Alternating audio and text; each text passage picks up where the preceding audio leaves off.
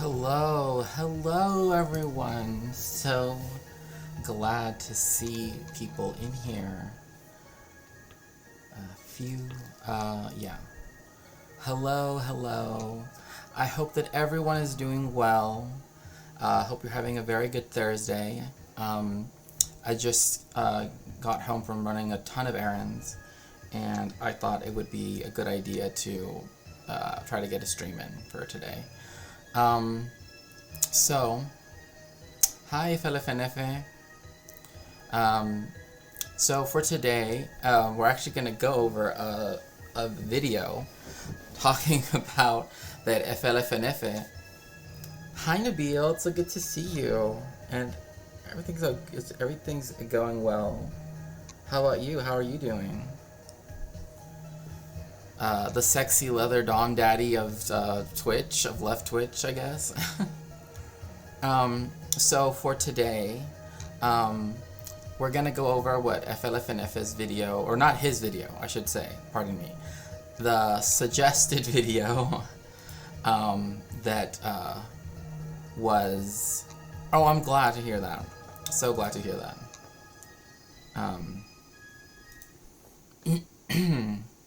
So we're gonna discover together, what is the title of the video? Understanding Latin America. Okay. And the first question it asks is, why is Latin America poor? So I'm sure that this U.S. white dude definitely understands.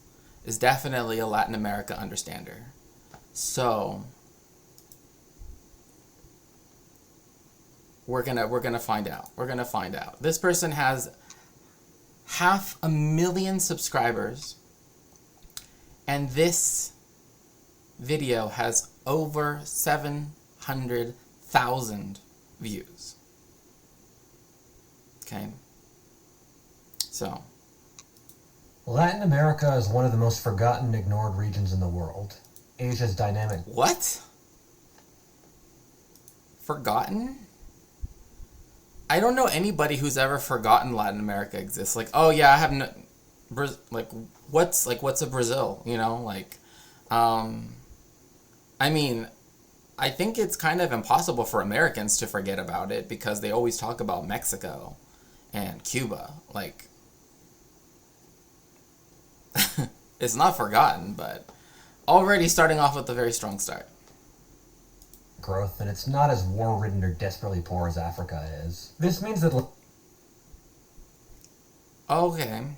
So also an Asia and Africa understander. Latin America generally gets left behind in books and politics or history. No, that's not true, but I mean, maybe because like in the United States, there tends to be what's it called? There tends to be a bias towards looking at European countries like, yes, we need to read the biography, like the 7,000 biography of Winston Churchill, right, to figure out like how democracy is the worst of all systems except for all the others, right, as is, you know, or, you know, we need to read a book about like, I'm trying to think like, what political books do Americans read that talk about literally any other country besides Nazi Germany and the UK? Like, I honestly can't think of anything else. Like, pop history, like if you want to make it as a pop historian, right? Which in this case means you're not that very good at history in the first place. Like, you want to write a book about Nazi Germany. Like, that's what you want to write a book on. Like, that will always be, like, on sale, so to speak. It doesn't matter how, like, what your take is. Those always sell, right? Especially, I mean, if you're a hog, you know, and you want to like, oh, you know, blah blah blah, wasn't, you know, then yeah, that'll still sell. As for the Middle East, like most of the stuff that I can even think of history books that are like pop history, this is stuff you would see like in Barnes and Noble. Like the world history sections in Barnes and Noble are very small. Like U.S. history is like enormous. Um, like you will have like 6,000 authoritative biographies of Abraham Lincoln, where like that he white front to back or whatever. Like I don't know what else there is to know about that.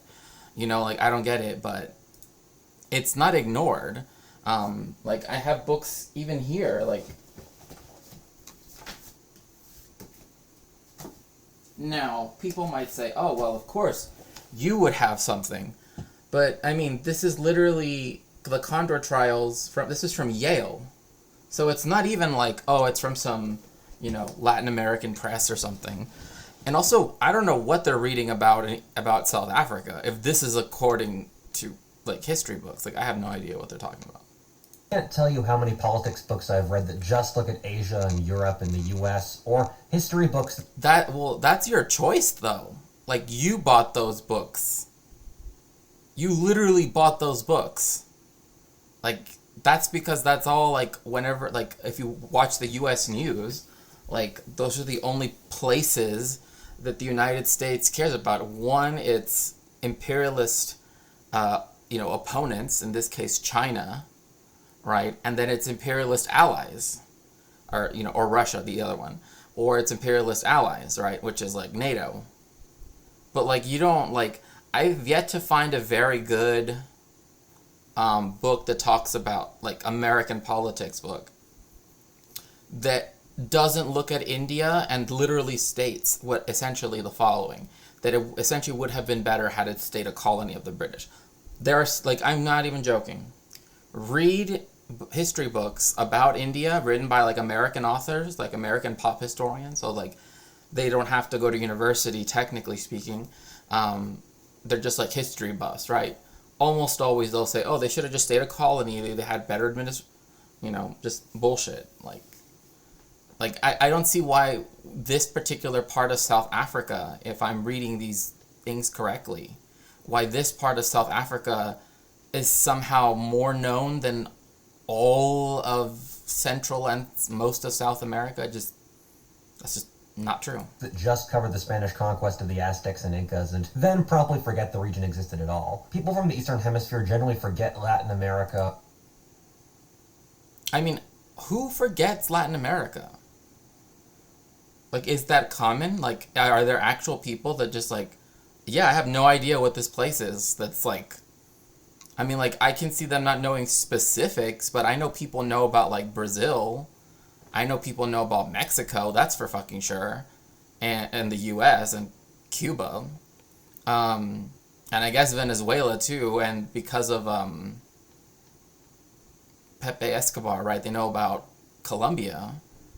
People know about Machu Picchu. I mean, like I can't think of any reason why people wouldn't know about most of these places, like with maybe the exception of like Uruguay, Paraguay, because like they're not like big destinations, but like Costa Rica, like I've met so many white people that they're like, oh yeah, we lived in Costa Rica for a summer or whatever, and it's like they lived literally in a segregated American colony in Costa Rica. That's what they mean.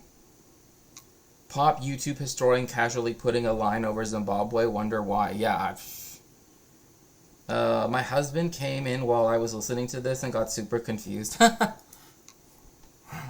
funny. Or view it as quaint, while Canadians and Americans often look upon it with a combination of horror and condescension. This video is my attempt to explain... Well, they do look upon its people with condescension, that's true.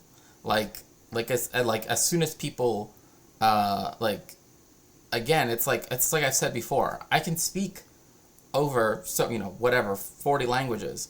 However, as soon as they're like, oh wow, that's exceptional. As soon as the moment that they know that I know Spanish and I'm Mexican, they're like, oh, like it's as if those other languages just evaporated into thin air. They're like, oh no, you must be stupid. Like there's no way that you could know anything.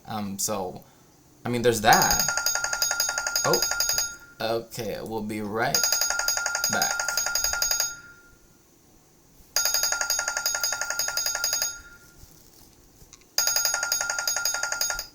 Hello? How are ya?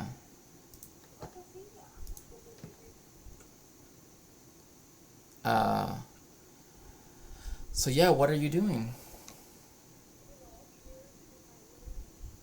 That's good. I just had my lunch too. I just got back from running the errands, and so the the guy and the girl told me, the regular people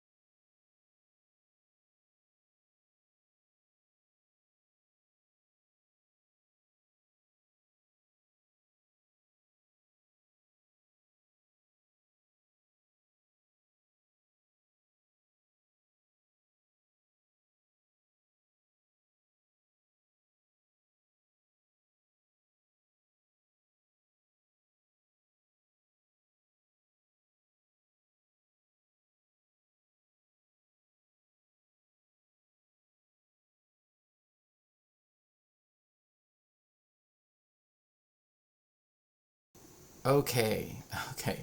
Now going back. Sorry about that. That was a little bit longer than I expected it to be. And how Latin America works. It'll look at how Latin America formed, how it's progressed, and where it's going. Let's look at one of... Wait, one thing though is like, so these gray areas are not Latin America? Because, like, why is it including the US? Like, the Galapagos aren't, but they belong to Ecuador. A whole part of Chile isn't part of Latin America? I don't get that. the most enigmatic and confusing parts of the world. A region of dazzling diversity and color stretching from Miami to the Arctic. Miami is not part of Latin America. Like, I don't care. Gusanos get mad. Like, you're not.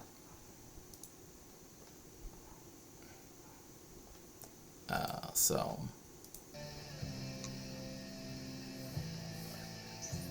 Alternative history?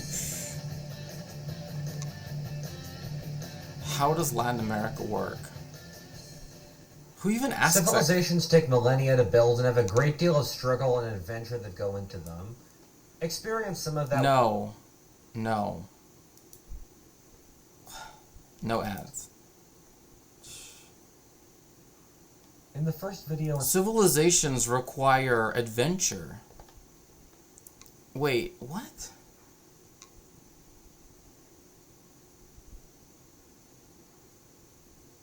Oh, yeah. That's where Puerto Montt is, right?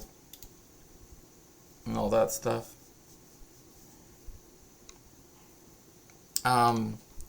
Also, I don't get what this is trying to say, like... Yeah. I don't get what this is trying to say. Like, the West, what does that even mean? And then, like, coloring stuff in, like, what is it about this part here, this weird, like, hand-looking thing, or, like, this, kind of like the Star Trek thing, or the Hebrew priestly blessing thing. What makes this West the West, but not parts of New Mexico? Like, I don't understand. And, like, what is the red? Like, it doesn't even... And then orthodoxy, what does that mean? Like, not everybody that's here is an Orthodox Christian. Scythia, yeah. Former classical civilization. I mean, that's if you count Rome at its height, I guess. But, like, that's, like, late classical, like, really, like, when people think about classical, they think about Greece. Also, like, like, Mesoamerica had a classical period as well. Like, this is looking at it as though only this part of the world has ever had classical civilization. Like, no. And it's like 2 parts of South Africa that are the West. Interestingly, the most white parts of South Africa, but okay. In which I talked about Western civilization, I left Latin America out of that video, which turned out to be a controversial decision in which people keep on asking me why I made that call. The truth is, I don't know or care if Latin America is part of Western civilization. It's sort of like his What? Oh, well, I mean, you know what's funny is that I don't know or care. Imagine if someone were to say that about, like, I don't know if, if Scotland is or isn't part of Western civilization.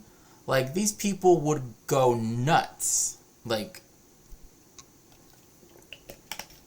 they would go nuts trying to explain, like, how it's part of Western civilization. Like, I mean, even this, it's like, why is this somehow excluded?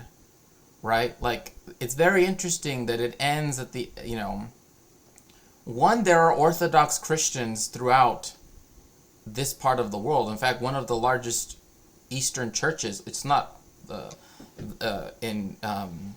it's not in communion with the ecumenical patriarch, but you have Ethiopian and Assyrian and Chaldean and the Church of Saint Stephen in Persia, and, like, this, like, I don't understand what this is trying to say. Like, oh, this for sure is the West. Like, Croatia is Western, but Bosnia isn't.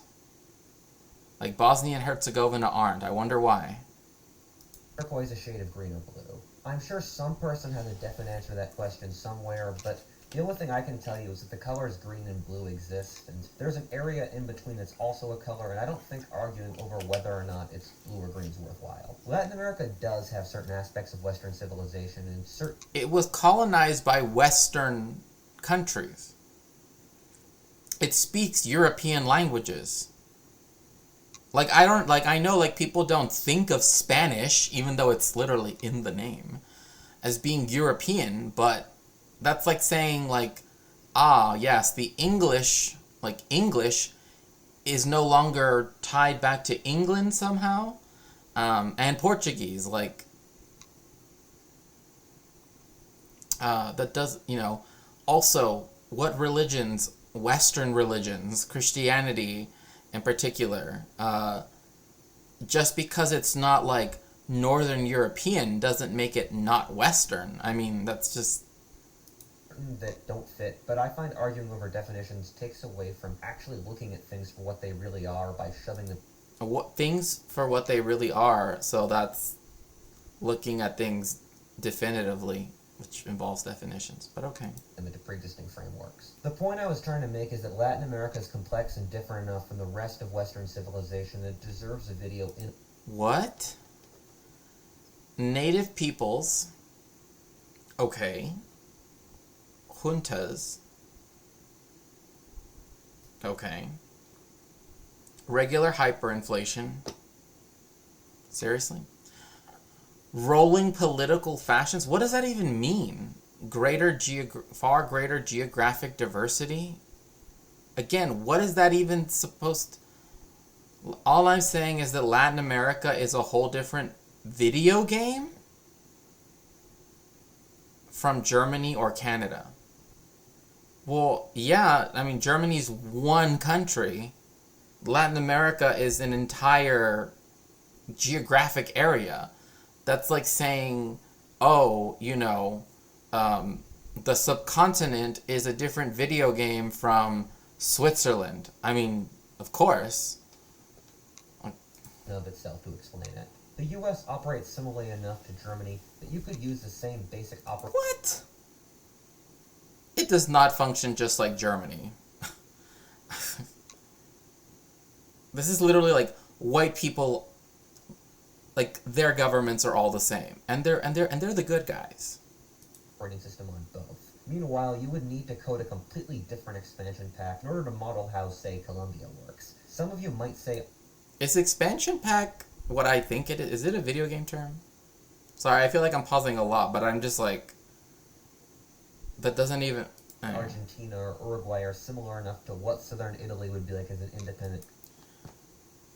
To be real, Mediterranean Europe is pretty similar to the Southern Cone. I mean... Again, like... What essentially... No. This doesn't even make sense. Like, yes, huge waves of immigration came to Argentina, Uruguay, Brazil, and Chile, but they came from all over the place. Like, it's not like, oh, all Argentines are just Italians that speak Spanish. There were tons of other people that moved there, and Brazil received more Italians than the United States did. Therefore, like, the Italian-American culture that's so predominant in the United States, you would think in Brazil it would be more predominant. I really don't get this. Like, why are they showing a map of, like, Spain when it used to own southern Italy as like, a colony, and saying, like, these two things are the same? Like, they're not the same, like, at all. Like, the way how Spain works, the way how Portugal works, quote unquote, has nothing to do with how Argentina works. I mean, except for like remnants of systems that were put in place. But I mean, if like even if they were to be like, oh, geographically or whatever, like even that's not the same either. Anyway, I don't know what's meant by this. It's pretty similar to the, like, what is that supposed to mean? Like, is that weather-wise, or like, is it just saying like, oh, I read once that Italian people moved to Argentina, so therefore it must be the same. Country, or Portugal, and that's probably fair, but for convenience sake, we're going to look at them through the prism of Latin America in this video. An interesting thing is the Philippines could reasonably be considered a cultural part of Latin America, given that it was colonized by the Spanish for... But it's in Asia. Like, I get that. Like, the Viceroyalty of New Spain did at one point include the Philippines, which is way over here, but it still recognized the fact that it's in Asia. Like, the Spaniards took over, colonized the Philippines, right? Because, and first they started in Cebu City, and then eventually got into Manila Bay, and then was because they wanted to eventually lead a campaign into China, right, to try to get a foothold in China. And at one point, the Spanish took over Taiwan, what is now called Taiwan, which then the Portuguese called Formosa. Where the Andes and Mediterranean Europe. Yeah, like, and then another thing, it's like saying that they're alike is also saying that all of Argentina is alike and all of Chile is alike, and that all, like, both of them are alike. And that's not true. Like, Chile's culture is completely different. Just because, like, oh, like, the white people there tend to have slightly darker features, like darker hair, somehow that means that they must be completely different. But, like, it would be, it's not part of Latin America. Yes, there's that influence, but it certainly doesn't consider itself part of Latin America, and it was always seen as Asia, right? Like, another thing too is that it's viewing all Filipinos as being like of one hegemonic culture, when there is, like, in this area around the Sulu Sea, there is a lot of Muslim people that were never really conquered by the Spaniards ever. So, I mean, it's not Latin America. It's Asia. It's Latin Asia, if you want to call it that, I guess. Centuries during the same era as Latin America. I mean, the Philippines are named after the 16th century King Philip of Spain, for Christ's sake. So? I mean... So? I mean, New Zealand is named after Zealand. It doesn't mean that it belongs to the Dutch. Like, you know, like, okay. Similarly, the native peoples were tribal farmers at a similar level of development to roughly Colombia. I could probably make a fascinating video using the Philippines to understand Latin America, but what? The Philippines is... That doesn't look like Mexico, because that's not Mexico. Tell me this does... What is that even supposed to mean? Tell me this doesn't look like Mexico. It has a sign in English. Like, where is this? Like...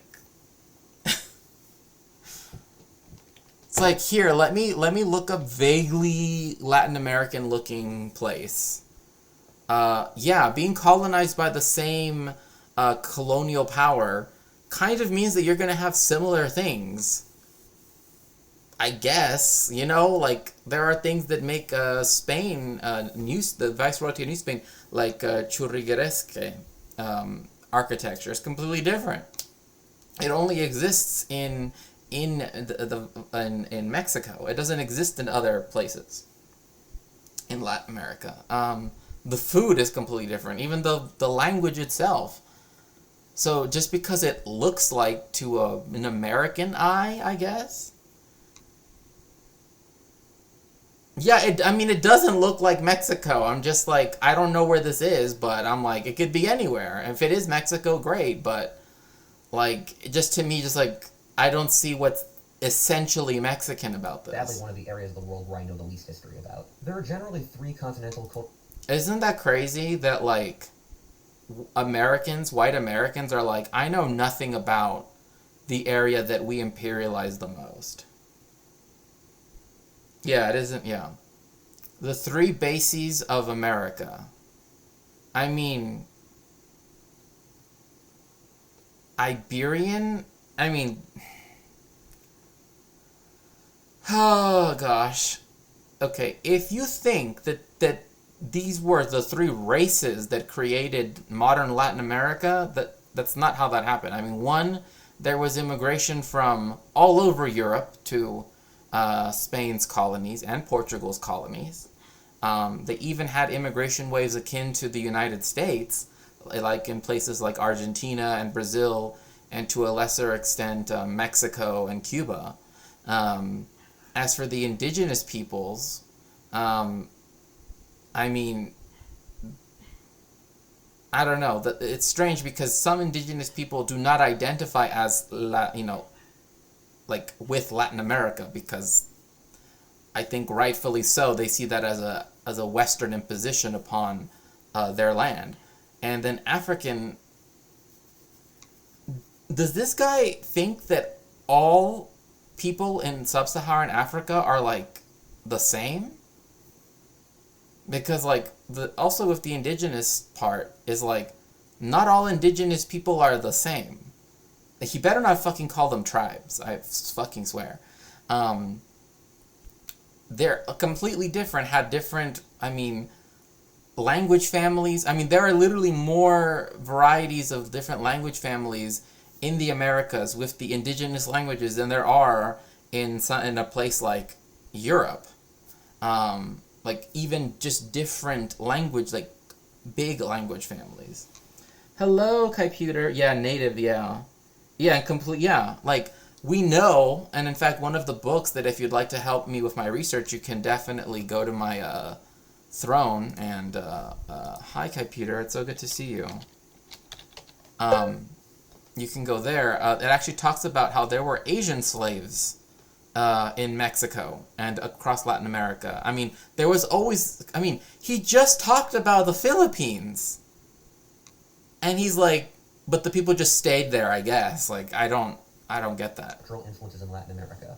The Iberian in the form of the Spanish and Portuguese, the African and native populations. Also, why is it that Iberians get like oh yeah, they're a distinct people. Africans no. And native peoples, quote unquote, no.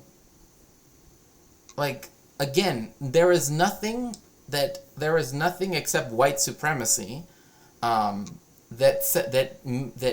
would make any particular people group of any part of Africa the same as any other, right? Like if you were to tell, right, a Serbian that they're the same thing like a Swede, they would get fucking upset, especially if they were Americans, right? Like Americans also think of themselves as like we're just Europeans that just happen to live on this continent, right?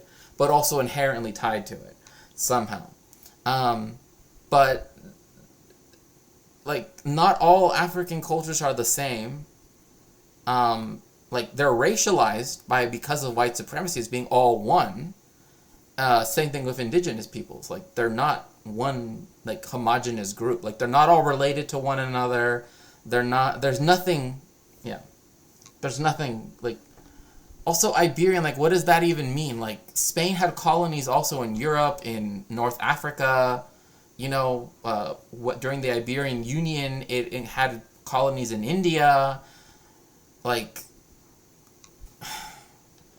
I mean, it would even colonize Taiwan for a while. Like, I don't really... Anyway.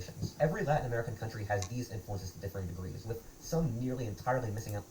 Oh, God. Main ancestries. Oh my god, this is literally blood quantum shit. Oh, so like northern Mexico is European, so therefore the United States should like northern Mexico, but it should despise or it should feel weird around the southern parts. Like, and like, isn't it? And also this like. The fact that where Havana is, that's considered European, but where Guantanamo Bay is, interestingly enough, that's considered only African. Haiti is just a whole different story. European, have people seen Dominicans? Like, there are white Dominicans, but most Dominicans are, if you want to put it in racialized terms, black. They just identify, unlike Haitians, they identify with their colonial history, as opposed to, right? Like, this is really, like, and this too, like, oh, everybody here identifies as this term which isn't even used in Latin America. This is sometimes used in the U.S., but I don't understand what, like, this, like, I don't get what these things are supposed to mean. Like, Panama is not even, it's a majority white country. So I don't get how it's Amerindian, quote unquote, in these two spots, and then African here. That isn't true. This part, I guess, is technically true, in that there's more black people, black Colombians that live along the Atlantic coast because of slavery, the history of slavery. But, I mean, then Mexico should have this area in... Like, I don't get what this is trying to say. Like, Argentina is acceptable because it's European. Brazil is okay in this part. I mean, it's, like, that's essentially what's being said here. Like, yeah, like, I'm just trying to think of it, and I'm just like, I don't know what this is trying to say. Like, the native or African influence, but with Iberian culture being the shared characteristic. How these formed is the topic of the next part of this video.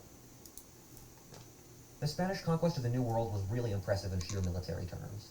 In many cases, like Pizarro's conquest of the Inca, 200 or so Spaniards, with the overlooked help of native allies, were able to conquer an empire of 11 million people. Around 600 Spaniards under Cortez were able to conquer the Aztec Empire, which had roughly the same population as France's of downwards of 20 million people, and whose capital at Tenochtitlan be the second hold biggest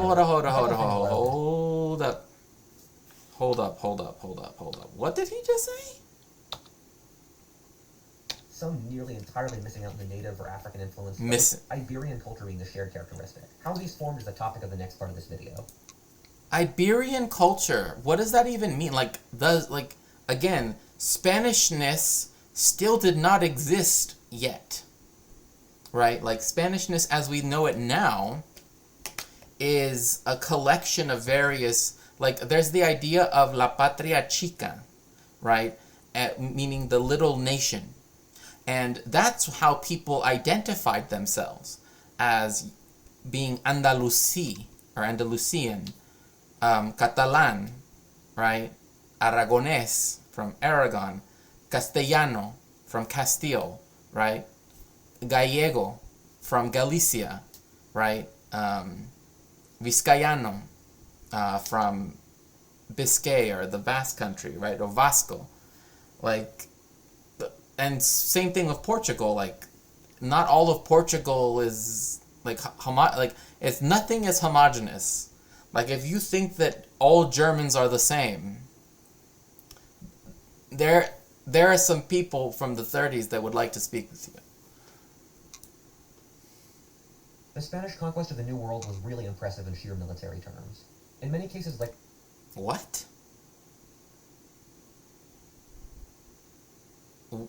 What is that even supposed to mean? In sheer military terms. What?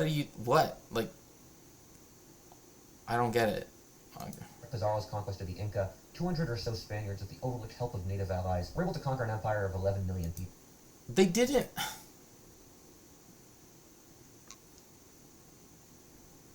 Neither of the two big... I already went over Hernán Cortés yesterday. But neither Pizarro nor Hernán Cortés, like, Spaniards didn't even make up the, like, 1,000th of the amount of people that actually went after the Mexica and the leaders of the Incan Empire, right? In fact, most of the time that whatever the Spaniards did do was usually actually tricks, like trickery, right? Like, oh, let's say that we want peace, and then we'll attack them, right? Like the leader or whatever. Like, let's do that. say that we actually want peace and we're willing to reach a settlement, and then actually, you know. Around 600 Spaniards under Cortez were able to conquer the Aztec Empire, which had... No. 600 Spaniards and thousands of indigenous peoples who decided to align themselves with the Spaniards against the Mexica to no longer be under their dominion, like the Tlaxcala, hence why they were given what is now the state of Tlaxcala, to keep their traditions. That's why they fought. 600 Spaniards did not defeat the entire Aztec army. Like, and don't let anybody tell you, oh, they were technically advanced. Like, no. Like, one, they already knew about horses. Like, they always try to make it, like, we already went over this, the belief that, like, they thought that Hernan Cortés was, like, a god or something, that they thought it was Quetzalcoatl. That's literally something created after the fact. Because Quetzalcoatl was never associated with being white. He was associated in some traditions with the color white, which also represented the east.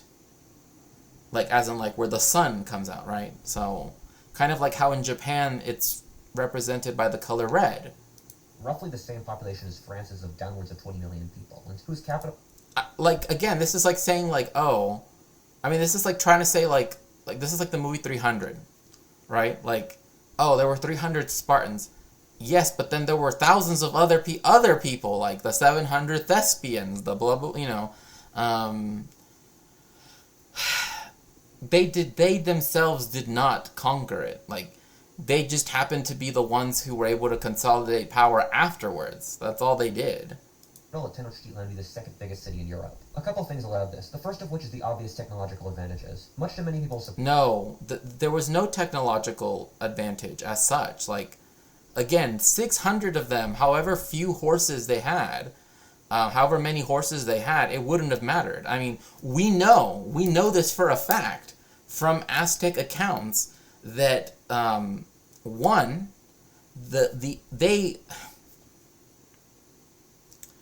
I don't want to get too graphic, but let's just say that these things that they're wielding were made of obsidian.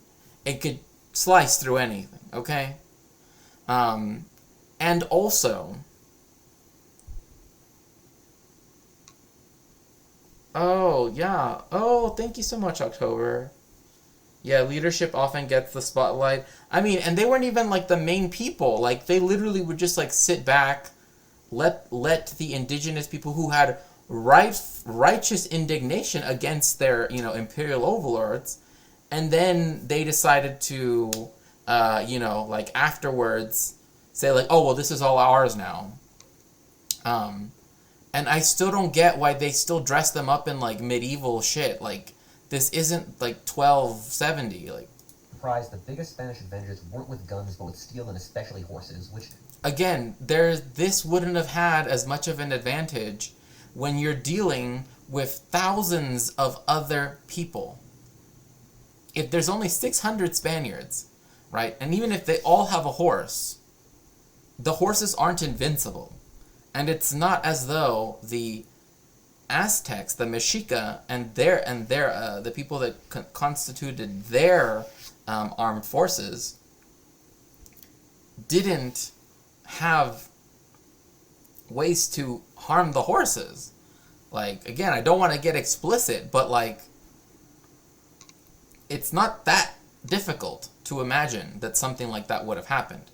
Especially when, again, these, like, things that they're wielding right here, I can't remember their name off the top of my head, the Nahuatl name, but, like, they're made with obsidian, and obsidian is known for being, like, literally...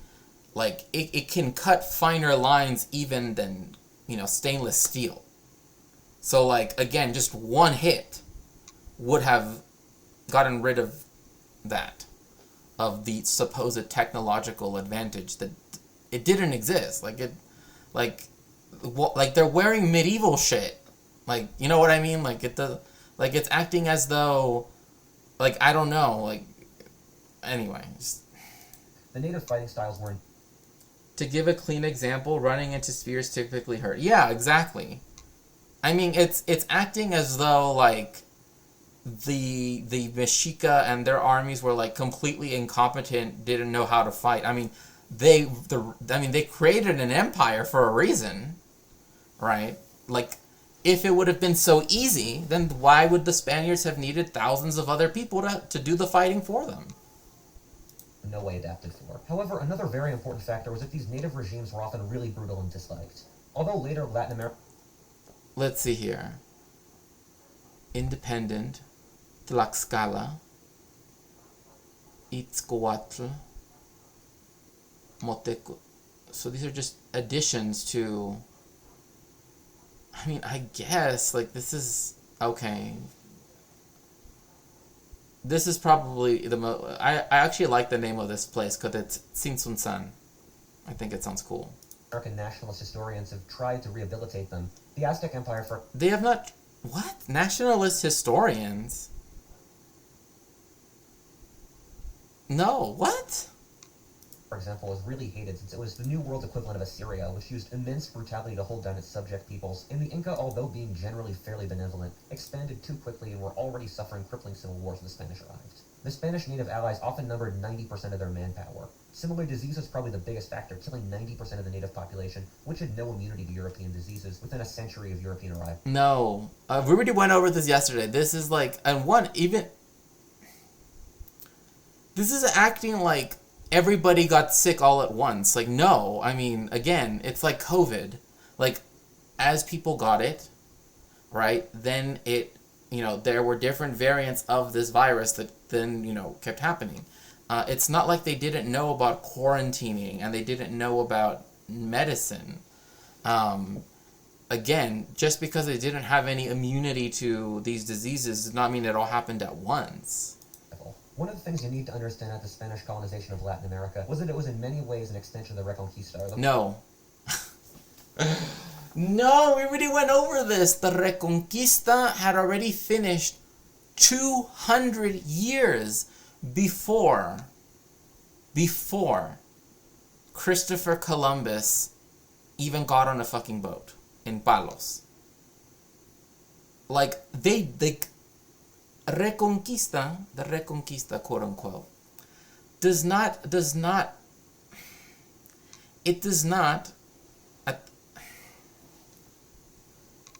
Granada, or Grenada, was a vassal tributary state to Castile.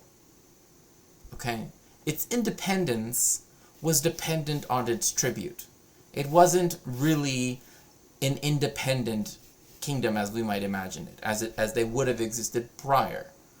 So this belief that like the Reconquista didn't finish until all Muslim states were removed, that isn't true. Like the Reconquista had already ended because like the county of Portugal was already completely, and also again, it's not as though there weren't Muslim people that live there. Like, it's like, again, this is the problem with viewing the Reconquista as like, oh yeah, they like totally, like that, their whole point was to eradicate Islam, right? I mean, again, that is them putting their own narrative on it, but this is why, like, the Inquisition didn't go after, this is why Spain didn't expel Muslims until after they had already expelled Jews. Because, again, there was already this population that had been there for so long. But another thing, too, is that when they signed the treaty where essentially the sovereignty of all of Granada was given over to Castile and Leon, right, to the United Kingdom of Spain, I guess, they were still allowed to practice their, like, it wasn't that's why the Reconquista was already done. Because the forced conversions and all of that stuff that came with the Reconquista, and even the naming of towns, like there's tons of places in Spain called like Jerez de la Frontera. San Carlos de la Frontera, because it used to be the frontera, of where during the Reconquista. They had already stopped naming places that. They already stopped talking about La Reconquista. 200 years before. It was done already. Like, just because there was one part of Spain, right, of what is now called Spain, that happened to be nominally independent, doesn't mean that it wasn't reconquered. It was a vassal state. It paid tribute to the crown of Spain. Like, that's why, again, that's the reason why, like, yeah, anyway. The process by which the North Christian Spanish kingdoms colonized the South Muslim ones. It's a little ironic the last Muslim kingdom in Spain was crushed in the same year as the discovery of the New World by Columbus. It wasn't, like, yes, there was obviously a military conflict, but again, as I said, they weren't destroyed, right? Like, this is making it seem like, yes, Granada fell, now all the Muslims are gone. No, that's not what happened. There were still Jews and Muslims living throughout the Kingdom of Spain, hence why, in that same year, they defeated Granada, right? It essentially was done just for, like, they didn't need Granada, because if anything, it would have been better to have a tributary state constantly paying them. But they wanted it so that then other European kingdoms wouldn't go to war with Spain over that land. And also, again, for trade purposes, too, because it had access to the Alboran Sea, which is the body of water between Spain and Morocco and Algeria. But again, this wasn't the Reconquista. It did not transfer over to the Americas. That doesn't even make sense. Why? Because the church even said that the indigenous peoples, because they had lived separate from the rest of the world, right, so to speak, that they had limpieza de sangre, that they were as if they had never heard or could have heard the word of Christ. So therefore they couldn't be compared to Muslims or Jews. So, like, literally actual history proves this completely incorrect. But, yeah. On this. This manifests in a bunch of ways. First of all, for a lot of the wars with the Muslims, the Spanish would gather local ambitious militias together to conquer the Muslim cities without much guidance from the centralized government. These enterprising captains... Okay. It's interesting that they say this. Do you know why? Spain instituted all of these laws leading up to the creation of the Inquisition in the 1480s, and just all of these other types of laws that were all important for Spanish history, right? What essentially was happening at this time in Spain was that the aristocracy, right? The aristocracy was too independent from the crown. So that is why they decided to have the War on Granada and other laws like the creation of the Inquisition, etc., because they wanted to centralize control under the crown and take away the power that the regional, again, aristocracy had, right? And this is actually when you get a switch in the economy of Spain, where the bourgeoisie, the emerging bourgeoisie, now have more power than they have ever had before, because now they no longer have to compete with the aristocracy. They no longer have to work through the aristocracy, because now the crown instead wants to do business with the emerging bourgeoisie, right? So this is one of those, like, historical materialism steps, right, that are necessary, right? Like, you have to take away power from the aristocracy to give to the bourgeoisie in order to centralize power in the state. And then that later on becomes a bourgeois state. That's how that works. I mean, Spain is so, like, to say this, like by saying that, oh yeah, they did it all on their own, it's like, yeah, they did it all, they did this.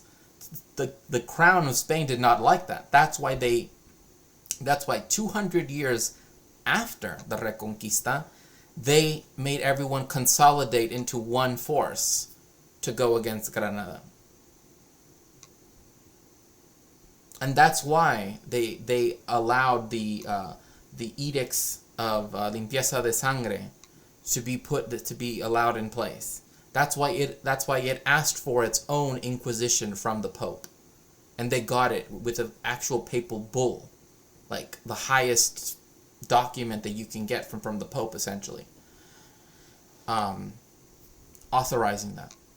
It was all to consolidate power to centralize power under the crown, and also by extension the bourgeoisie, the emerging bourgeoisie at the time. So this whole, this is how the aristocracy, yes, in 1150, that's how they were. The feudal lords, yes, that's how they acted. But by 1492, again, the crown was trying to consolidate power. And it knew of several ways to do that, or it thought of several ways to do that. One of them was the war on Granada, ending that tributary state, but still allowing them to keep their religion, still allowing them to live in that land and keep their property, all of this stuff, but subjecting them to, other things, of course. Eventually expelling Muslims, after. So Jews were expelled in 1492, Muslims were expelled in 1508.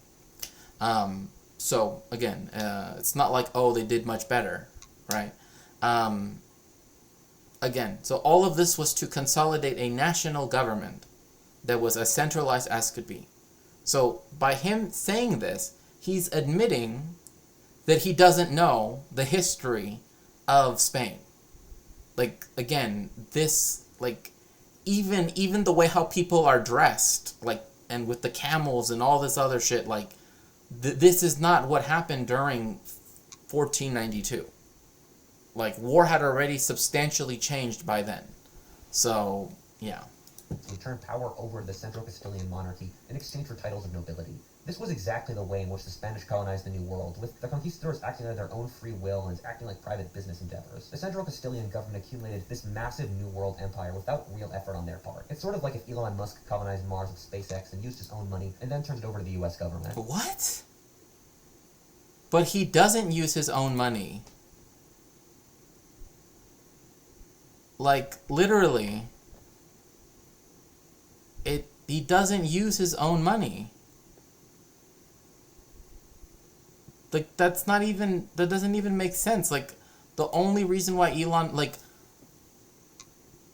Christopher Columbus was given patronage by the crown of Spain to go find trade routes to the then called Indies, right? To China and Japan and to India.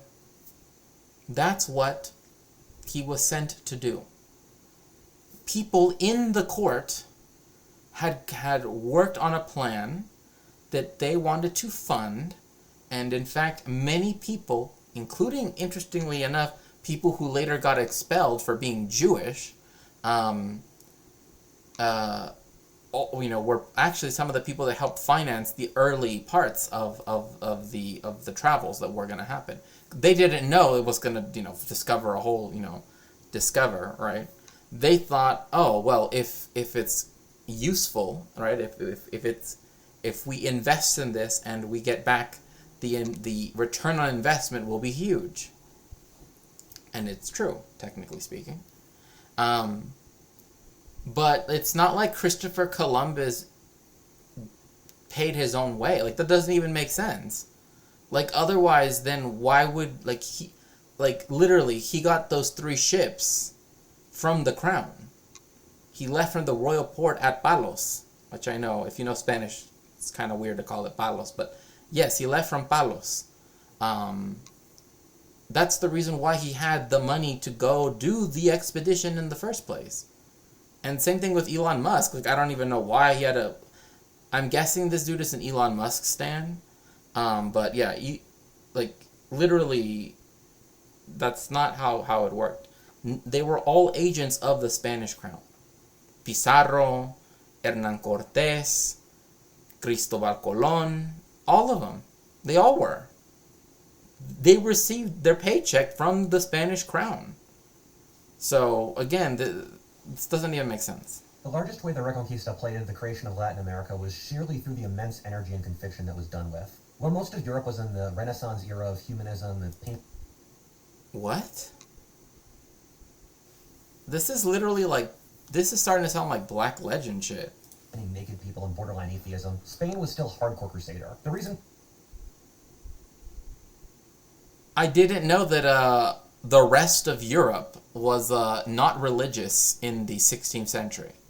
You know, I would have thought that maybe the 30 Years' War would have convinced people otherwise of that. I don't know, that's... I know, I'm just like, what? Like, oh, they were all atheists, like, when? Like, when did this happen? This is an interesting alternate history. Cortez and Pizarro, that isn't how you spell Cortez, but okay. Well, I mean, that isn't how you spell that Cortez. And Pizarro legit had the power to declare independent monarchies in Mexico and Peru and maintain power, but didn't end up doing so. The native leadership was crushed and Spain was far away. I mean, they ruled it like... Wait, what are you talking about? Like, this is like saying, like, oh, like, wouldn't it have been cool if, like, Hernan Cortés would have, like, ruled like he was the king of Mexico? Bro, he did. Like, if you go to fucking the state of Hidalgo, to Cuernavaca, there literally is El Palacio de Cortés. Like, literally built a fucking palace for himself in the area where the Aztec emperors used to have, and the aristocracy of the Aztecs used to have their summer homes. You know, their villas, to compare it to ancient Rome, I guess. Like, he did, like, he ruled it over. I mean, same with Christopher Columbus until they recalled him because he was, like, enslaving everybody. People like Cortez or Pizarro didn't declare themselves independent kings upon conquering their massive empires. Was it there was immense belief in the mission of the United Spain that came from the centuries-long conflict with the Muslims? The Spanish did best in the pre-existingly developed kingdoms in the New World like the Aztecs or Inca. These empires were similar to those of the Bronze Age and the Old World, with highly centralized god-king structures. The Inca Empire, for example, was one of the very few successful communist states in history, with no property, everyone being assigned jobs, and the state even... What? Did I just hear what I think I heard? First Bronze Age God Kings, now communism? No. Oh my gosh. Yeah, I want to know what this dude is fucking on, because this is like, this is just beyond, like, I don't even understand, like, the most successful communist state in history, because communism is when taxes? Like, is this dude a libertarian? I mean, I guess he must be if he loves Musk that much. If he thinks that Musk, oh, he's risking all of his own money. Pfft. Like, I need to go back. I need to, like, what did he say? Bronze Age in the Old World, with highly centralized god-king structures. No. Literally, absolutism in Europe is more, like, akin to what, you know, like that's what people think of. Like, no, they were not god kings. Like, no. Literally trying to make the peoples of Latin America, the indigenous peoples, seem even less developed than they were. Oh, they're like the Bronze Age people in the Near East. That's how developed they were. No, they fucking weren't. We really went over this yesterday when that guy confused, that writes history books for fuck's sake, said that Tenochtitlan and Teotihuacan, he kept getting them confused. Tenochtitlan, the Aztecs, one, they even had like a democratic Senate type structure. They had councils and shit. Like, it's not like, oh yes, everything outside of Europe was this horrible, you know, Hobbesian, Leviathan, you know, dictatorship. Like, it just God kings. No, of course not. That doesn't even make sense. Again, because people didn't venerate the emperor. Like, the Romans did that shit, right? Where they would insert themselves into the pantheon, or would say that they were like descended from blah blah blah. But like, that wasn't common in that did not, like, even this painting. It's like super Orientalist. Like, why is he holding a spear this way, and wearing like European style fabrics? Like, that's literally Damask right there. Like, that's not even... Anyway, I'm not even gonna... The Inca Empire, for example, was one of the very few successful communist states in history. I don't... Like, what is this even supposed to mean? One of the most successful communist states in history. How was it communist? The whole point about communism is that it has to be, one, after there might... I mean, perhaps the argument could be made, although I do not think that Marx would make this argument, because they didn't. Marx nor Engels made this argument, that we could think of as primitive Marxism, right? Primitive communism, right? With very...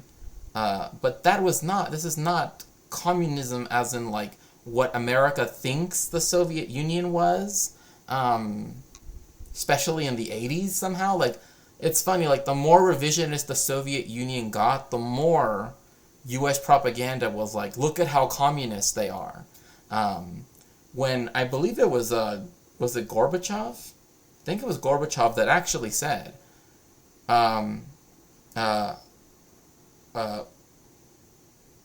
we are the... like, something along the lines, like, we are the exemplar socialists of socialists, but we are also the exemplar capitalists of capitalism. I mean, this is the reason why, like, people that try to defend the USSR, it's like, can we just agree that it did go into revisionism, okay, and that brought about a lot of problems that should have been addressed early on, but weren't for whatever reason, and that we need to learn from those mistakes. Let's do that, okay? Let's not argue about but again, because for me, I care about, like, what worked in the states that have attempted socialism, right? Like, let's focus on that, what works, and then try to figure out what would work for us. But this was not communism. Like, again, what he's talking about was a structure where people for certain periods of the year had to work in, again, but again, he's thinking of it as though it's taxes. But there weren't taxes on property because private property didn't exist yet. Like, even in Europe, it still doesn't really exist as a concept. Like, I know it's very difficult for us now to think of property back then as being not, like, the conception of private property not existing. But, I mean, there once was a time when it didn't exist, and its nascent forms did not, this is just...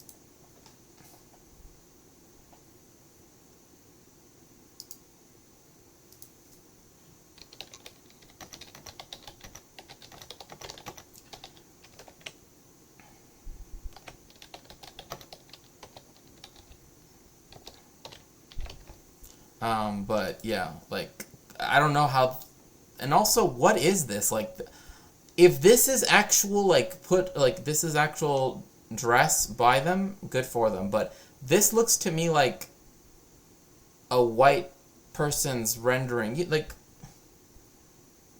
which horrible history YouTuber are we dunking on today? What if alt-hist?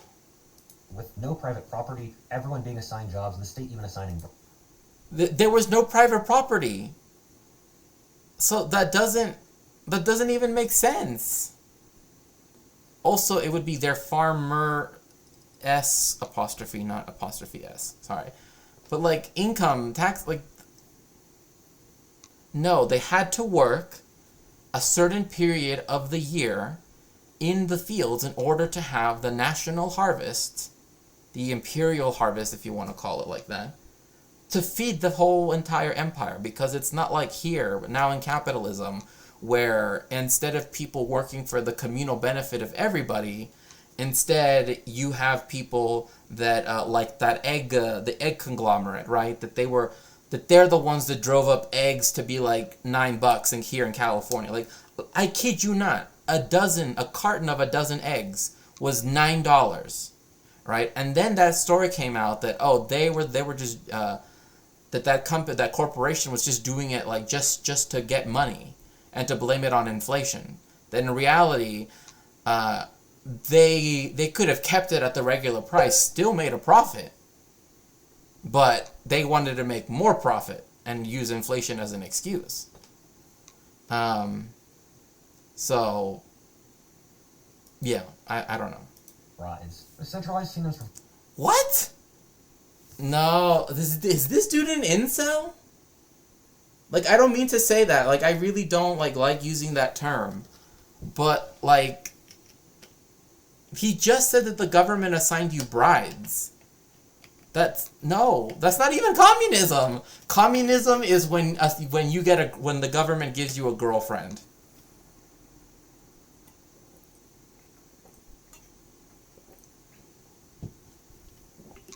That is just, I don't know what this dude is on, but I'm actually kind of scared to take it because I don't want to end up like this. These were literally called the useless isle. No, they were not. This was called Española, La Española, literally meaning the Spanish lady. The rest of the empire.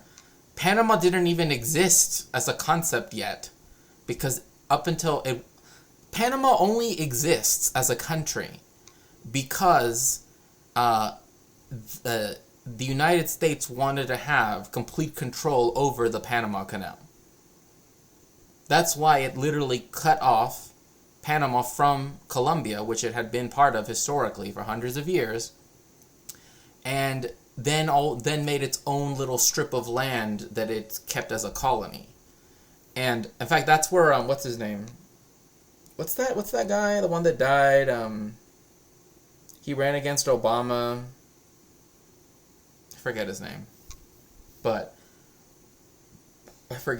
anyway, there was this one guy who ran for president who was born here in the Canal Zone, which was part of the United States. It was a colony of the United States. And this is another thing too, is I was watching this this finance YouTuber, maybe we might look into him, and he was talking about how horrible Puerto Rico is. And all these opportunities, blah, blah, blah. He's talking about the United States and etc. And I'm like, you do realize, I know that he knows this, but it's like he's trying to act as though it's an independent country. Like, the United States, that's a colony of the United States. Like, if it's so horrible, which, in many cases it is bad, that's the United States' fault, not, Puerto Rico's fault. Just bad shit. Provided a central nexus that the Spaniards could easily base their power out of. For example, in Peru, the Spaniards easily first enslaved and then serfed the native population. They just used the governmental structure set... What? Okay, they enslaved, yes. Calling them serfs is trying to whitewash the fact that they were essentially slaves. Again, this is why the history of slavery in the Americas is so complex. Because, especially in Latin America, because of the fact that indigenous people were part of an encomienda, which meant that so the way how it worked was all of the indigenous peoples were considered property of the Capitancy of Havana or the Viceroyalty of New Spain or whatever, and they would be essentially loaned out for free for people who were encomenderos, right? They were people that had large plantations, essentially, and who grew tobacco, sugar cane, whatever it was. And they would, and if you were an indigenous person, unless you were part of the people that were excluded from this, who oftentimes were the aristocracy, you literally had to go work, and you were just seen as that, like, labor personified. That's all you were. So to call that serfdom is a little bit strange, because, I mean, serfdom is related to that. But serfs weren't property of the Russian state, for example. Like, they didn't belong to the colonial, governor or whatever of that, right? And nor was there, like, nor were they traded, like, oh, you have 45, I have 50, let's do a swap season, and then you can give me 5 next time. Like, that's how the encomienda system worked. So, yeah. Up by the Inca to oppress the native peasantry even more. In many circumstances, the oppressed they created the peasantry. What the fuck are you talking about? Like, they created the peasantry. That's what ended up happening. Like, the class relations that existed in indigenous societies was completely destroyed. Like, when they try to say, oh, the Aztecs, they already had a perfectly feudal, they didn't. Because they didn't have the concept of private property. They didn't have the concept of, all these other things. So, again, like, trying to... Another thing is, remember, their largest city, where most of the people lived, were islands. So, in the middle of a lake. So, like, the whole, like, private property argument kind of doesn't work. Right? Like, they didn't have massive plantations. The Spanish brought those over. Right? It was the Spanish that made people have to work in sugarcane plantations. And, tobacco plantations, and, also in ganaderia, right? Having to work with, animals, etc. Like, the Spanish created a peasantry, regardless of whether whether we could say that what pre-existed was a peasantry. Again, because the class... Yeah, you don't own property, so that's the same. Yeah, pretty much. The native aristocracies, who they recognized as legitimate nobility to govern their empires. The conquistadors... I mean... See, look, a significant percentage of the upper-tier Spanish nobility is descendant from the No! What? That doesn't even make sense! That doesn't even make sense! No! No. What? How can the upper-tier Spanish nobility be descendant of a colony it didn't have yet? Like, even afterwards, it doesn't make any sense, because I've already explained this before. You could only be the upper-tier Spanish nobility if you had limpieza de sangre, right? Had no Jewish heritage, and that's what was considered limpieza de sangre, having no Jewish heritage. And also not being mixed with the indigenous population. I already explained this. You had to be born in Spain. So this isn't true. Like, this is trying to do... I actually remember someone did this once, where there was this this white Mexican person, and they were trying to identify themselves with the Aztecs and such, and it was so clear that that their family was, like, I mean, both sides were white, and at one point they started talking about how there were light-skinned Aztecs, and essentially trying to say, like, oh, well, like, they couldn't imagine that people from Europe emigrated to Mexico, so in their minds they had to create a secondary Aztec people that were white. Like, and I was just like, what are you talking about? Like, one, like, again, whiteness as a concept didn't exist, nor do we know, nor can we say that light-skinned in Aztec culture was particularly seen as, like, that's literally imposing European beauty standards and European racist beauty standards upon people who were conquered and saying, oh, they always had this. No. Like, this is literally just false, like, completely false. Also married to the pre-existing Indian nobility at a really high rate in order to maintain their local legitimacy. All of this meant that the centers of Spanish America were also the native centers and thus Mexico and Peru. It's often shocking the Spaniards were able to control such massive realms so outnumbered, but you have to remember that the Spanish annihilated the pre-existing cultural leadership by wiping out the indigenous priest classes. What? What indigenous priest classes? Like, I don't get what this is trying to fucking say. I mean, that's like saying, like, okay, if you go out to, whatever, and you were to, like, one, why would there be a priest class as we conceive of it?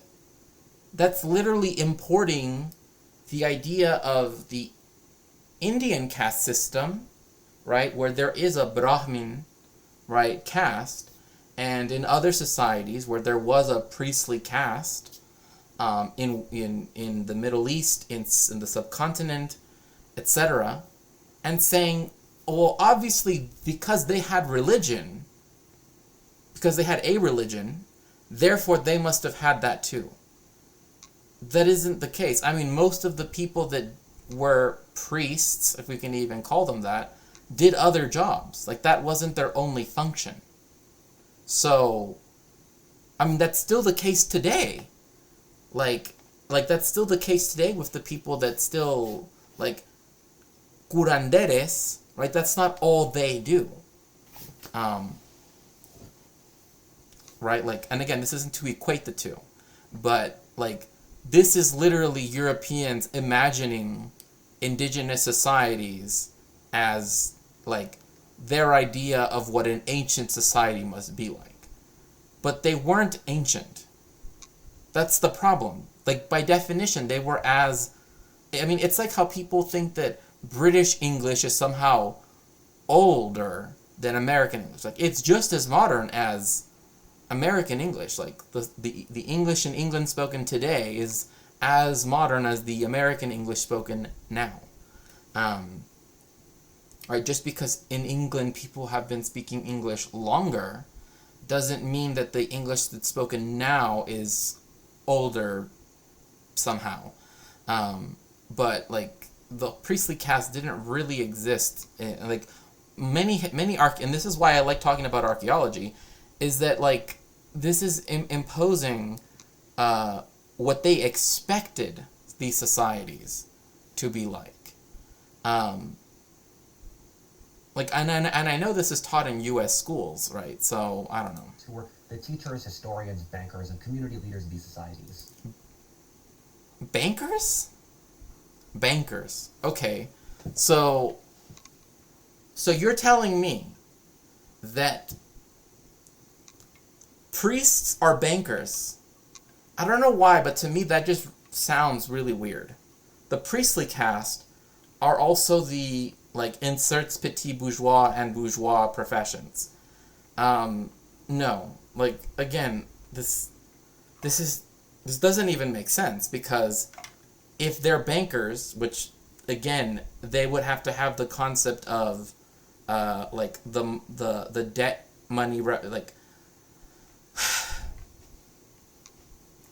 this is just really bad. Yeah, Aztec venture capitalists, like, the bankers, yes, the Elon Musks of the ancient Mesoamericans. Like, no, they didn't have banking, like, as we know it. Like, banks, even in Europe, banking wasn't as we know it now, so. Similarly, the Spanish argument was that their god was superior, and that was very heavily backed by the natives dying at 90% rates to disease. With their belief in their own cultures and leadership new to...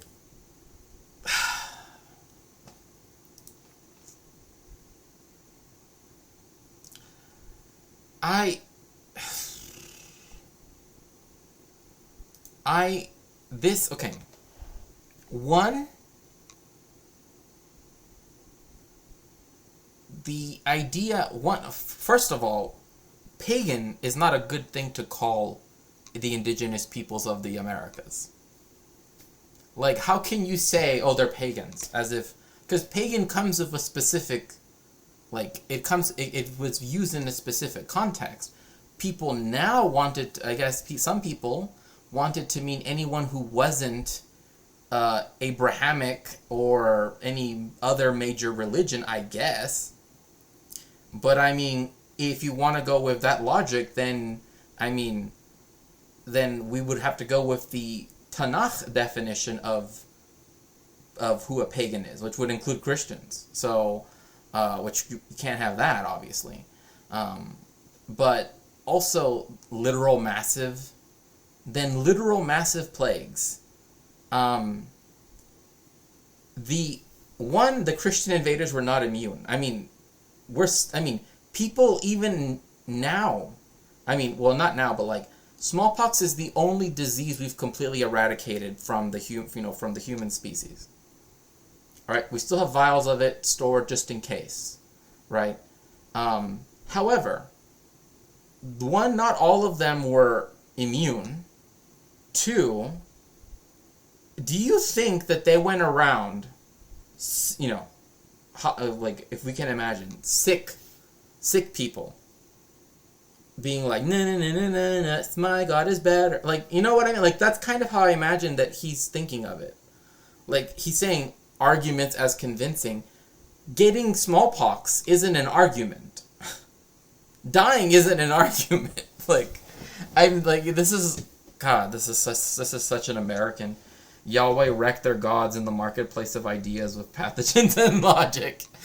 But even this, like, yes, we estimate that about between 90 to 95, some estimates go as high as 98% of all indigenous people were brought low, I'll put it like that, because of diseases. However, this was not one. There were plagues happened after the conquest. Like, it happened when they were already had cities and shit.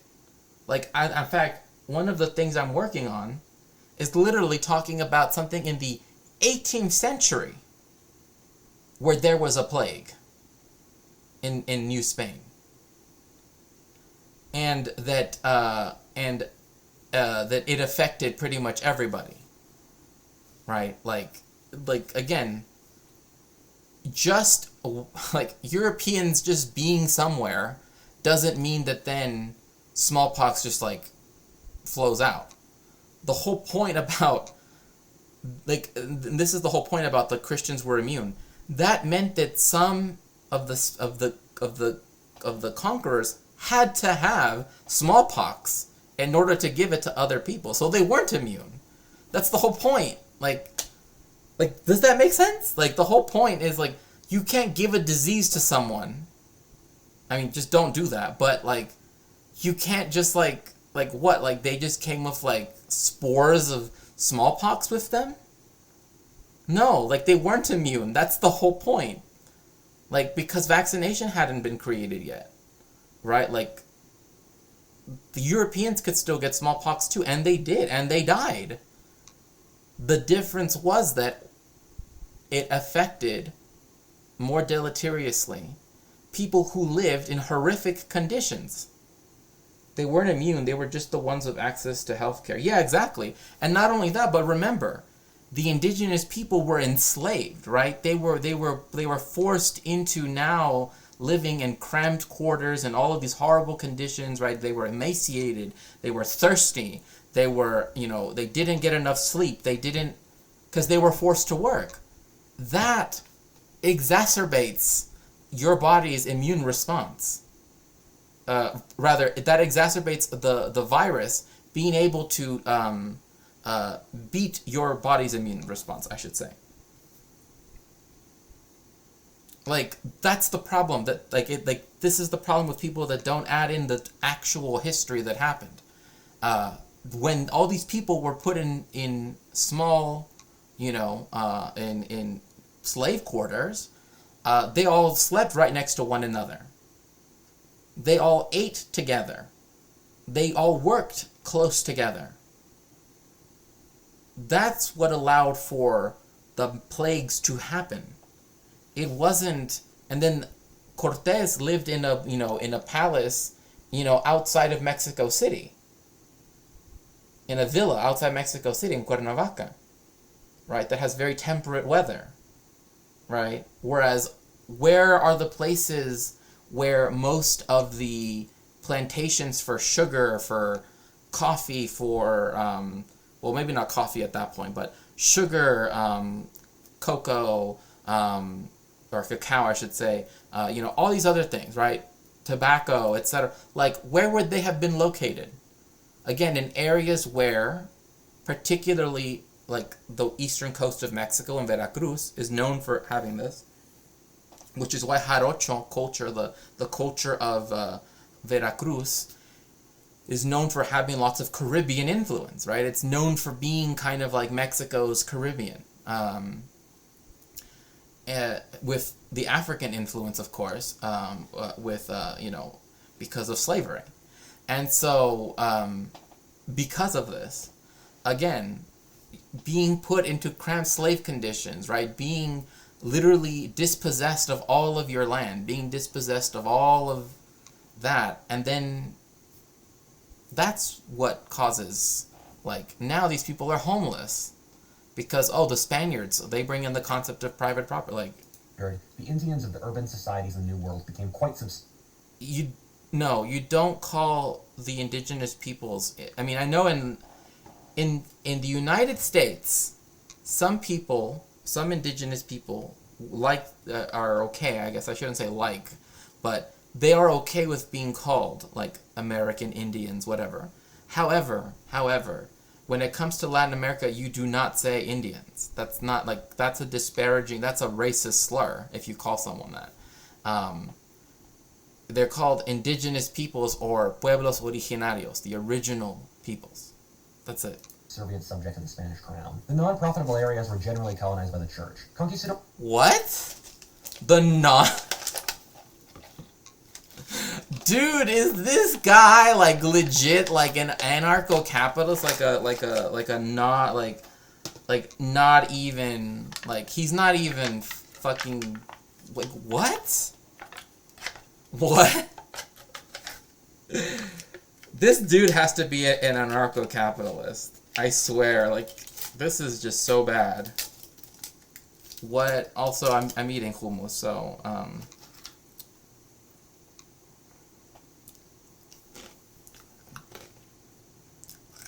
I like how, in his mind, settlement in Cuba, half of Santo Domingo, Puerto Rico, Costa Rica, and the Rio de Plata area, nobody settled anywhere else. And what was constantly happening in the yellow areas, it was just brutal conquest. That doesn't even make sense. And the church and state were like this. There was no atheism or whatever the hell, that people want to, that he wants to try to say that, Western society, as opposed to Iberian society, which was, somehow medieval or something,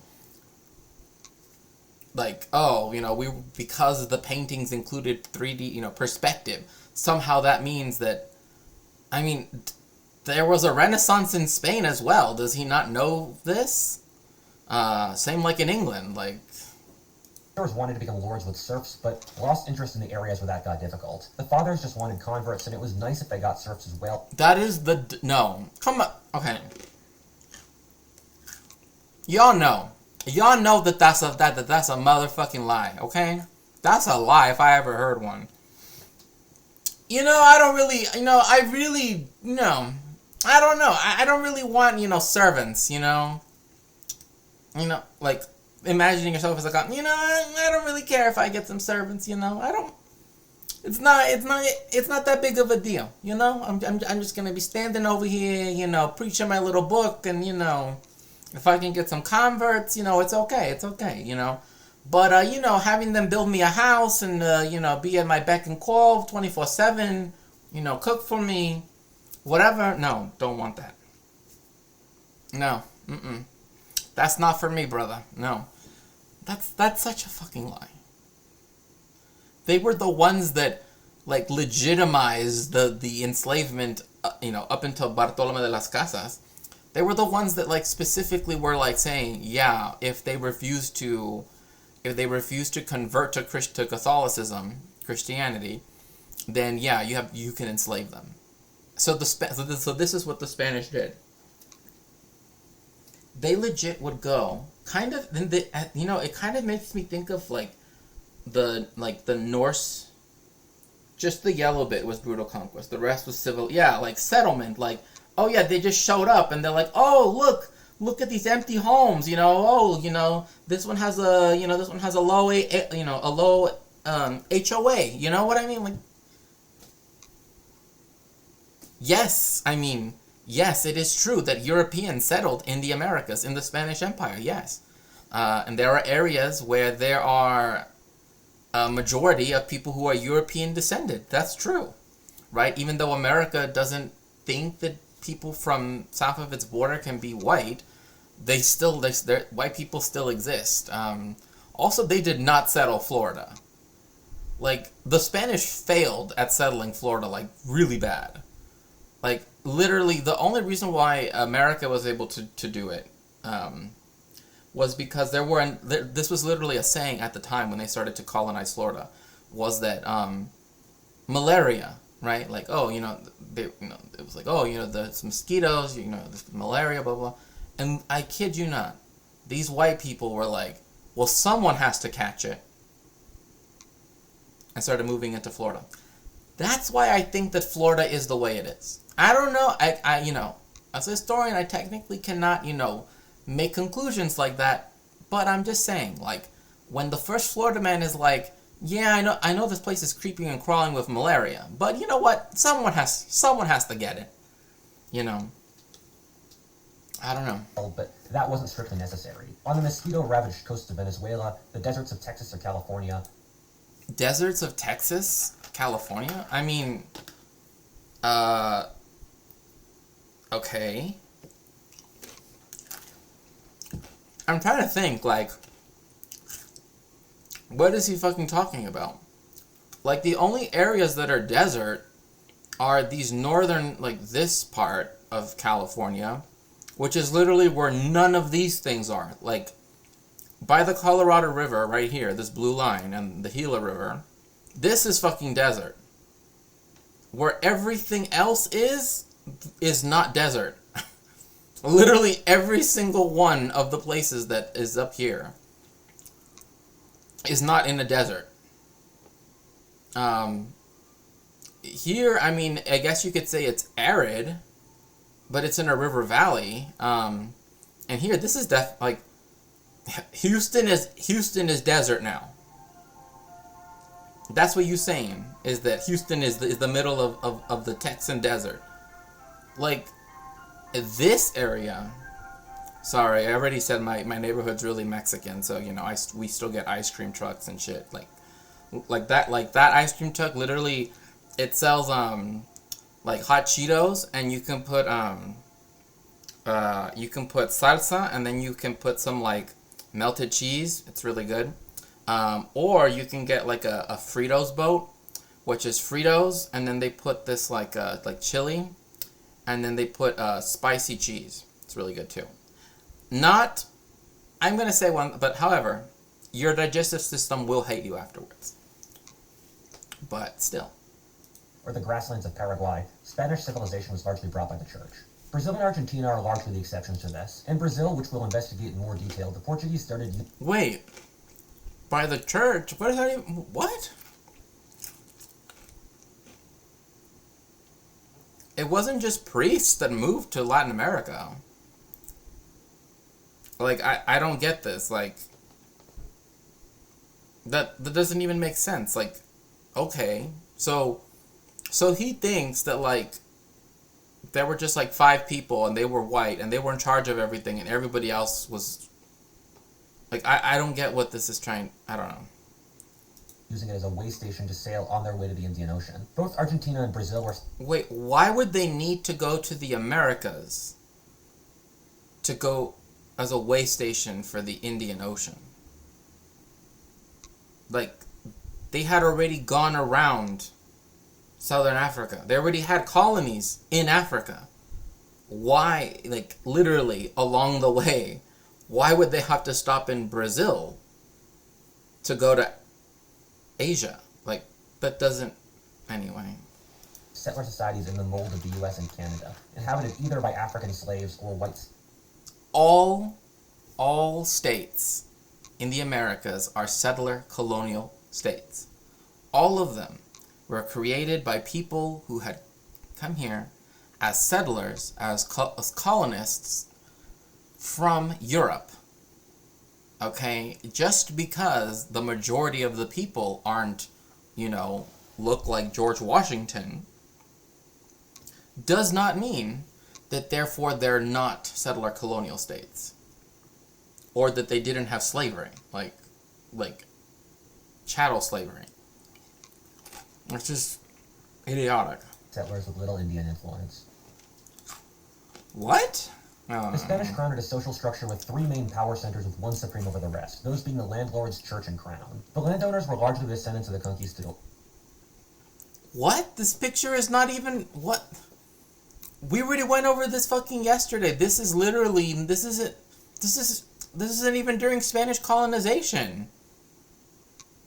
Like, these are white Mexicans that came to ask the Austrian prince, Archduke, not Franz Ferdinand, Maximilian of Habsburg, to become Emperor of Mexico. This was like centuries later.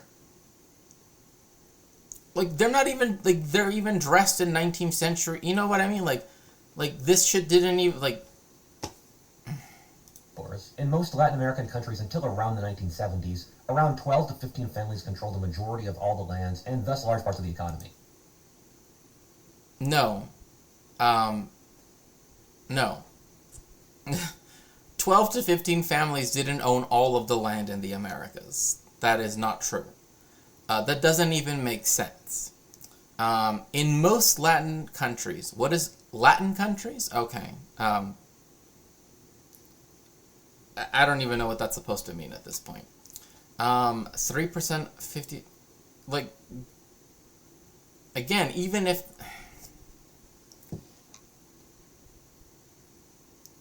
Trying to describe a whole continent saying, well, like...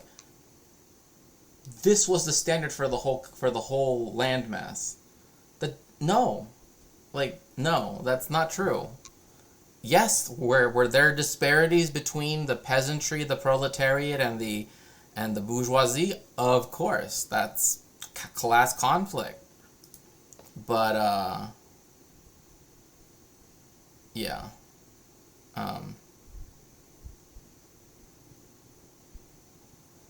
It's just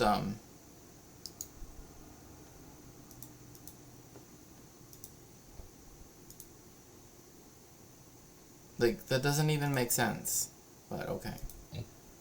Colonial Spain had one move, and they used it over and over. Yeah, that's what it sounds like. The Spanish crown gave massive tracts of land to a new nobility with serfs in exchange for converting them to Christianity. The church given lots of land.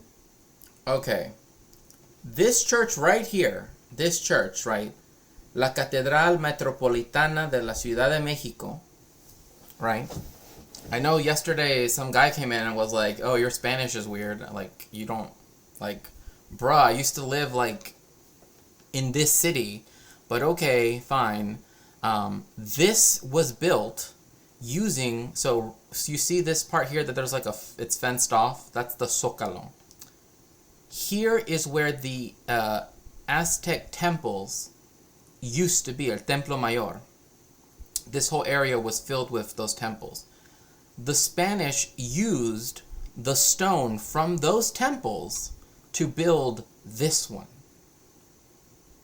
This church right here. And this sacristy over here. Like, and these chapels and everything. This was built using stone from the Templo Mayor. And you can still see the ruins of the Templo Mayor just past it over here on the right hand side where these houses are. If you walk along these houses, you will pass by the archaeological site of El Templo Mayor, and you can see all the open, like how it was a quarry essentially. Like that's how they built this. That's why it uses this color stone. Because they could have gotten other stone, but they wanted to use the stone from the indigenous people's temples to build this. So. And tremendous amounts of power by a very Catholic society that just defeated the Muslims, became a huge force in Spanish America. A very Catholic... What? A very Catholic society? I mean...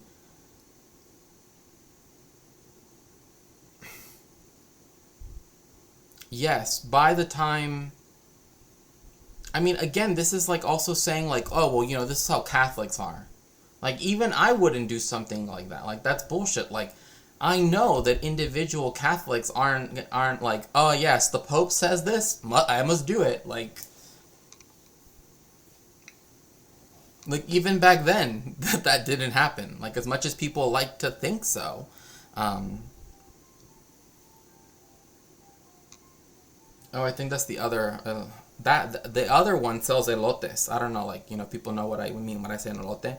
It's like an ear of corn, but they put mayonnaise, butter, queso cotija, and then chili dust on it. It's good. Like I said, my neighborhood's... I mean, I live in fucking LA, so of course it's fucking Mexican, but you know what I mean. It was basically the cultural nexus that provided the basic welfare, education, art, banking, leadership, and investment of the Spanish Empire. Why is it that in everything he has to talk about banking? Like...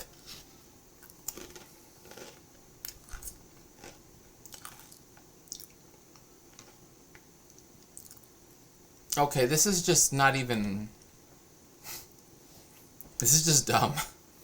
This is literally from like a kid's book. So just right away I'm just going to say, yeah, they built it in this structure. Do you know why they built it this way? Because this is actually how Muslims build buildings. The Spanish didn't used to build this way until after like 800 years of being, you know, having actual culture for a while. The church was the most stable organization in society and was also the thing that the Indians trusted the most. All of the Spanish-American churches Stop calling them Indians. That's literally a racial slur. Like in Latin America, if you call someone that, they're not going to be fucking happy.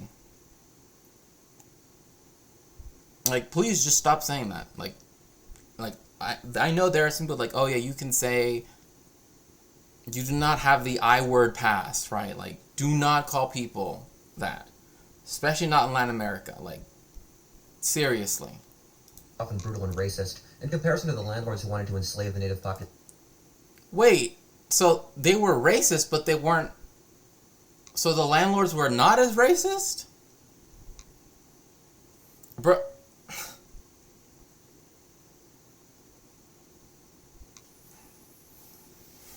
Efe, did you send me like legit like capitalist agitprop that's like, you know, trying to like insert like a capitalism is the best even back in the 16th century? As a rule, the Catholics, like the French, Spanish, and Portuguese, I've heard this guy refer to himself as an intellectual. Bruh, if this person is an intellectual, then everybody in chat deserves a fucking PhD, like, just for just being here. Like, you've literally probably learned more about Latin American history from me just, like, talking about my life and living in the Latin American country than... As a rule, the Catholics, like the French, Spanish, and Portuguese, were significantly more humane than the Protestant ones, like the British and Dutch, towards the natives. The Catholics wanted converts, while the Protestants wanted to destroy... So you're telling me the Protestants didn't care about proselytization? Like, I don't even know, like, the French, Spanish, and Portuguese were more humane. How?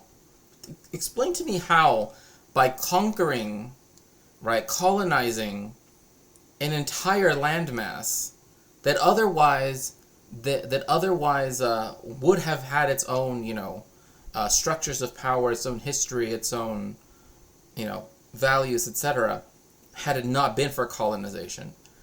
Explain to me how that somehow is more humane just because friars? Like, I really don't get it. Is it, like, again, it's like trying to whitewash, again, like, the Catholic Church has already spoken on this, where, the Pope recently repudiated, but it doesn't mean that it's been expelled from Catholic dogma. But the belief that, like, Catholics had to do what they did in the Americas. But, like, there's no such thing as humane when we're talking about colonialism and slavery. Like the Protestants in Plymouth Rock didn't want converts because taking land from fellow Christians would have been, like... The church stood up for the rights of the Indians and basic human decency. The crown is the most powerful element... No, the church did not stand up for the rights of the indigenous peoples. One priest did. Bartolome de las Casas. He did. The church provided the justification for how they could do what they did in the Americas and in the rest of the world. So, again, there's no good part of colonialism. Like, there's no, like, good, the conquistadors were bad, but the friars, they were okay. No. They were all bad. In Spanish American society, which was deeply surprising given that the empire was so fucking huge. It would take nearly half a year for orders from the crown to reach a place like Bogota in Colombia, and even longer to reach Manila in the Philippines. Something that's very key to understand. That's why they had viceroys? Like, what do you think viceroy means? It literally means the vice king. That's why they were divided up the way they were, so they could have, orders, like... Oh yeah, the king is giving out daily orders every single day to each person. No. Like, that doesn't even make sense. Like, who on earth would run an empire like that? Oh, I guess this dude, Maybe Elon Musk, he would just tweet out orders all fucking day. And at the Spanish empires, they were clearly consciously trying to model the Romans. A mistake I read about in a lot of colonial... They were trying to model the Romans? I need a citation. Like, I know that every European power in the Renaissance tried to compare themselves to ancient Rome. But, like, to say that they wanted to recreate the Roman Empire doesn't make sense for them to take over the Americas. That's their whole point. Like, I just... No. Histories is they view the Spanish colonial officials as idiotic thugs who were purposely trying to impoverish their subjects. That's not accurate. I need a fucking source for that, because that's literally... You had entire societies that were just fine, right? I'm not saying that they were perfect. I'm not saying that they were the ideal. I'm saying that they existed, and they were, right?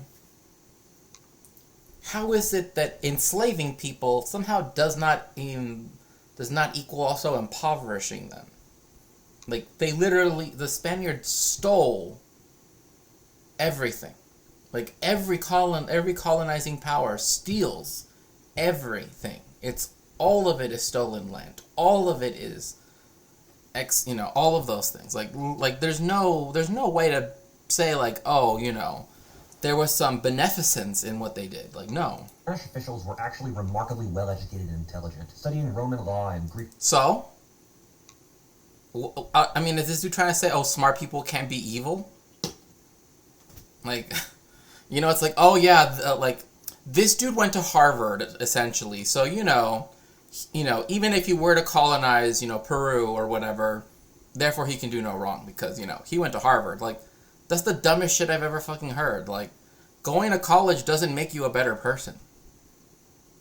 I'm serious. Like, going to college doesn't make you a better person. Like, philosophy at some of the best universities in the world, but their understanding of the world is very different than ours. The Spanish were the last of the old school empires in Europe. What I mean by that is that before the modern world, most empires were not economically based. What? What does that even mean? What does that mean? There were a whole bunch of college yeah, exactly. Exactly. I mean, Heydrich, for example, college educated. Goebbels as well. I mean, he studied literature, for Pete's sake, at the University of Berlin, which was one of the top universities during its time. But I don't get this. Like, Spain was one of the last of the old empires. What the fuck are you talking about? Like, the old empires, like ancient Persia? Like, that, there's no way you can compare Spain to ancient Persia. If anything, Spain was the first of the new form of empires, rather than the last of an older form. Especially because they literally invented blood quantum ideology. Not that it didn't pre-exist in the rest of Europe. However, they did export it to their colonies to justify their enslavement. The Romans didn't do that. Like, the Romans didn't do that. Neither did the Persians. In fact, Nietzsche, the only thing I will say of Nietzsche that is like, the one take that Nietzsche has right is that it would have been better if the Persians had conquered the Greeks, because then they would have ended slavery in Europe, or they would have ended slavery, and the justifications people like to give of it, like with Aristotle and everything, in its cradle, so to speak. Because in Persia, as soon as you stepped foot on Persian soil, you were manumitted instantly. Like, they outlawed slavery in the Persian Empire. Greeks fought. The reason why the Greeks fought so hard is because, and this is something that's not taught in ancient histories about this. The reason why all of the Greek states were willing to ally together to defeat the Persians was because they didn't want to lose their slaves. That's literally one of the major reasons why. But people don't talk about it because they don't like to think about the fact that Aristotle was a fucking slave driver, right? They're like, oh, he wrote a book about shapes. Well, fuck his fucking shapes, you know? Instead, they try to control their societies through hierarchy. What? Through hierarchy? That's every That's every empire. Sorry, I don't mean to yell, but this is just so stupid. Like, what are you fucking talking about? Through hierarchy. Major authority-based empire. That's every fucking empire. That's the United States. Oh, the United States, it's not an empire because we don't have hierarchy. Pfft, okay.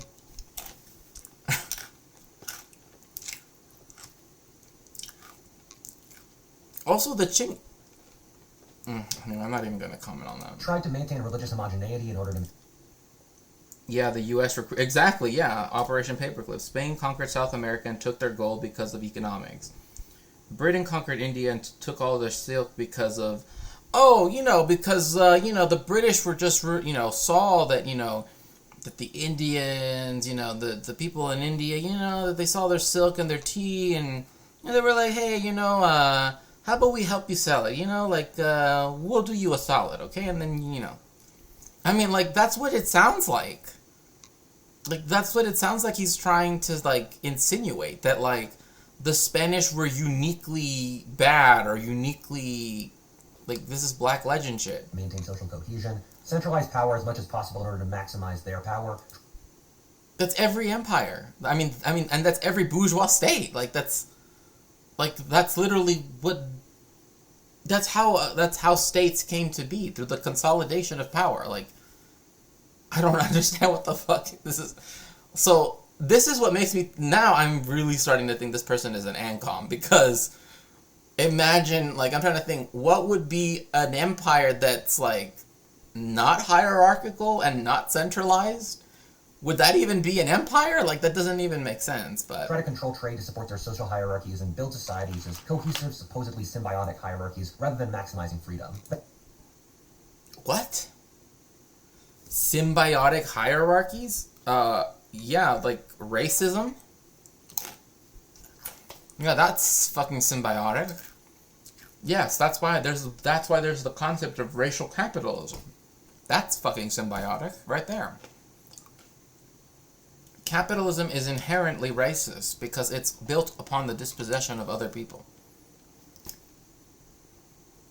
Especially when it comes to, obviously, global capitalism as we know it.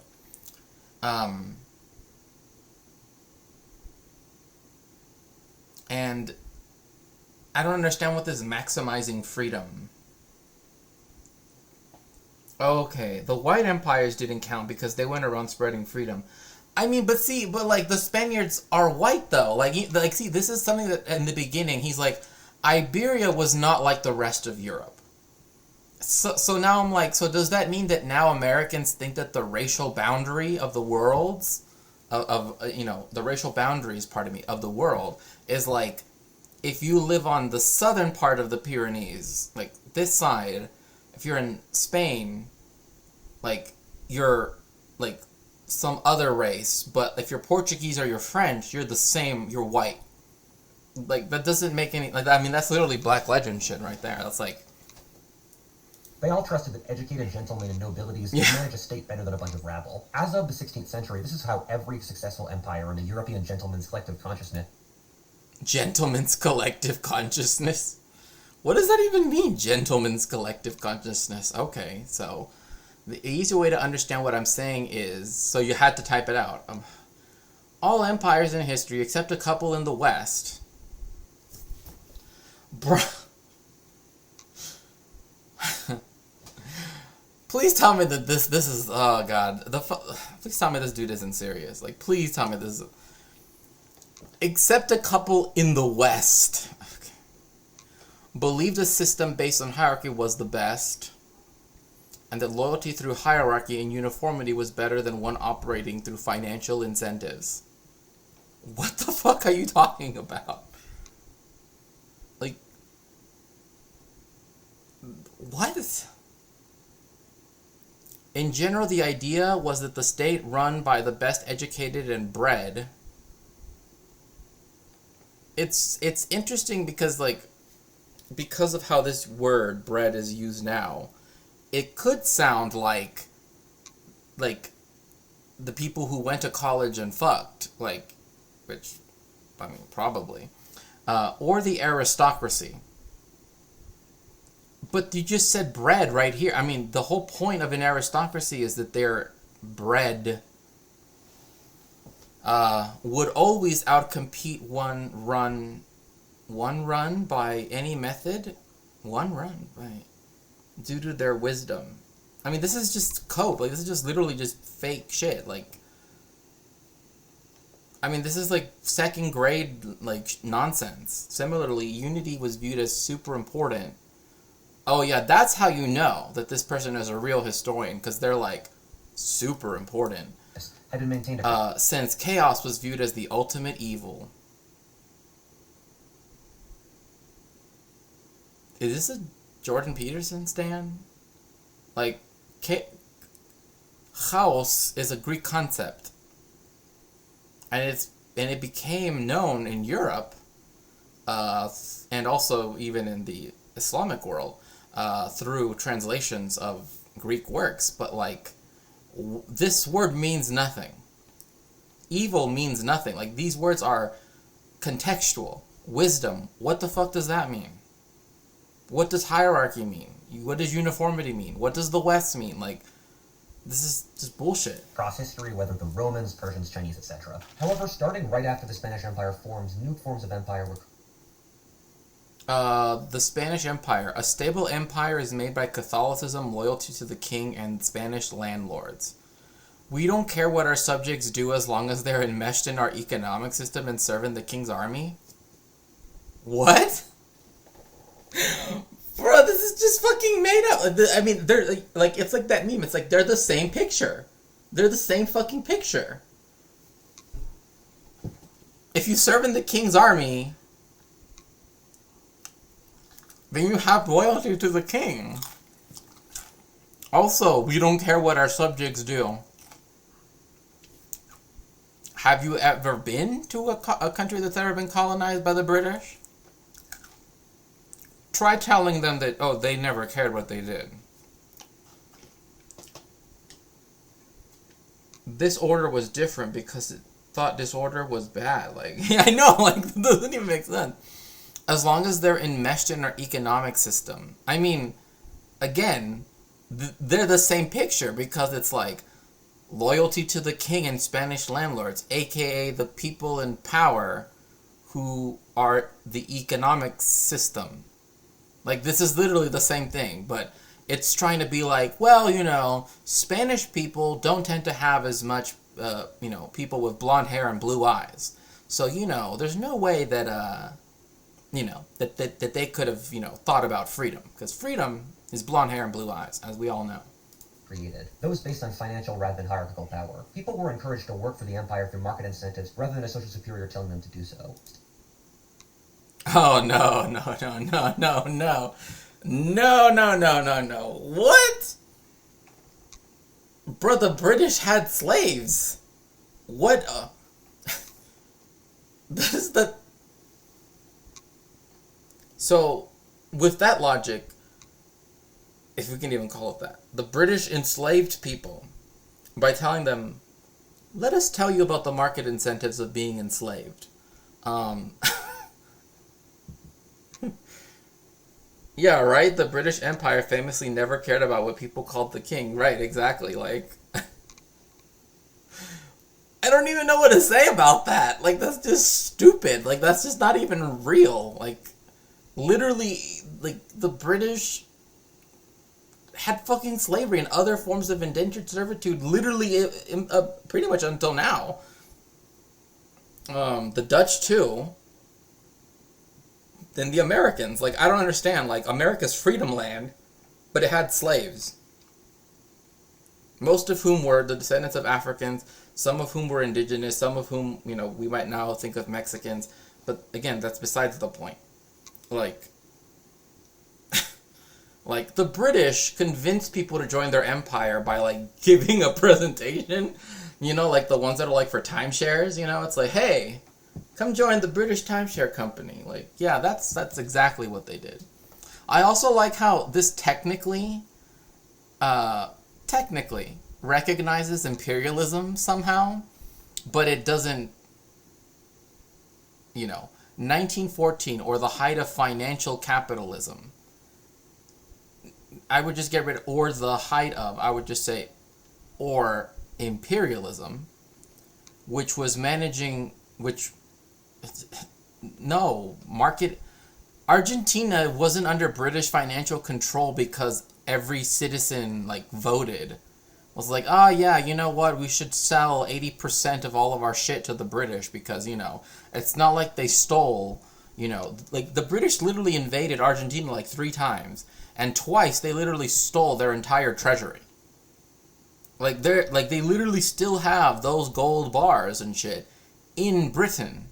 Like, they've never given them back, right? Like, that's how the British were able to, that's why Britain was able to have that, like, when people try to say, I wonder why Britain and the United States were able to, you know, advance in capitalism so quickly. I wonder why, right? And it certainly didn't have to deal with the fact that they stole shit and used it. Like, this is just, I reckon this guy's understanding of the British Empire came from reading book 1 of The Wealth of Nations Stone. See, but look, link in bio. Yes, I agree, but we have to also remember that in The Wealth of Nations by Adam Smith, aka, you know, Mr. Capitalism, he said that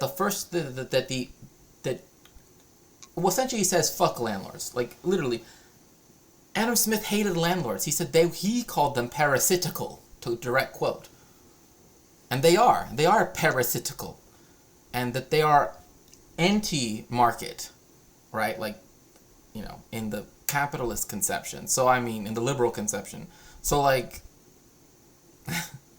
but he's over here like defending landlords. So starting with the Dutch and the British, and then taking in the French, reaching an apex with the Americans, empires became structured to maximize outputs and freedom of action, so that society could become as efficient and powerful as possible. I once read a book. What? What? Empires are when maximize freedom?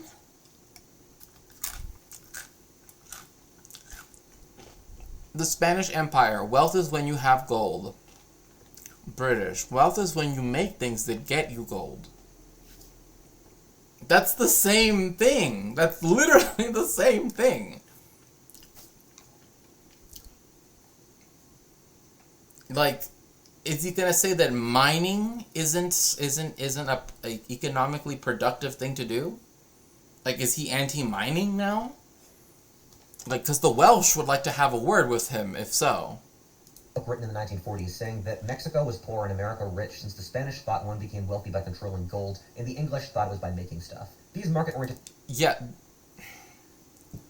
What? Mexico is not poor. It's rich, but it's made poor by way of imperialism. Mexico produced so much silver that it caused the economy of Spain to go into hyperinflation from the overabundance of silver.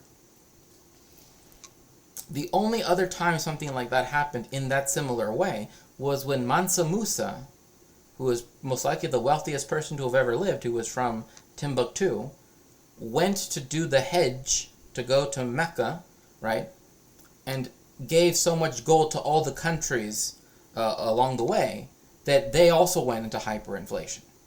This is why gold standards and silver standards are a bad idea, because they can lead to hyperinflation. So, no, it's not because the British made anything. That's also acting like manufacturing doesn't. Most manufacturing, if that were true, then Mexico would be wealthier than America, because Mexico is has more manufacturing capacity than the United States does. Right? Like, except for when it comes to fucking guns and shit, like cars, like the amount of, like, the diversity of the Mexican economy already disproves the fact that it's poor, right? But liberals like to do this thing where it's like, well, the reason why Mexico is poor and America is rich is because the British cared about yeoman farmers who owned their own land, and the Spanish were like feudalist and, we're all about listening to I mean, literally what he's saying. Like, this is like, if you've ever read the book The Wealth of Nations, right? Or no, pardon me, not The Wealth of Nations. Why Nations Fail. Oh. Why Nations Fail, is that disgusting book. I literally read just like the part that said this, just threw it across the room, because I'm like, well, I don't need to read the rest of it, because I already know what it's going to say. It's going to say it's all poor countries' fault for not being colonized by the correct colonizer. Because that's literally what it was arguing. And that's what is being argued here. That had Mexico been colonized by the British instead of the Spanish, that they would be another freedom land. Like, no. That's not how this works. The societies absolutely wrecked hierarchy-based empires like the Spanish, Ottomans, Chinese, etc. as time passed. Saying this will prevent me from ever visiting Spain, but it's really more useful to the Spanish Empire as a midpoint between a Muslim empire like... What? This is just racist. I mean, this is just legit, like... scientists and free thinkers.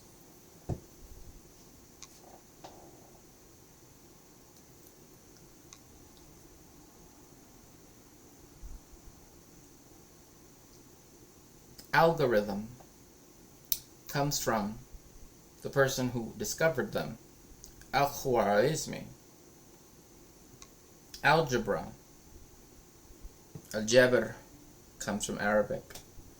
Alkaline, Alkali. Like, some of the most important astronomical, archaeological, like, just scientific discoveries in general were made during the Abbasid Caliphate. literally, like, Europe didn't reach the same level of civilization, if you want to call it that, as Rome before it fell, until 1853. Think about that. Like, that whole long period, it never reached the same level of common, ability of people to move around or, own things, etc., etc. So that's just false. Again, trying to say that the Catholic Church is unique. I mean, the Anglican Church literally means the Church of England. Like literally, there was the Act of Supremacy, which if you didn't sign, meant you couldn't even, like, Frederick Douglass, okay, famous abolitionist, right?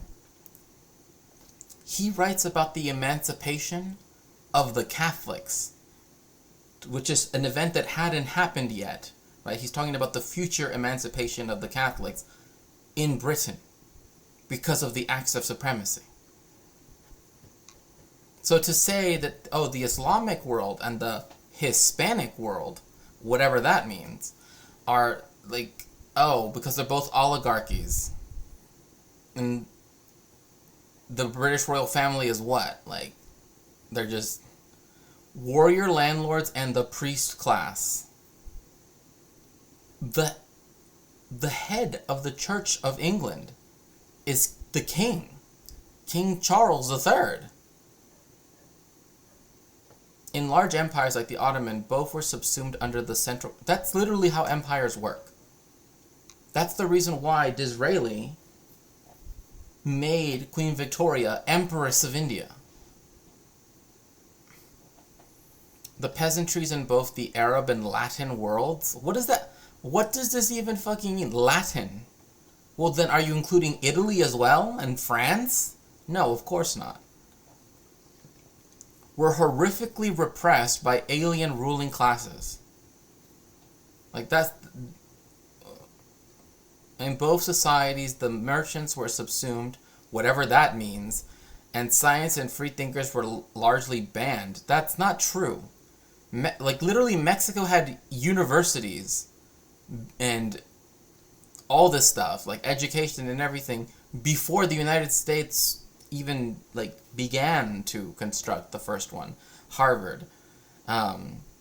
In both the Arab and Latin world, power and money radiated downwards from the monarchy to the nobility and then the peasantry. Both placed high value on what the fuck is this supposed to mean? I don't... this is literally, let me think of how what I think, government bad is, this is, you could have just wrote the sentence government bad. This is just nonsense. Say the Ottomans and a country like France. Yes, Kensa, yes. I do go to James's chat, yes.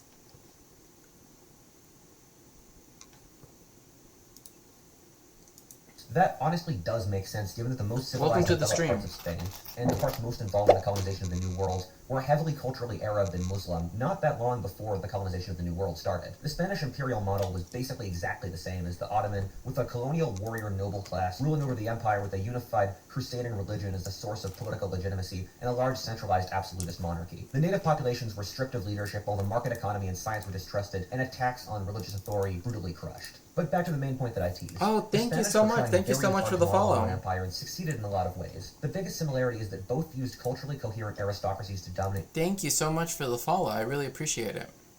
Diverse and large regions. A Quechua Indian peasant in the Peruvian Andes shared nothing with a cowboy in Argentina or a Congo.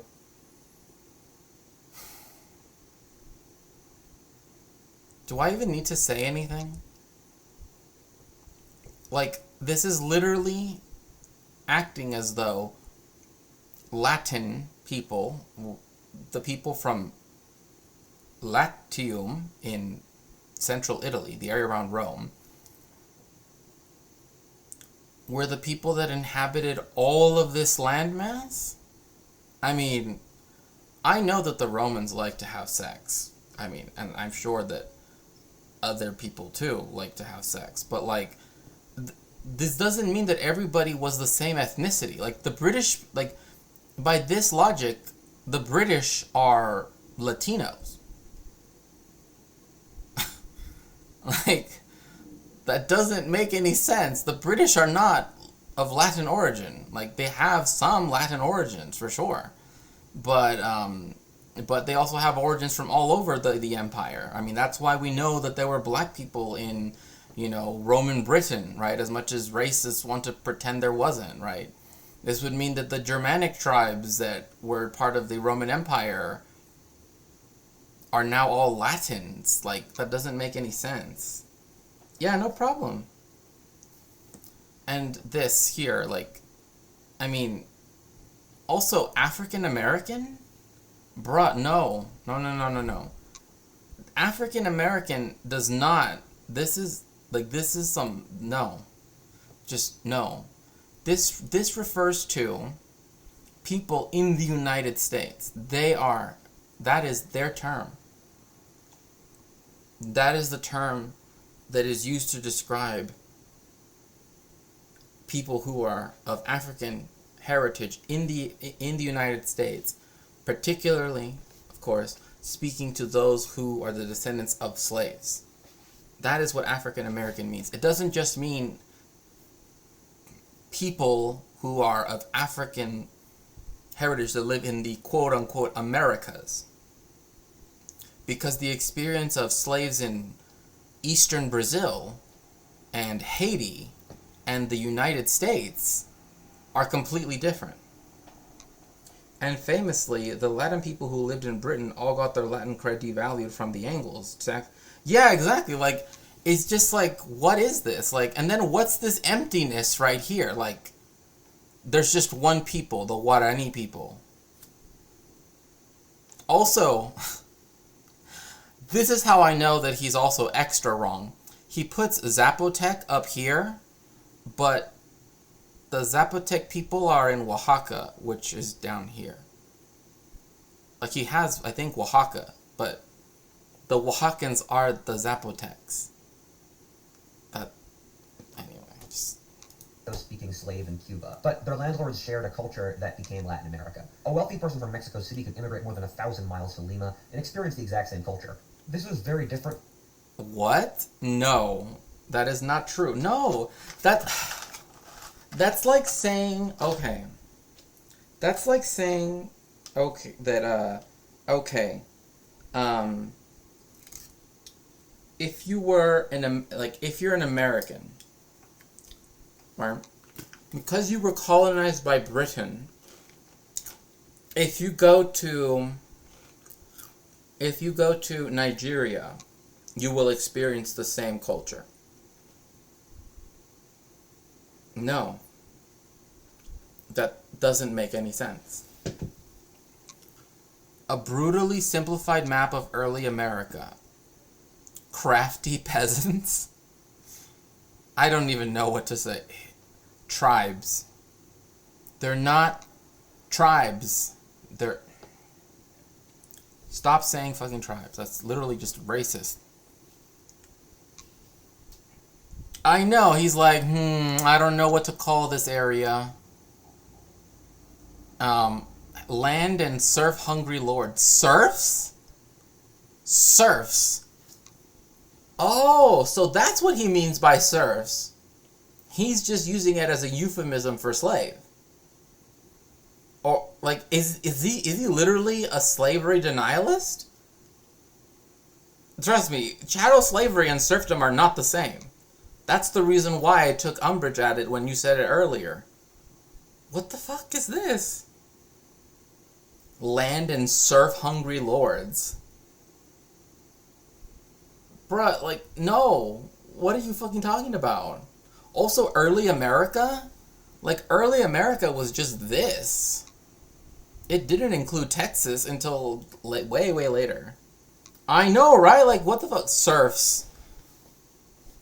Yeah. The British colonies, in which a trip 500 miles north from Baltimore to Boston would take one in an entirely different economic, social, religious model. Until the...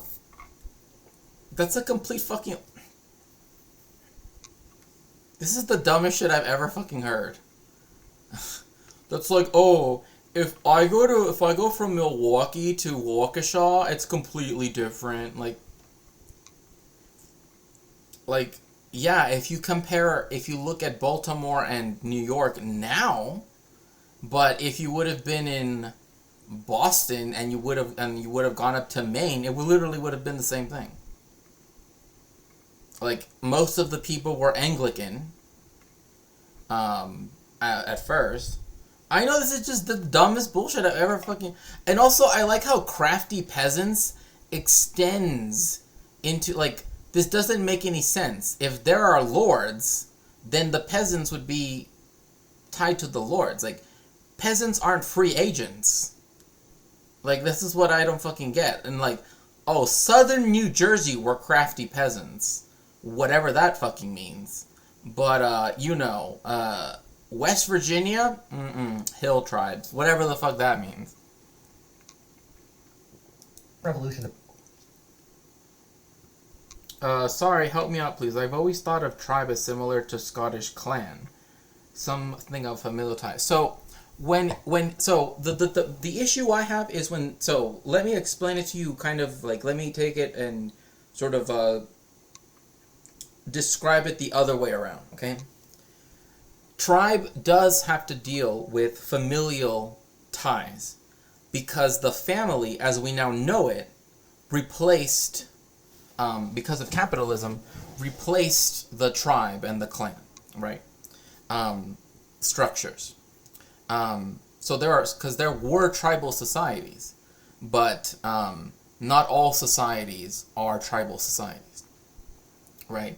So when I'm taking umbrage with the term tribe, is because when people describe the peoples of the Americas, they describe, like, the Mexica, who had an entire empire, as a tribe, and other, like, nations that were vassal states captive to it as tribes.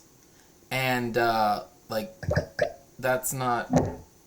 Oh my gosh, thank you so much for the tier 1 sub to Kensai.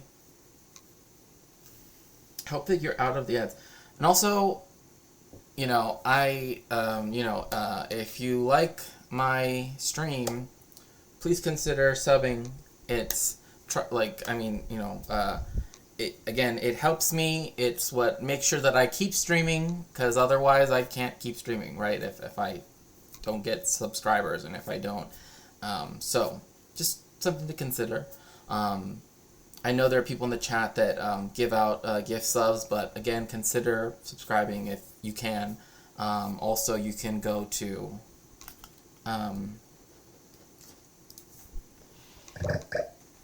Oh my gosh, thank you so much, Anonymous. Thank you. And yeah, and here are other places where if you want to help me, you can do that. Again, if you want to.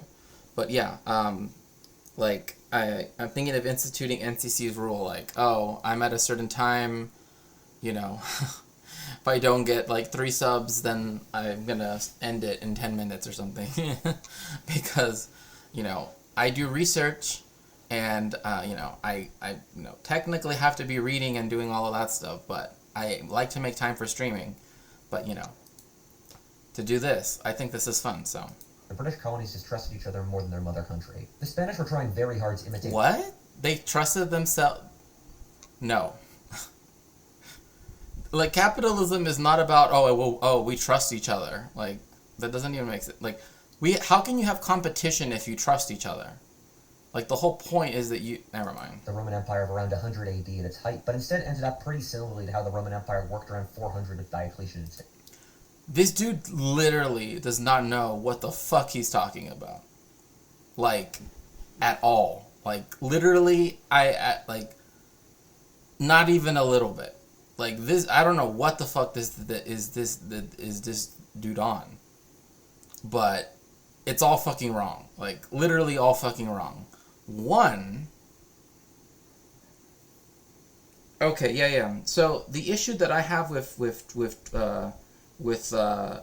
tribes. So I'm starting from the outside and then working my way in. is that you're right, that tribe, just like clan, refers to something that, as its basis, has familial ties. However, the modern idea of the family replaced tribes in because of capitalism, right? Like, you see this happening in Europe in particular, but also around the rest of the world too. So when people use the word tribe to describe some, like the Mexica or the Aztecs, who had an empire, and then also refer to their vassal states as tribes, when they themselves were kingdoms, it's used incorrectly, right, to refer to every peoples that are not European. Like, oh, the Arabian tribes, oh, the Mexican tribes, or the Aztec as a tribe, and they're not tribes, right? They are larger people groups.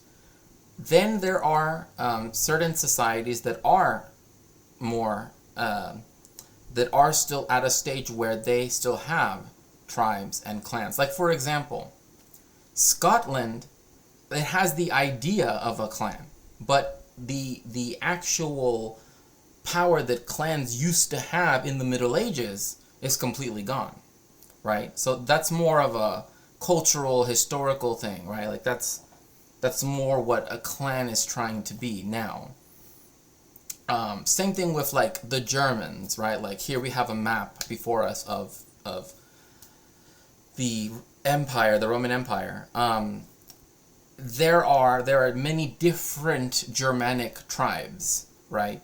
But the Germanic people, right, was part of a larger grouping of people, right? That was a different nation.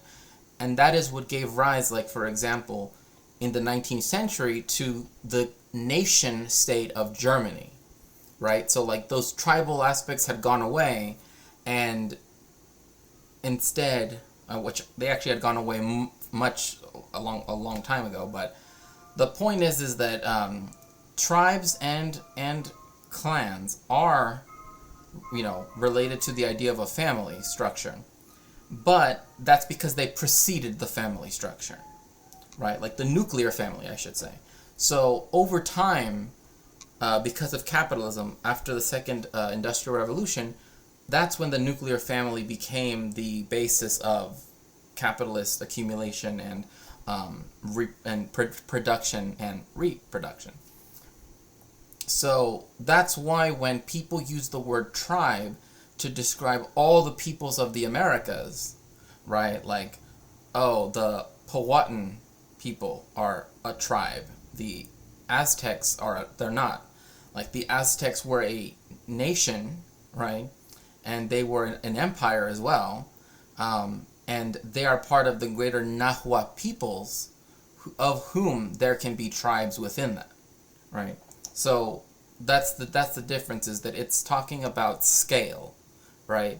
And also its relationship to its relationship that it has towards specific things, like its relationship to capital, or its relationship to the state, which is capital as well. So that's the reason why, even though, right,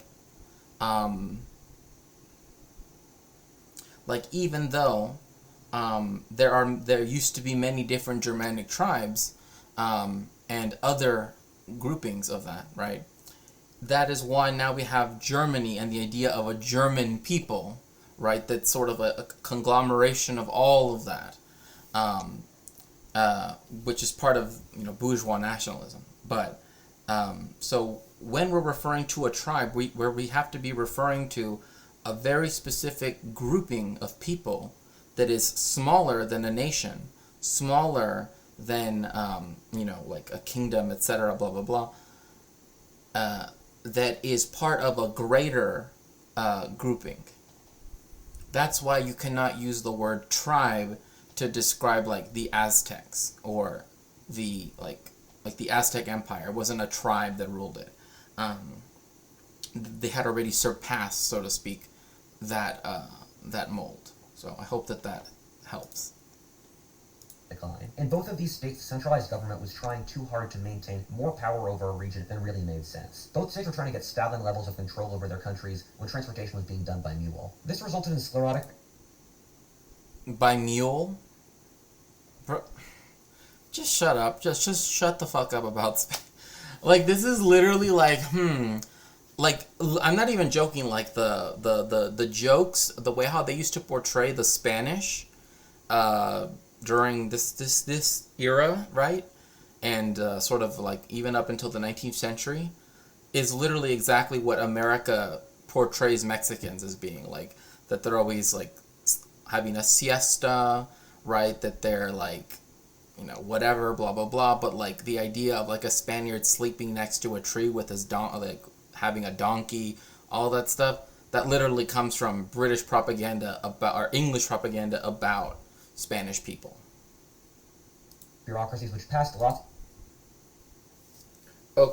Okay, sorry. Like Apache, Navajo, Hopi, pardon me, nations are made up of tribes which interact with each other. Yes, although I would say that I don't know if they would necessarily, like, for example, like Apache, right? There's the San Carlos Apache, and then there's the White Mountain Apache, right? Like, there are different, right? Like, there's the Apache Nation, right, as a whole, and then there are smaller ones, right, that are tied to a specific geographical area. And those are where you get things like the idea of, if they still use those terms, that you would get a tribe. Hi, how are you doing, Jakar? How are you? So yes, if you were, so again, like the same thing, like with the Hopi, like they're part of a larger group of like they're related to the Utes, right? In fact, their language family is part of the Uto-Aztecan language family. So like I know Nahuatl, some Nahuatl, right? Yeah, like essentially what I'm saying is, like, if you look at all the Apaches as a whole, that would be a nation, right? Like, they see other Apaches, you know, as being part of the same group. But then they view a smaller subset of that as being like, oh, you're the San Carlos Apache, or oh, you're the White Mountain Apache, or oh, you're the, right? So then it narrows it down. And the narrower you go, that's when you get closer to what would be described as a tribe. But people like to use the word tribe to mean pretty much anything in the Americas, and also in Africa and in Asia too. And that's the problem. That's from colonial discourse, which was there to degrade, right, the actual large government structures and kingdoms, etc., that existed in the colonized world. So, having a rough day at work, but your stream will help. Oh, well, thank you. That makes me happy to hear it. Of legislation that they really couldn't enforce. The Spanish crown sent around 500,000 edicts to America during the colonial era, most of which were irrelevant, didn't work with local conditions, and then ended up being condensed around 7,000 laws that made sense. Again, like, edicts,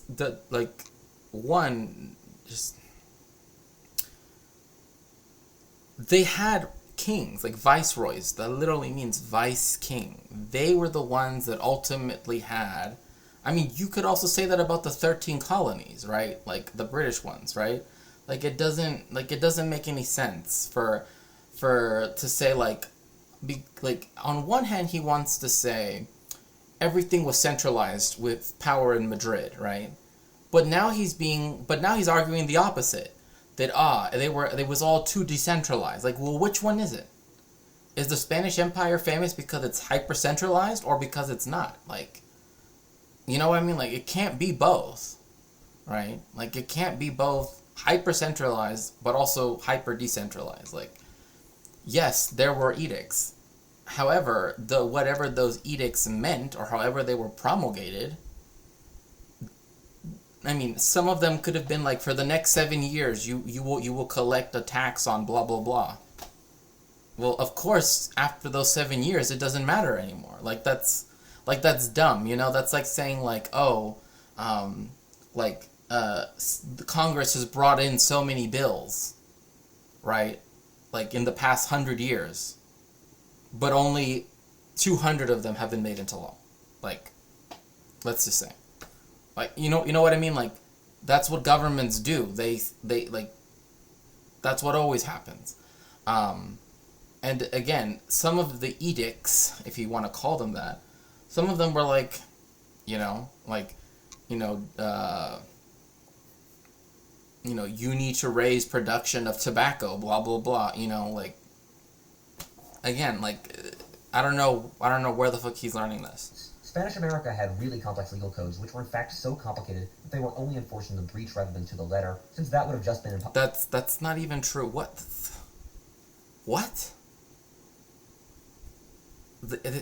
No, I mean, literally, if anything, like, British common law is harder to enforce, just like out of the middle of nowhere.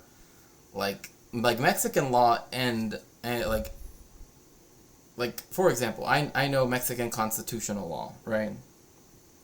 Somewhat. I'm not gonna say I'm like a lawyer because I'm not, but something I've studied, right? It is based on Roman law. Like, it's like literally, like, when you're studying to be a lawyer in Mexico, you have to take like several semesters of Roman law because that's the basis of civil law, right? Which was, created, by the French in particular, right? But it's kind of like it's like the legal system that exists in Germany, France, Italy, Latin America, etc., etc. But like something like England, which has an unwritten constitution for specific reasons, that's harder to enforce. I mean, in a literal sense, like if you had a compendium of all the laws of Spain, and you try to make them fit local conditions, technically you could. I mean, that's what essentially most law codes are, right? They take something that already pre-existed and then adapt it for the material conditions that they're in now, and then over time promulgate new ones. But the fact that they were too specific, I mean, let me put it to you like this: the two things that we know that they enforced were limpieza de sangre and el sistema de las castas. So, determining whether, this is why Mexico City and Lima, right, both Mexico and Peru had their own inquisitions. You have to remember that. That wouldn't have been possible if this were true. The Inquisition was a supra-judicial authority. It had authority over the state because it was a church. And because of that, it would then make the state carry out its executions, because technically the church can't have blood on its hands, whatever.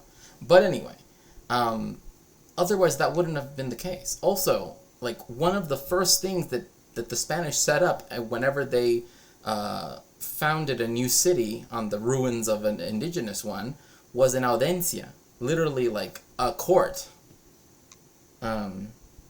Like, that was the whole point of the whole thing, is that right away they want to get their law installed. So the whole idea that, the laws were so... I mean, this is kind of like a very common trope, particularly in the Anglosphere, that somehow the Germans or the Spaniards or the Italians or the French, that their law, because it's more based on, whatever, on Roman law or whatever, as opposed to Germanic law, common law, whatever, natural law, that somehow it's more bureaucratic, which goes against what he just said earlier. So he's again disproving his own thesis. If he's, by arguing that it was like this, that means the Spanish state was too bureaucratic, which means that it was too centralized, but it's also decentralized.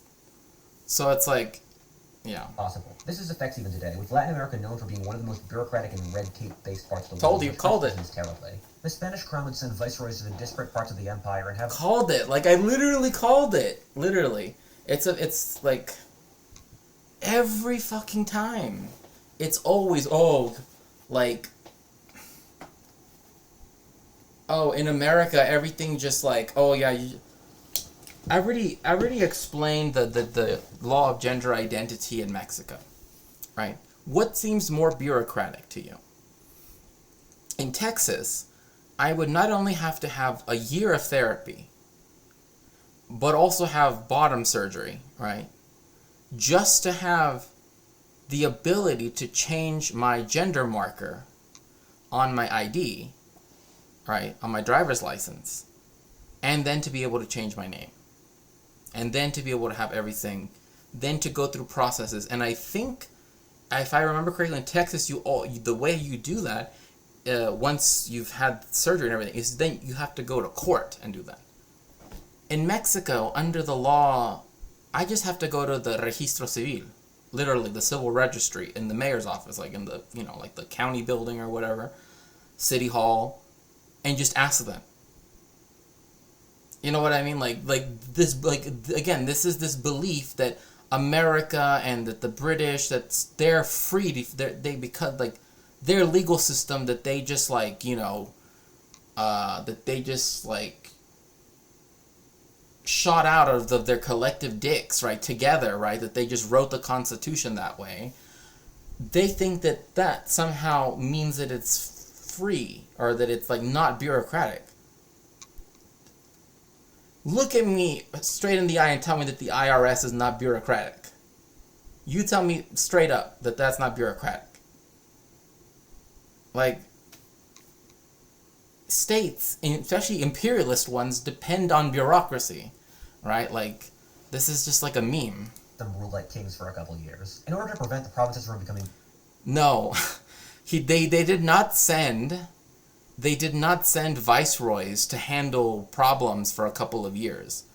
The viceroys were vice kings. That's what viceroy means. It's like the governor general of Canada. They're technically a viceroy, or vice reign, because it's a woman, right? Or the governor general of Australia or of New Zealand, right? Like, they are that's what they are, right? Because they are standing for the king. The only difference is that in New Spain, at this time, they had actual power, right? They weren't just symbolic. They were the highest authority.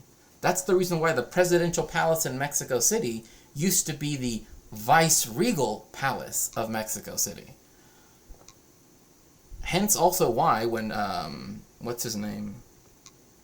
Alexander von Humboldt, when he went to Mexico City, he described it the city of palaces. Because, like, Mexico had only recently become independent, and yet all of these palaces that existed, like the Palacio de la Inquisición, the Palacio de... Like, all of these things still existed, showing the colonial, What was D.C. built for? The American administrative bureaucracy. Like, why did they create D.C.? Too independent of the Spanish crown. None of the top positions were allowed to native-born whites, with those top positions being controlled by Spaniards from... So he literally lied in the beginning of the thing. Like he said, the elite of the elite, they were all mixed with the indigenous elite. Now he's like, which is the truth, yeah, you could be white as fuck. You could have blonde hair, blue eyes, literally eat Burger King all fucking day. But if you were born in New Spain, not in Old Spain, you could not be the viceroy. You could not be the Archbishop of Mexico City. You could not be any of the highest positions. You could not be the highest military positions either. You also could not get the highest military honors, etc., etc., etc. Okay? This guy seems to be pitching that the Spanish system didn't need as many administrators because all these people had cops in their heads. If only there was a system of... right? And another thing, too, is it's funny because it's like he's focusing on the Spanish system, right? Technically, he was first talking about both. But, like... So then what happened when Napoleon took over Spain, right? And the Portuguese royal family moved to Brazil. They fled to Brazil, like, suddenly, like, did Brazil become a like a white European country? Like, it just doesn't make any sense the way how he's trying to, like, frame this. Spain itself. The second someone was born in America, they became a literal second-class citizen. The Spaniards couldn't... No, they were not second... This is literally anti-white racist bullshit. No, that's not true. They were not second-class citizens. That's the dumbest thing I've ever fucking heard. Like, poor white people. Oh, poor white people that were born in New Spain. They could only be, you know, the bishop of Guadalajara. They couldn't be the Archbishop of Mexico. They could only be the Bishop of Guadalajara. Or, oh, poor white people that were born in the Spanish colonies. They could only be the, you know, lieutenant, you know, the lieutenant to the highest general in the land, right?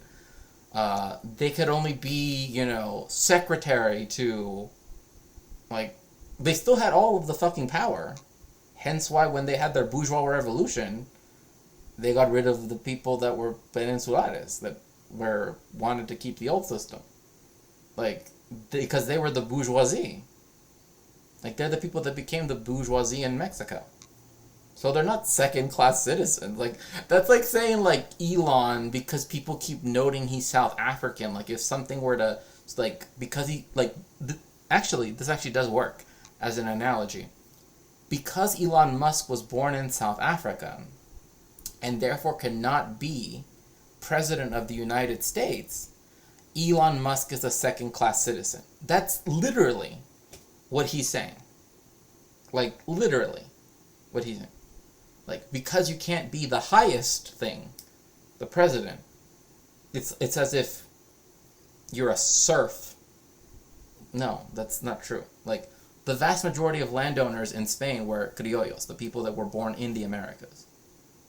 Because, I mean, when two people from Europe, you know, two people come to Europe and have, right, and can have children, and the birthing person, to upset Anna Kasparian, of course, the birthing person gives forth issue, you know, to use technical language, then they're born in the America. So, like, it's not like, oh, like, they couldn't inherit shit. Like, just, again, the viceroy and the... I had to do it because it's just such a... But again, it's the dumbest thing I've ever heard. It's like Elon Musk is the second-class citizen because he can't run for U.S. president. It's like, oh, well, then I guess I must be like fifth class, okay? Because... system of forced labor and servitude in which Indians and blacks had to work for Spanish nobility. Whoa! Whoa there! Whoa there, little white fella! Don't go around saying shit like that. Jeez. He suddenly got, I don't know, he must have took a hit of something just before that. But yes, indigenous people, even people that were mixed, like mestizos, like I'm mestizo, for example, well, actually, that doesn't really work because the modern conception of mestizo is kind of different from the colonial one. But, like, those of us that have indigenous ancestry, right, could also be put to work as well. Like, again, we couldn't, only the mestizos that were literally half white, half indigenous back then could be priests and stuff. But, like, now it's, you know, totally different. But, yeah, it's like, again, like, this scene could be in colonial Mexico. It could be in colonial Cuba. It could be in colonial North Carolina, right? Like, it doesn't matter. Like, he doesn't understand that this was a system. He's looking at it as, like... This was pretty similar to Diocletian's Rome, in which a government-based service... No, it's not like Diocletian's Rome. Stop trying to compare empires to one another. This is not a fucking video game. ...economy resulted in profound inequality, a strangling of the market economy. Oh my god. This dude is such a fucking ANCAP. It's not even funny. Like, it's just disturbing. Poor What is this? Less economic competition? Bro, what the fuck were you like? Are you like? Did you write this drunk? Um, More food slash money taken away from peasants. Deeply oppressive serfdom exists. What does that mean? Exists. Also, what is the difference between regular serfdom and deeply oppressive serfdom? Like, no freedom of movement. Bro, you just said didn't he just say that someone could move from Mexico City to Lima and they would feel like they were in the same place? He also, poor education. Most education at the time was provided by the church. So, which was the same in, English speaking colonies. No, less social mobility. I don't think that slaves or deeply oppressed serfs had much social mobility. Especially when the social mobility of all of the colonies in the Americas were based on race. Like he's literally like, meritocracy existed back then. It doesn't exist now. This is just the dumbest shit I've ever fucking heard. Less kids and less population growth? Bro, what the fuck? These are the same people that also say that, that, imperialized countries, right, are the ones that, we need to, stop them from breeding, right? This is literally, anyway. Less economic growth. What does that even mean? What does that even mean? Literally one colony of France's, Haiti, right, was far much more economically than the entire U.S. South. It's like you can look at the economic measurements. Owning Haiti was better, for example, the Louisiana Purchase, right? France was willing to sell that shit because they could keep Haiti instead and the other sugar colonies, because that's what was economic growth, right? But in this dude's mind, he probably thinks, they could have given all of that land to Elon, and then he could have started SpaceX in in 1803. This system didn't exist in all societies with serfdom. Bro, you don't even know what serfdom is. This is literally just slavery. Just say slavery. Okay? All brown and black people have been enslaved by white people as chattel slavery for hundreds of years. Interestingly enough, Western Europe and Japan... Is this... He better not be a fucking weeb, I swear. Largely escaped it. Bro, Japan was feudal for longer. Same thing with Europe. Europe until the French Revolution, France, the most powerful continental power, was a fucking feudal state. By having wage competition between the landlords and capitalist cities. What? No. Let's see. Where is it? Where's the book? I need to... I swear it's somewhere around here. Bro, you need to read a fucking book. I don't think I have it on me right now, but it's somewhere around here. Legit, this is just, not even... none of it's true. None of this fucking shit is true. One... the whole, people had a lot of kids in general because they needed more workers. I mean, that's literally why they would incentivize, if anything, for them to have lots of children. At independence, in fact, the United States and Mexico had the exact same amount of population. The only difference was that the United States took in a large amount of immigration from Ireland and Scotland, etc., and other places in Northern Europe, where Mexico always had a more stable, if we can call it that, amount of immigration arriving to its shores. Like, it never made up more than 1% of the population. Whereas in the United States, it could be up to like a third of the people were foreign born at one point, et cetera, et cetera. But again, the difference is that the way in which people emigrated, the way in which the societies were built, were just different. One, because the United States got rid of it, exterminated its indigenous peoples for the most part, right? The ones that they could get. And the Spanish did have a system that allowed intermixture, but it wasn't something necessarily positive, right? It was still to oppress them. So, I don't know.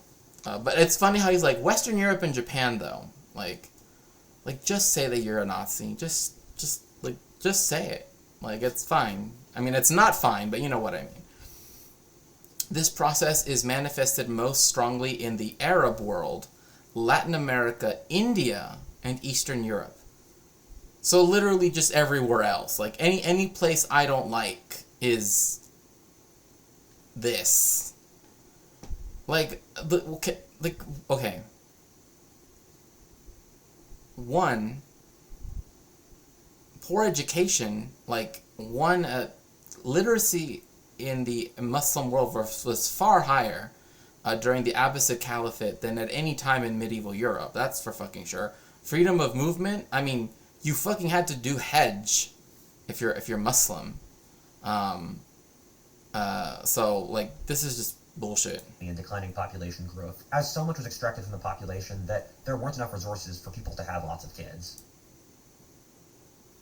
Do you know why the resources were taken away?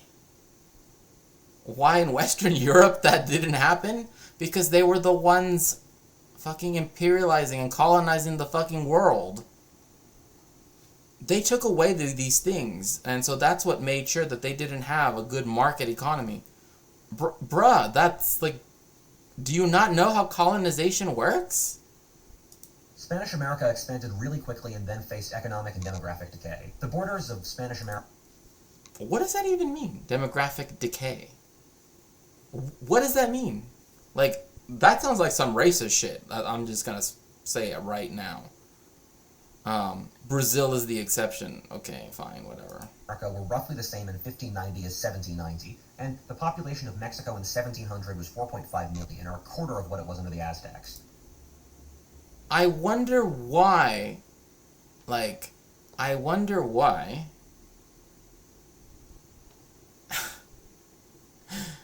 This graph literally says too fast, too slow. Indo-mestizo? What is that even? Okay, Euro-mestizo, Indo-mestizo. These two are the same thing. Like, mestizo, the only one that's its own thing is Afro-mestizo. Because that means that there is African ancestry. Right? I have African ancestry. Right? Again, another reason why is because, again, there was more interracial admixture that was seen as fine in New Spain.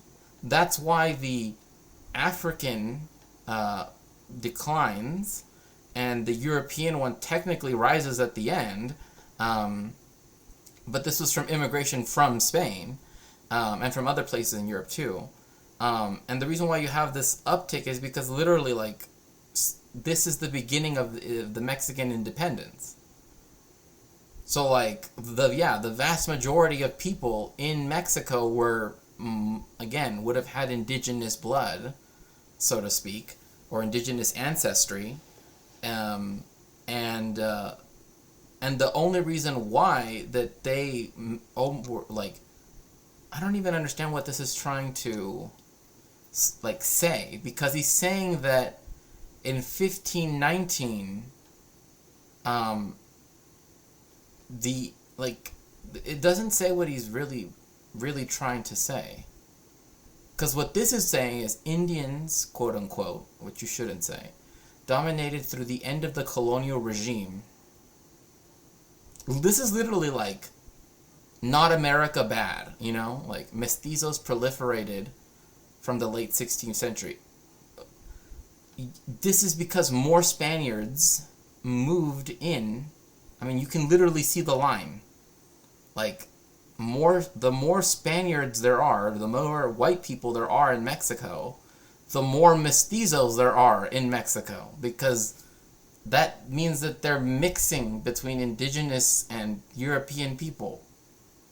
But literally, anyway, this is just one. I fucking hate race science anyway. So yeah, I mean, literally, the little more than 1 million or so people. Like, literally, it's purely racist bullshit. This may look impressive. Oh, of course, we have to compare it to the United States. Started out with the same population in 1790. Yeah, it's true. With less land, and had over 100 million people by 1910. I wonder what? I wonder why. Again, I wonder why a country that, I really wonder why. I wonder why the United States was able to reach 100 million people by 1910. Particularly when, it's not like the United States expanded or anything. It's not like it, allowed for Europeans to move in and get rid of the people that had originally lived there by stealing their land. And also took half of Mexico's land as well, of course. So, I mean, like, this is just dumb. Like, then that means that this graph is, like, a negative relation. Like, Mexico got smaller over time from 1790. I mean, like, to compare this is just dumb. Because from 1820, 1850, half of the country was gone because the United States stole it. Right? So, like, the fact that this is when you start to see this amount of growth here would make more sense in comparison. Like, this just doesn't... Again, this just doesn't... I don't know. This is just dumb. This is literally like, let's compare two different colonies' population and try to make like, there's nothing you can say about, again, because Mexico as, like, literally, even here in this period, during the French occupation, there was a war right here at the beginning of 1910. I mean, that started the Mexican Revolution when 1/10 of the Mexican population fled to the United States because of the war. So colonial era, bred like crazy, and had a population of 10 million in 1820. A key point is that Spanish America, like Spain before it, was an urban civilization, unlike British North America that was... What? Okay.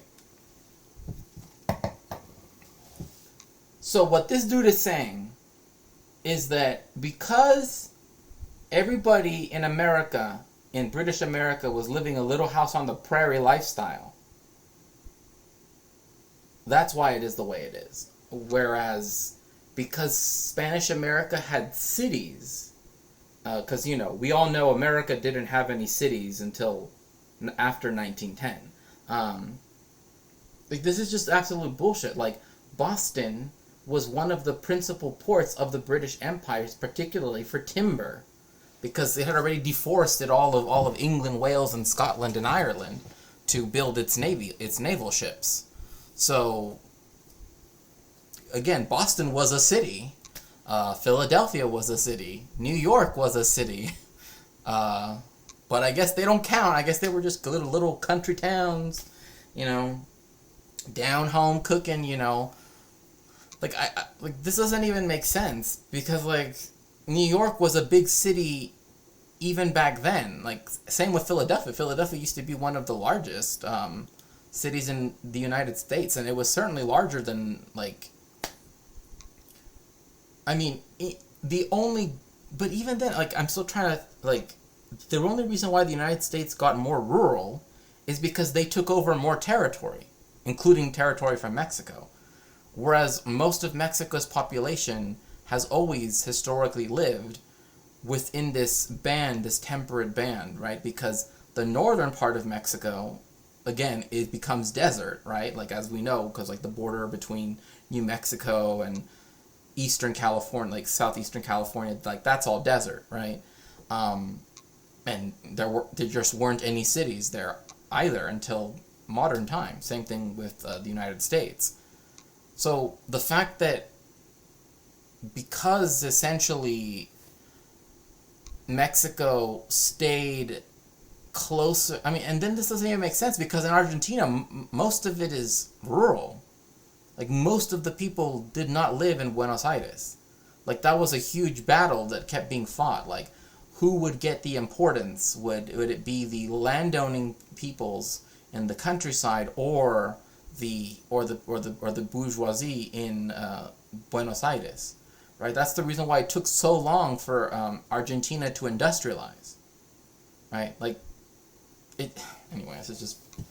This guy seems to forget about the brutal conditions of... Yeah, exactly. I mean, everything is like, oh, yeah, people just, Little House on the Prairie. That's literally what he's arguing. Like, oh, if Mexico had just been like Little House on the Prairie, it would have had freedom, like... Rural. A couple Spanish landlords would live in the city, extracting resources from the white, black, or native serfs around them. Did you... Oh my god. Bruh, this is just... Oh my god. The white... No! There were no white... There were no white serfs. Oh my god. That is the dumbest thing. Like... This is literally white people were oppressed too. Like... No! Like, Mexico's the way how it is because it instead of, like, letting white people be the only oppressors, it actually oppressed some white people. It didn't oppress white people. White people to this day in Mexico aren't oppressed. They're the oppressors. Speaking to other elites, well, they shared practically nothing with their serfs, and so the society itself was fairly weak. He loves using that word serfs, but it's become very clear that he just means slaves. Like... It was chattel slavery. It's just that, again, just like in the United States, I mean, Mexico and Peru received more slaves than the United States ever did. The difference is that Mexico outlawed it right away after independence, especially, I don't know, when they had a black president. I mean, Mexico's second president, Vicente Guerrero, was of African heritage. He's the one that promulgated the end of slavery. Again, not that there weren't laws limiting it before or anything like that, but like the official end, if you want to call it like that, it was under Vicente Guerrero. And hence why the state that has the largest Afro-Mexican population is named after him. But anyway, but this whole thing, the feudal lords didn't share anything with their serfs. Well, did European feudal lords share things with their serfs? Or what about the ones in Russia? Like, did the Tsar, did he share his shit with poor Russian people? He didn't, most of the people in Tsarist Russia, the aristocracy, didn't even speak Russian. They all spoke fucking French. Something you really need to understand about Latin America is that it, alongside India, are the most multiracial and also ethnically diverse of the main civilizations. Hold up. India. These paintings are not true. These paintings were created after the fact. These were literally paintings made by bourgeois people in the 18th century and early 19th century, where they tried to create all of these different racial classifications for fun. Like, they thought that this was funny. Right? Like, oh, isn't this cute? Right? And we know this because one of the names in this painting right here is literally no te entiendo, which means I don't understand you. Like, it was meant to be like imagine if we were to taxonomize people down to like the last drop of blood they have, right? Because essentially the Spanish, their racial policy, which influenced the United States, also influenced the fucking Nazis. So, like this one, Chino con India, right? It's salta altas. That literally means like high jumper, right? Like that's not something that actually is, even in context, it never existed, right? Like for most people, they were just considered mestizos unless they were black or indigenous. Then they were called indigenous, right, or black. There was the category of mulatto. There is that category, but they didn't have all these other ones. Salta, altas, like this shit. This is literally stuff that people did in retrospect of what they thought the racial policy was, because technically speaking, there were these ideas of like, oh well, what level of admixture are you? Of course, the closer you were to pure whiteness, the higher in society you could be, and then the closer you were to indigeneity and to blackness, the lower. So, again, like, this is just racist shit. In Latin America, a white ruling class installed itself, and then a complex caste system developed with different ethnicities performing different roles in society. This dude is fucking dumb. Like, this is legitimately idiotic. I've never fucking heard this stupid shit.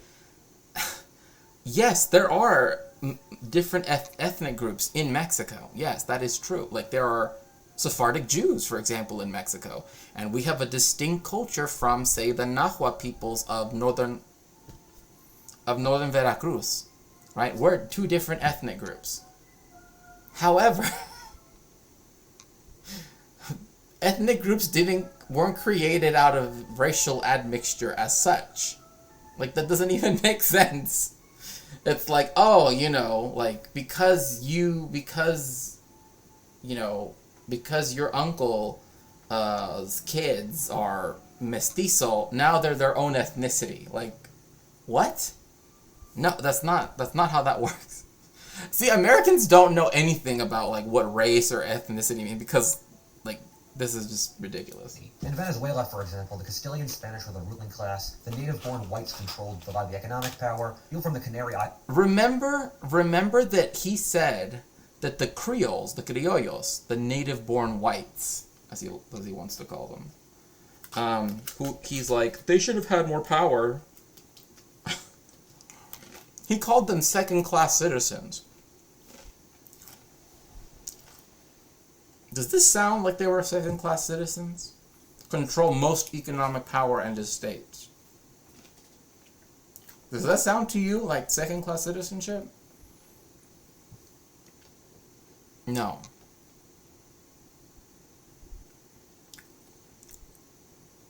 Also, stop saying serfed. They were enslaved, not enserfed. My fucking God. Islands were the merchants and artisans. The herders were mixed race, white, black, native. Blacks worked in the plantations, and either mixed race or full blood. Yeah, exactly. I mean, this is just bullshit right here. Like, roughly similar status. Blacks, which either worked in relatively good positions as domestic servants. Bruh, this hurts. Like, at this point, I'm like, this isn't, like, at first I thought it was cringy. Now this is just, like, straight up racist. Like, they were in relatively good positions. The horrors of slavery, I honestly think, are never taught to white Americans at all. Like, not even, like, 1% of how horrific it was. Because the fact that people can think that there was something positive about being a slave, chattel slave, regardless of whether you were an indigenous or more, later on more commonly black, that somehow that could be oh, it's actually a mistake. It actually was based in fun. Like, no, it wasn't. Slavery, chattel slavery, was a genocide. Like, or horrific ones on sugar plantations. Being a slave is always horrific. Being chattel slavery, not being seen as a human being, literally being seen as chattel, is horrific. Yes, it is true that sugar plantations were particularly brutal, hence why Haiti, which was the main sugar colony of the Caribbean, had such a high. How would a like a libertarian say this? That's the reason why there was a high rate of turnover for the slaves, so to speak, because the conditions were there were yeah. Natives were either in serf, living in the jungle or mountains. Bro, like this dude legit thinks that like Latin America, like Africa, and like Asia, right? Like the parts that are like whatever. Like he thinks like that they're essentially the same. Like that it's either mountains or jungles. Like that there's no in between. There's no like Mexico is not like Mexico does have some jungles. Technically, America has jungles. But like it's not as though that was the standard. Like most of Mexico, at least of what now is arid. So, I mean, like using the word jungle is racializing the indigenous peoples a particular way, and it's not in a good way. In some way superior to mestizos in that they were given many. Bro, what the fuck are you talking about? What roughly similar status. This shit's worse than just normal races. It's akin to black people. Yeah, I mean, literally, and everything is they were just inserfed. Like, bro, like, and the Creoles are the ones he said were like the most oppressed. Like this is literally what became. These are the ones who started the bourgeois revolutions to overthrow the peninsulares. The natives were serfs. I think the most important element for a society's success is social cohesion, and that people trust. No, my fucking god. Social cohesion. What does that even fucking mean? What does that even mean? Like that literally means nothing. Like literally means nothing. Like.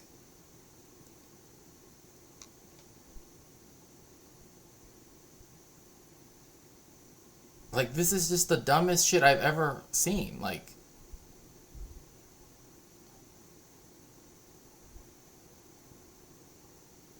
I mean, it's like, oh, well, because Tanzania has a lower social cohesion score than Saudi Arabia, it must mean that people, even if they're enslaved in Saudi Arabia, are living in a much better society. Like, what the fuck are you talking about? Like, this is just neoliberal bullshit. That the other elements of the society are trying their best, that the rulers aren't cheating the people and other groups aren't free riding. This isn't what this is measuring, but okay. Japan and America are both very successful societies that share practical. They're not even the ones that have the highest scores. America and Japan are the just say you're a fucking Nazi. Like seriously, like at this point, like this dude should just come out and just say it. Like like this is just ridiculous. Like that, like China has a better social cohesion score, if you want to call it that, than America. So that means China is more successful, according to his own metric, than America. But he's looking at Japan and the United States, which have lower than China, lower than Saudi Arabia, lower than Vietnam. And yet, of course, he's praising, the country that, all fascists love to use as their example, because besides Israel, of course. Nothing in common except social cohesion. Latin America, meanwhile, is one of the regions in the world that scores lowest on this metric, with Latin Americans not trusting their governments or even neighbors at all. This was accentuated by having different races living together. What the fuck? Oh my fucking god. He said it. Bro, this is fucking disgusting. He said it. He fucking said it. Oh my fucking god. What the? Who? Only a white boy could say this shit. Like, there is no way. Like, oh my god. That's just.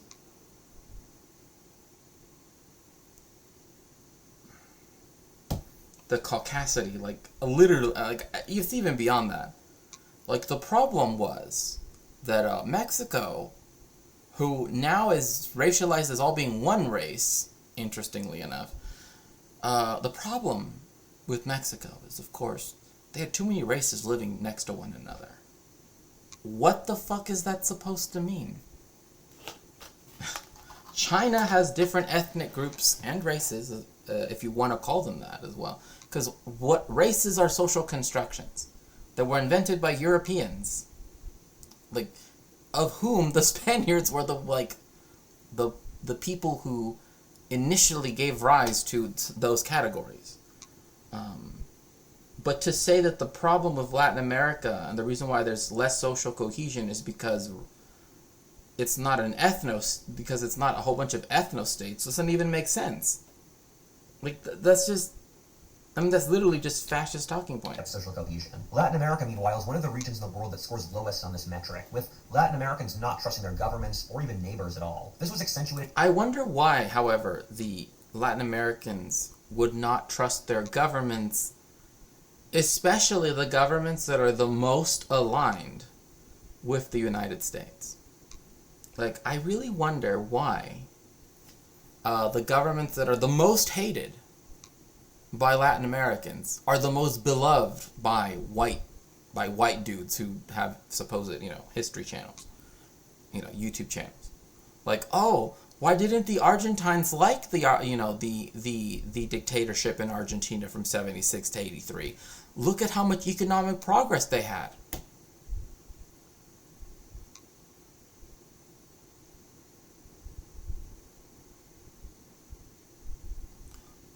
Why did people in Mexico, why were they going against the dictatorship in 1968 and cause such a big problem when Mexico City was finally going to host the Olympics? They were the best friends of the United States. They should have been happy to allow the United States to imperialize them. Like, that's literally what this dude is saying right now.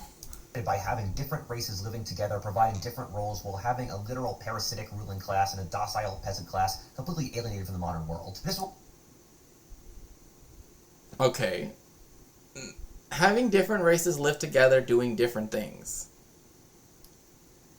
Who made them do different things? White people. White people created the caste system that said you could only be this if depending on blood quantum. So, like, this is literally blaming victims, everybody else besides the apparently most oppressed people ever, native-born white people, and foreign-born white people. Those are literally the two categories that he actually cares about. And saying, oh, well, because he's saying that if it like George Washington and them were based, but it was the British people he believes the idea of the American Revolution. Like, that's essentially what this narrative is. But the docile peasantry, what the fuck are you talking about? Again, slavery existed during this time. There wasn't really a peasantry to speak of. Like, it's not like, oh, if you were indigenous, they just gave you land. Usually in questions of history, the answer is white people, unless you're asking who did the work. Exactly. Like, why is it, for example, that, my family has always had particular knowledge when it comes to having to grow crops? Why? Because we've been fucking peasants for ages, okay? I'm not some ANCAP that thinks that, I'm just a temporarily embarrassed billionaire, or whatever, however the saying goes. Like, I fucking plant potatoes, okay? Like, I legit grow different types of potatoes and other things too. Like, my relationship to the soil is one that's, I can't even describe it. It's just different. Not that that matters, but what I'm saying is that, like, this dude thinks of land, and it's like, if it isn't being used for something, it's unproductive. It's wasting space, right? Like, this is just, I mean, docile peasantry, parasitic ruling class. If you were to extend that to capitalists, then you and I are on the same page for once. But that's not what he means. He means it in the same way how the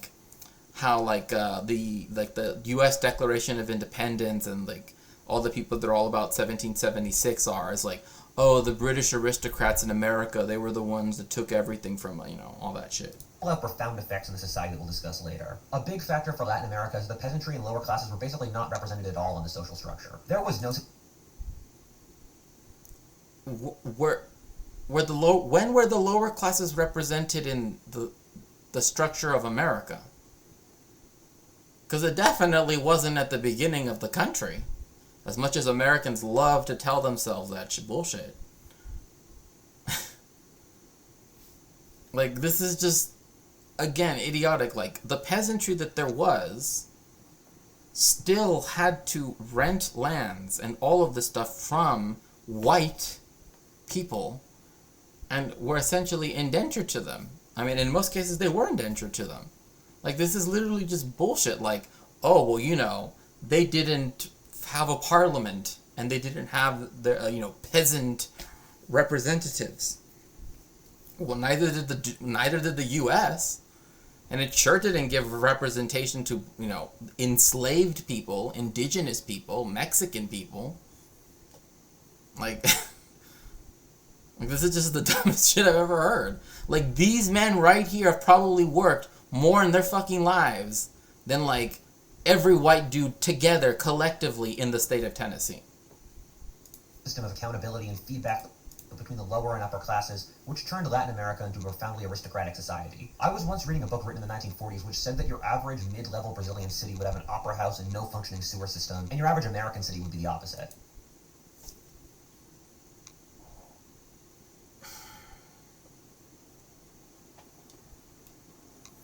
I once read a book that said that Brazil had cities with opera houses, but not sewers. But America had sewers, but no opera houses. That's literally like the Protestant work ethic myth. That, like, oh, the reason why Latin America is so poor and whatever is because they care too much about, like, preserving their culture and, like, art and everything, when instead they should all be business majors and all just be, like, venture capitalists and just, like, literally sell everything forever, It's like, this is just disgusting at this point. Brazil's sort of a weird twisted mirror to all of this, where the Portuguese government was way more I once heard a quote. Bro, I don't fucking care. Roughly, the Portuguese are like the English, but without the Puritanism and self-discipline. That's just... That's just... Okay. Okay, yeah, because of course... Yeah. That's... Oh, God. That's so fucking stupid. And are like the Spanish without the crusading spirit and hot temper. Bro, what the fuck? Crusading spirit?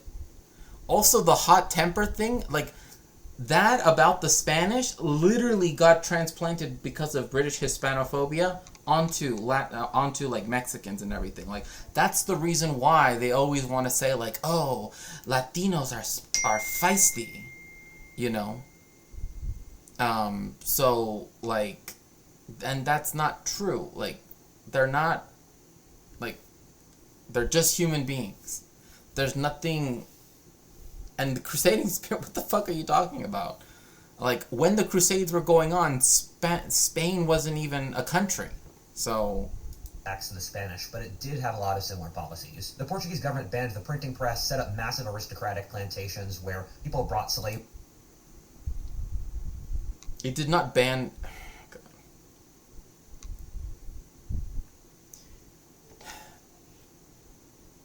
It did not ban the printing press as such. Also, Brazil was not completely under Portuguese administration. There was Dutch Brazil. In fact, that's how New York's Jewish community started.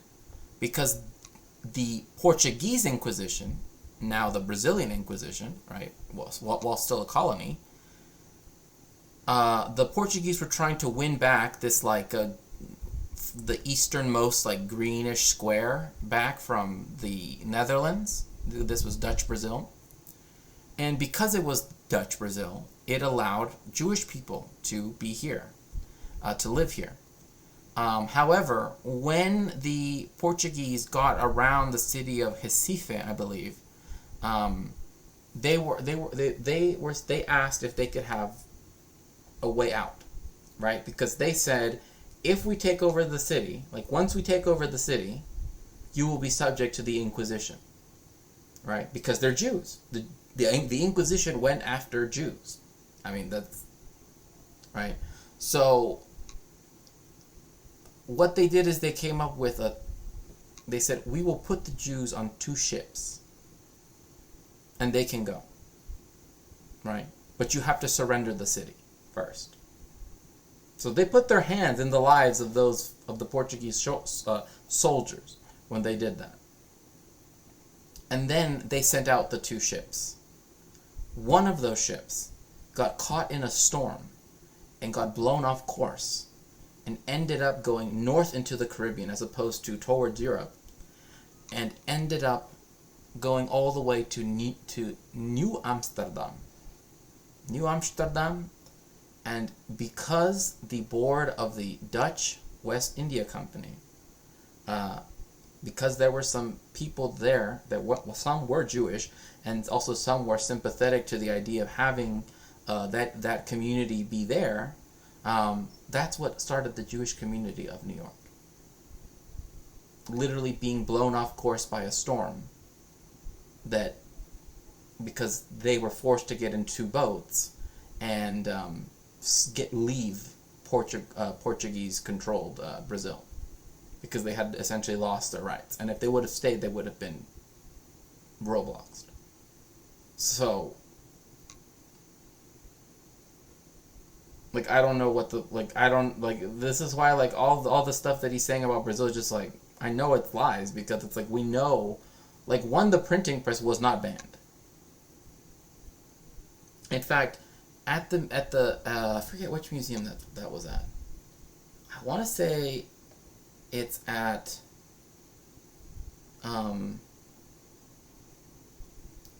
it's at one of the museum. It's at one of the Smithsonian museums, but they actually have, like, the first newspaper in the Americas, which was in Mexico, like the first daily newspaper, and they also have texts that were also written at this time. It's just that who could own a printing press was restricted. Like, that's the ban of the supposed printing press. Like, and to create a complex white-black caste system. At the same time, the Portuguese didn't have I mean, there were indigenous people too, and anyway, as strong a hand as the Spanish did. But you see similar aristocratic results appearing in Brazil as in the rest of Latin America. A lot of this just comes from the economics of sugar slavery, which create... This is my handy-dandy chart about how slavery slowed down economic growth in the modern... Are you fucking... This is the dumbest shit I've ever fucking seen. Like, free white labor can't compete. Do you think the capitalists care? Slavery is what allowed for there to be such an accumulation of capital so that then things like the Industrial Revolution, etc. could happen. Like, literally. Like, without slavery, without the outright theft of surplus value, right? And theft of just so much from the global south, Europe would never have become what it is today, nor the United States. Like this is just dumb. Like this shouldn't even be here. Like fuck free white labor. Like that's just stupid. No money left for mechanizing. One, this is not true. Brazil did have lots of immigration. All of them did. In fact, in the beginning of colonization, people preferred to move to the Spanish and Portuguese colonies as opposed to the English ones, and far less to the French ones. So no urban industrial economy. I mean, again, if you're looking at colonial Brazil, it wasn't industrial yet. Like, similar results to what happened in Latin America. I mean, look at the Roman Empire, which, as it got higher and higher percentage of slaves, became more similar. no, stop. Please stop comparing it to Rome. The 5th century Rome was remarkably economically No, that's not true. They were both aristocratic societies. No. They were both slave societies. But one of them was in capitalism. The other one was not. I mean, technically speaking, one had chattel slavery. The type of slavery that existed in Rome is nothing like what chattel slavery was. And again, Latin America was this. This is just dumb. Trying to maintain control over shrinking. They didn't have shrinking populations. I don't know where the fuck he's getting this. He literally showed a chart that showed the Mexican population go up. So I don't know what the fuck he's talking about. While also trying to maintain stringent economic control over capitalism. No, it was just capitalism. That's how fucking capitalism works, okay? Both were right-wing theocracies. What? I mean, it's funny because the King of Spain, right, isn't the head of a church, right? The King of England is, right? So, like, if one of them was to be called a theocracy, I mean, if you had to, like, just by the most basic standards, right, England fits that much better than Spain does. And Portugal, too. I mean, like, what the fuck are you talking about? Why? Because the Roman Catholic Church they were both wings of the state. Like I don't understand what this person doesn't understand. Ecumenic? He's literally an ecumenic. Oh my gosh. Literally, ecumenic. To how Latin America developed. Two of the most brutal things I ever read in history books were both about Mexican history. The first was, Mexico is one of the few nations that when it was born you couldn't tell if it was an abortion or not. What the fuck? Who the fuck says that shit? That's disgusting. Who the fuck says that shit? That is racist ass shit. Like, that's beyond. Like, what? And it's fun. Well, I've heard that being said about other places too. Like, I literally have heard that being used to describe, gosh, I forget what it was, but it was some other country. I think it was in the Middle East or something. Like the Republic of Turkey. Maybe he's just a Coomer if it's Ecumenic, yeah. Like the History of Latin America by Hubert Humphrey. This doesn't bode well. And the Texan War of Independence. It wasn't a war of independence. We already went over that yesterday. Literally, the Anglos in Texas fought against Mexico because they wanted to have slaves. Like, that's what the War of Independence that Texas had was about.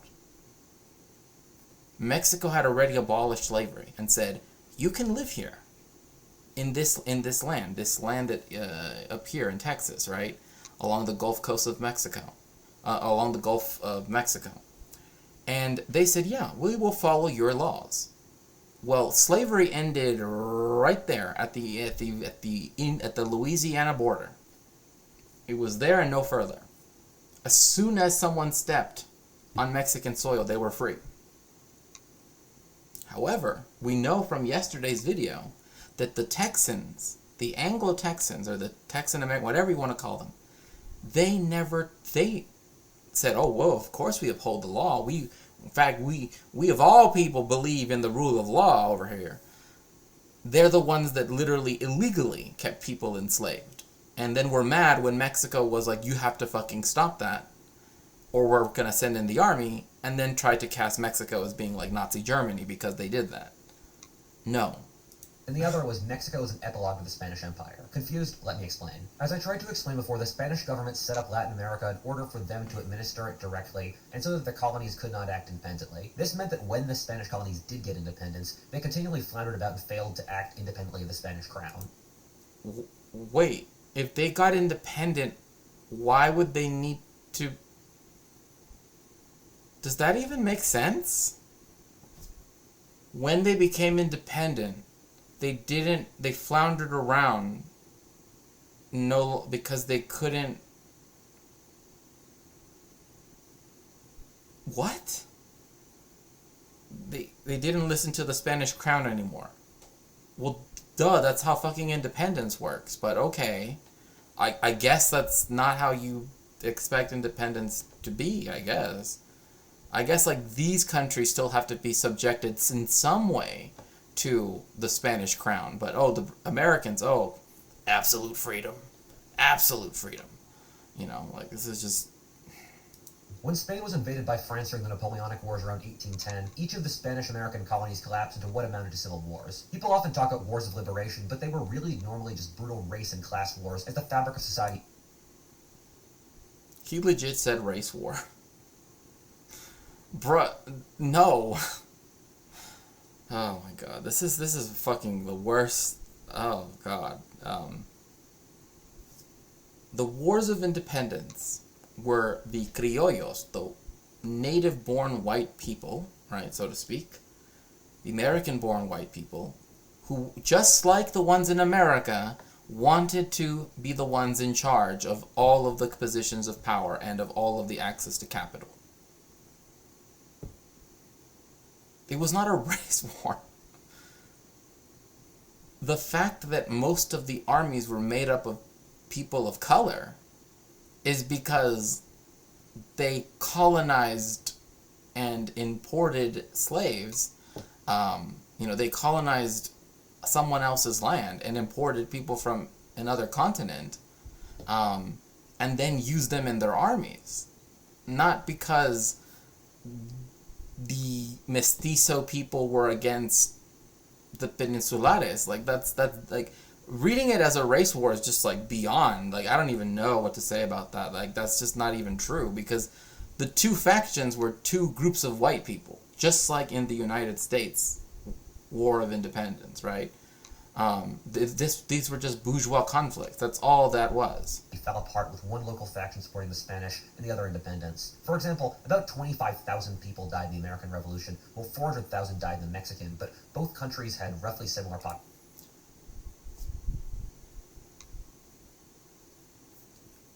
Bro, you just said, like,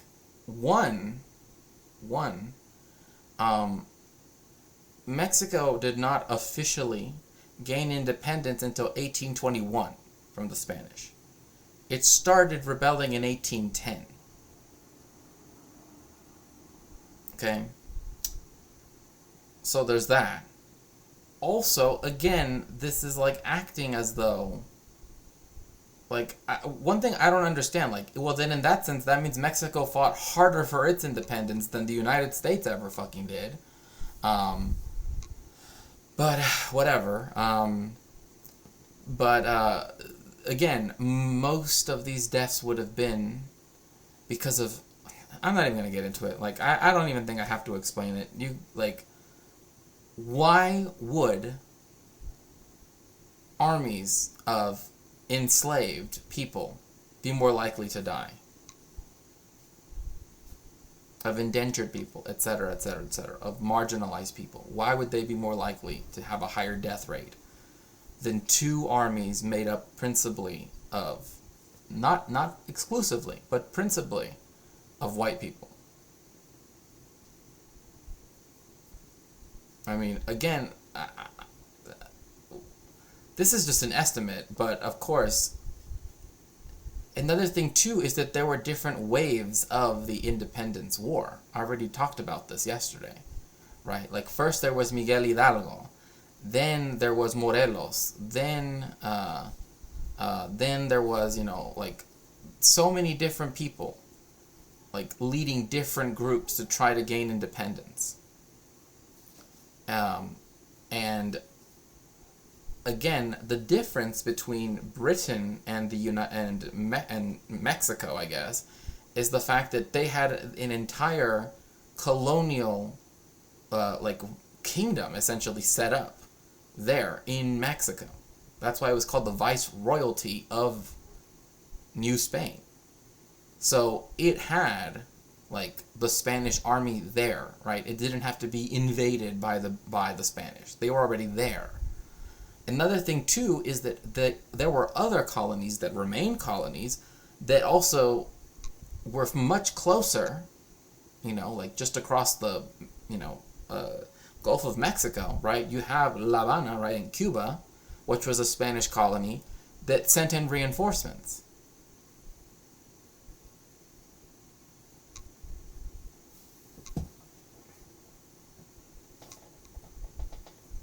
You have so much patience, I would have clicked out of the video by now. LOL. Every word out of this guy's mouth is wrong or a lie, yeah. Hierarchy, you come to learn shit? Oh, yeah, it's, I mean, this has been a ride. Like, I don't even know how, like, this video somehow translated into 4 hours, like...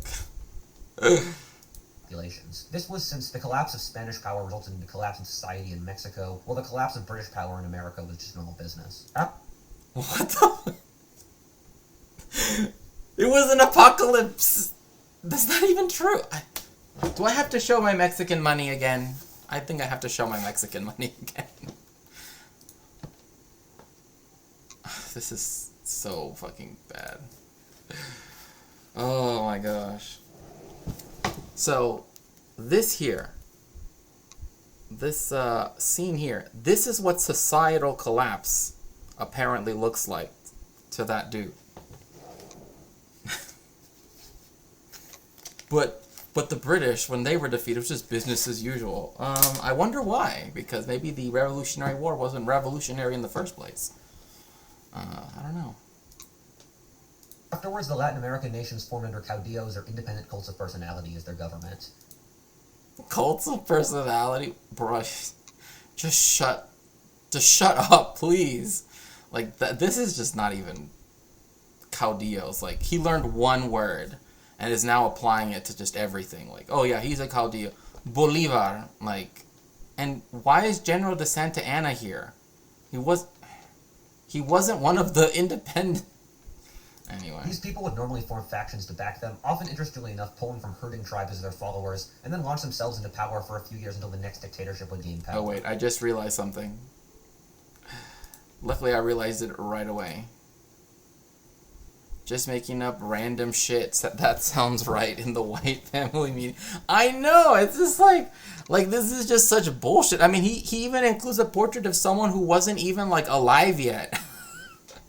Like, Santa Anna was young when in the 1840s, so he couldn't have been a full-grown man in 1810. Like, that just doesn't make... And then he would have been, you know, some old-ass, you know, like, retiree, you know? Like, he was called the Napoleon of the West for a reason, because he was young. After a couple decades, the countries furthest from the equator pulled themselves out into coherent, centralized states, independent from these leaders' personalities. Latin America has always... What? So if you're closer to the equator, you are less likely to fall into a cult of personality. Remember that. Remember that, kids. Remember. Whenever you're closer to the equator, cults of personality go... That... Marx didn't take that into account. See? That was the problem with Stalin, is... He didn't conquer land, you know, close to the equator. Otherwise, there wouldn't have been a cult of personality about Stalin, of course. Of course.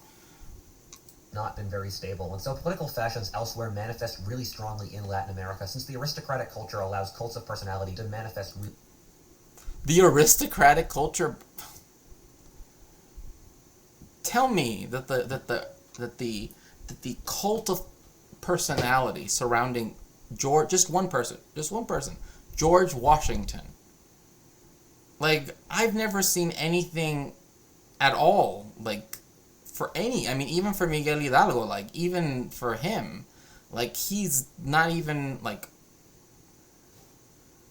George Washington is fucking everywhere. Like if America probably would be the country to be like, you have to have portraits of Washington and Lincoln in every home, you know? Like, they would fucking do that if they could, right? Like, they would. I don't know what he's talking about, these cults of personality. Like Bolivar wanted to create a united, patria, right? Instead of having it all be small, petty, bourgeois nations, instead have one large patria, right? That was an idea that they had. But he still was bourgeois, right? It still wouldn't have been liberatory for the what would have become the proletariat, obviously. However, it's quite obvious to see that, like, Jefferson and Washington and Benjamin Franklin and, John Adams, like, they have actual cults of personality. Like, have you ever been to the Capitol building in D.C.? They have the apotheosis, literally the becoming of God, becoming one with God of George Washington. There's nothing like that. Like, Bolivar isn't a Catholic saint. You know what I mean? Like, Miguel Hidalgo isn't, nothing. Like, nothing close to a cult of personality. Guess they have to give up the claim that there was a cult of personality. Yeah, around Castro, right, exactly. Like, it just doesn't even make sense. Like, at least wrongly. Political fashions gained currency for a couple decades, allowing some Chad to gain power for... Some Chad? Bro, this dude, literally, this is not a political fashion. We were under a dictatorship for 70 years under one-party rule. But America was like, one-party rule is good if they're fascist and, aligned with us. But heaven forbid that, there be one party in the Soviet Union, which there wasn't. There were more parties, but it doesn't matter. The Communist Party was, there has never been a communist president in Mexico. However, there was once a chance when there would have been people that were pretty left in control, but nowhere near like real leftists. Like, I mean, like, AMLO, again, he's like a social democrat. Like, that's all he is.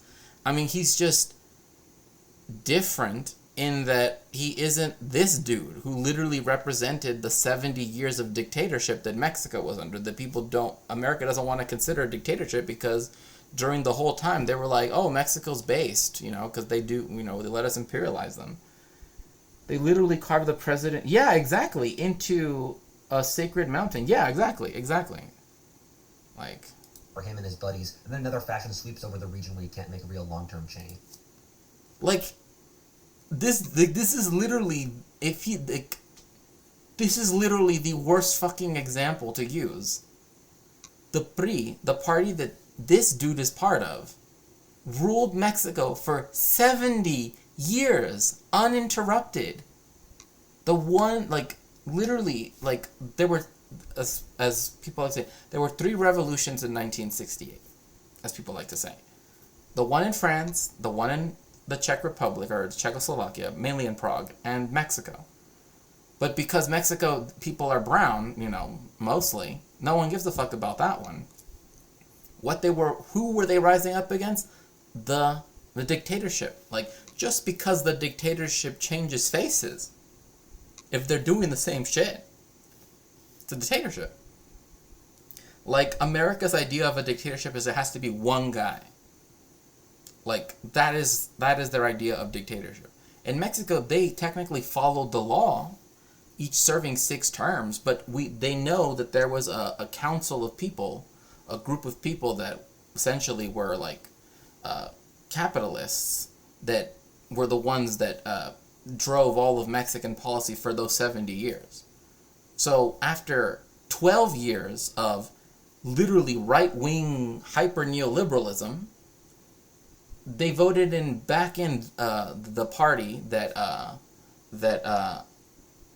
and the election is said to be stolen. I don't, like AMLO has actually come, like his case for having been, like, having his election be stolen twice now, like it really was like just votes off, right? Like that actually was like Trump, there's no way, like that, like even if whatever, right?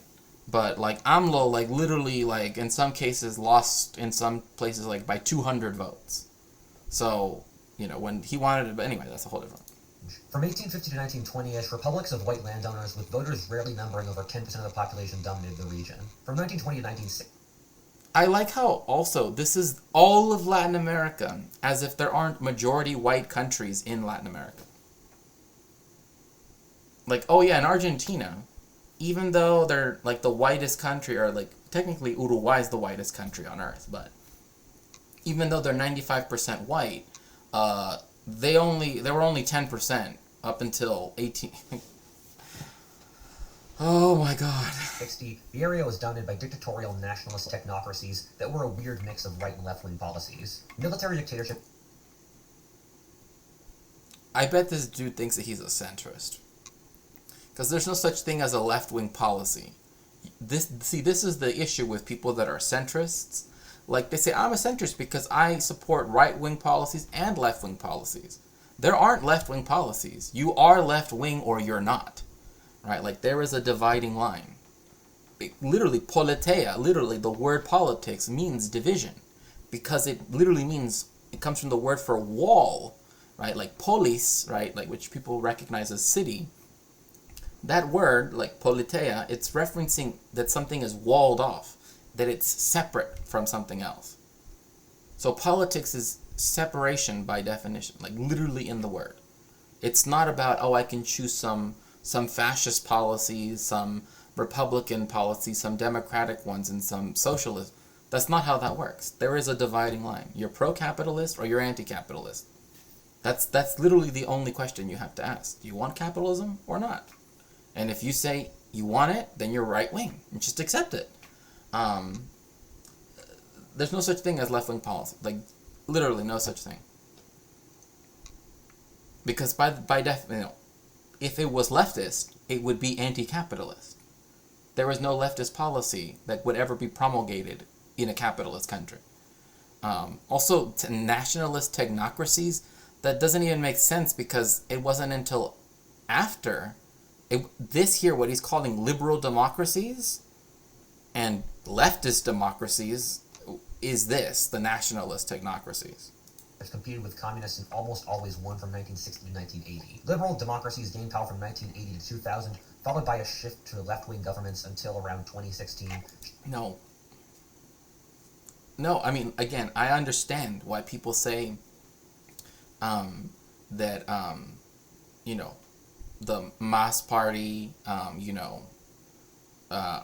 of course, I'm excluding Cuba in this, of course. But, this is just not true. I mean, Mexico's dictatorship, just because it wasn't military, right, technically speaking, does not mean it wasn't a dictatorship, right? It didn't end until the year 2000, technically speaking, although, who knows.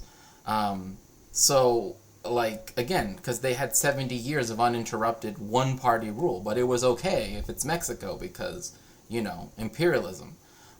So, again, what I mean by that is that the centrist conception of left-wing policies, like that, you can choose, it's not that it doesn't exist, that's kind of not what I meant. Hi, Maggie. What I mean is that, being left-wing, by definition, means anti-capitalist, right? That's the question of politics is, are you pro-capitalist or anti-capitalist? You can't have some capitalism and some, it's either you want policies to reform capitalism, that is still right-wing. Like, that is still within the right-wing ambit, because that is pro-capitalist. Left-wing, by definition, is anti-capitalist. And what that means is that the policies that would be taken would be ones under the presupposition, right, that we are trying to get away from capitalism, not just reform it, but to actually get rid of it, right? So that's what I mean, is that, like, when centrists, quote unquote, say that they believe in left-wing policies, what they mean is that they want reformist policies. Is like they're okay with reformist policies, but that's not, like, actually left-wing, right? Like even neoliberals are willing to reform capitalism, right? If made to. So what this means then is that there isn't such a thing as, like, a grab bag of left-wing policies that people can, because by definition they don't track with the right-wing ones, right? Like, you can't have, oh, I want to get rid of labor unions, but also I want, like, I'm all for workers' power. Like, that, those two things don't go with one another. Oh, yeah, no, definitely not. Yeah, I meant it, like, yeah. Shifting back to further right governments. It would be an exaggeration to say these ideologies don't matter. The countries that supported neoliberalism ended up far better than those that went for communism, for example, but... Oh my god! Dios mío, ¿por qué? Oh my god. I can't believe he really said this. Oh my gosh. The countries that went for neoliberalism ended up better than the ones that went for communism. Yeah, because of course Chile also was under an embargo by the United States and its allies for 60 years. And going. I know what you mean. Like, this is just like, Chile is so much better, like, than Cuba will ever be. Because in Cuba, you can only get one brand of blenders. Like, even though it has to be chosen by a group of, by a... Not to mention that they're talking about, like, Chile decided neoliberalism. Right, exactly. It's like, I wonder what happened in, let's see here. Is this 1973? I wonder what happened on September 11th of that year. I wonder. Yes, in a video game. In Minecraft. It wouldn't be a horrific exaggeration. For example, in both 1900 and today, the average Latin American had 1/4 the GDP of your average American. The region has been moving forward in the last... Why? GDP is a horrible metric already. Like, even, like, I as a historian never use it. Like, it's not a good metric. Because... It's like, why does the imperialized world have a lower GDP than the imperialist world? I wonder why that is. I wonder why that is. And then this, like, socioeconomic indicators, like life expectancy. I mean... living on less than $1.90? Yeah, this can just be ignored. Like, this is just dumb. Like, this is literally, like, irrelevant. I like how it also doesn't include North America. Like, it includes Europe, but it doesn't include North America. Cuba Blender is same like 1972 version and will last longer than your grandkids' lives, but capitalism Chile blend. Literally, like I remember Benny Johnson, who's one of those, like, Turning Point USA creeps, right? Like, he thought he was, like, doing a big own because he went to a Cuban, like, a supermarket and was like, oh, look, they don't have 1,000 brands of blender, so therefore they don't have freedom. And I'm like, yeah, but also... Like, you can, like, you also are guaranteed a house. Like, there's no homelessness in Cuba. None. Like, literally none. Like, even if people say, for example, like, even if they, like, typical things Americans like to think of that equate to homelessness. Have addiction, for example. Cuba will still house them, right? Like, they will still, because they see that as a social good. America doesn't do that. Like, I mean, in LA, there's, like, whole areas of LA that it's just, like, you know, sadly, block upon block of just people that are unhoused, you know? And us that work in leftist organizations, they literally make it so that, like, especially now that they said that they were going to house them, now that actually made it more difficult for, I don't know, maybe it's just some things, but, like, I've seen it kind of become difficult to help people directly, like mutual aid, in the same way in LA, because now it was like, oh, well, the governor said, you know, we're going to build housing for them. But it's like, yeah, but they still need stuff right now. Like, they're hungry now. They're tired now. They're thirsty now, not in 3 years, you know, but whatever. Very cool. Now go to Chilean hospital. Yeah, exactly. Decades, forming a real middle class in large cities, for example, but the whole world has also been moving forward, really. Oh my gosh, this is so bad. Oh my gosh, poverty went down, big number, vuvuzela, you know, it's like... fast, meaning that Latin America has been running very fast to stay in the same spot in relative power in the world stage as it's ever been. In fact, the rise of Eastern Europe...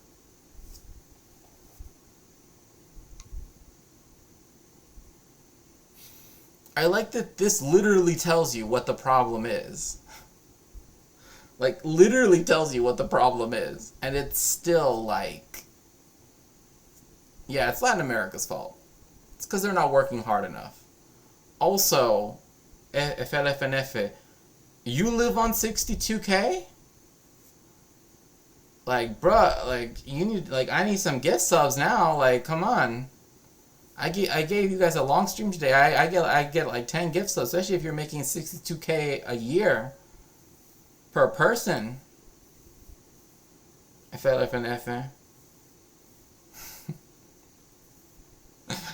Like, this literally tells you what the problem is. Like, legitimately, just, like, point blank, like... Like, this is the dumbest thing I've ever seen. Like, oh, yes. This is because, of course, you know, America saves more. So stupid.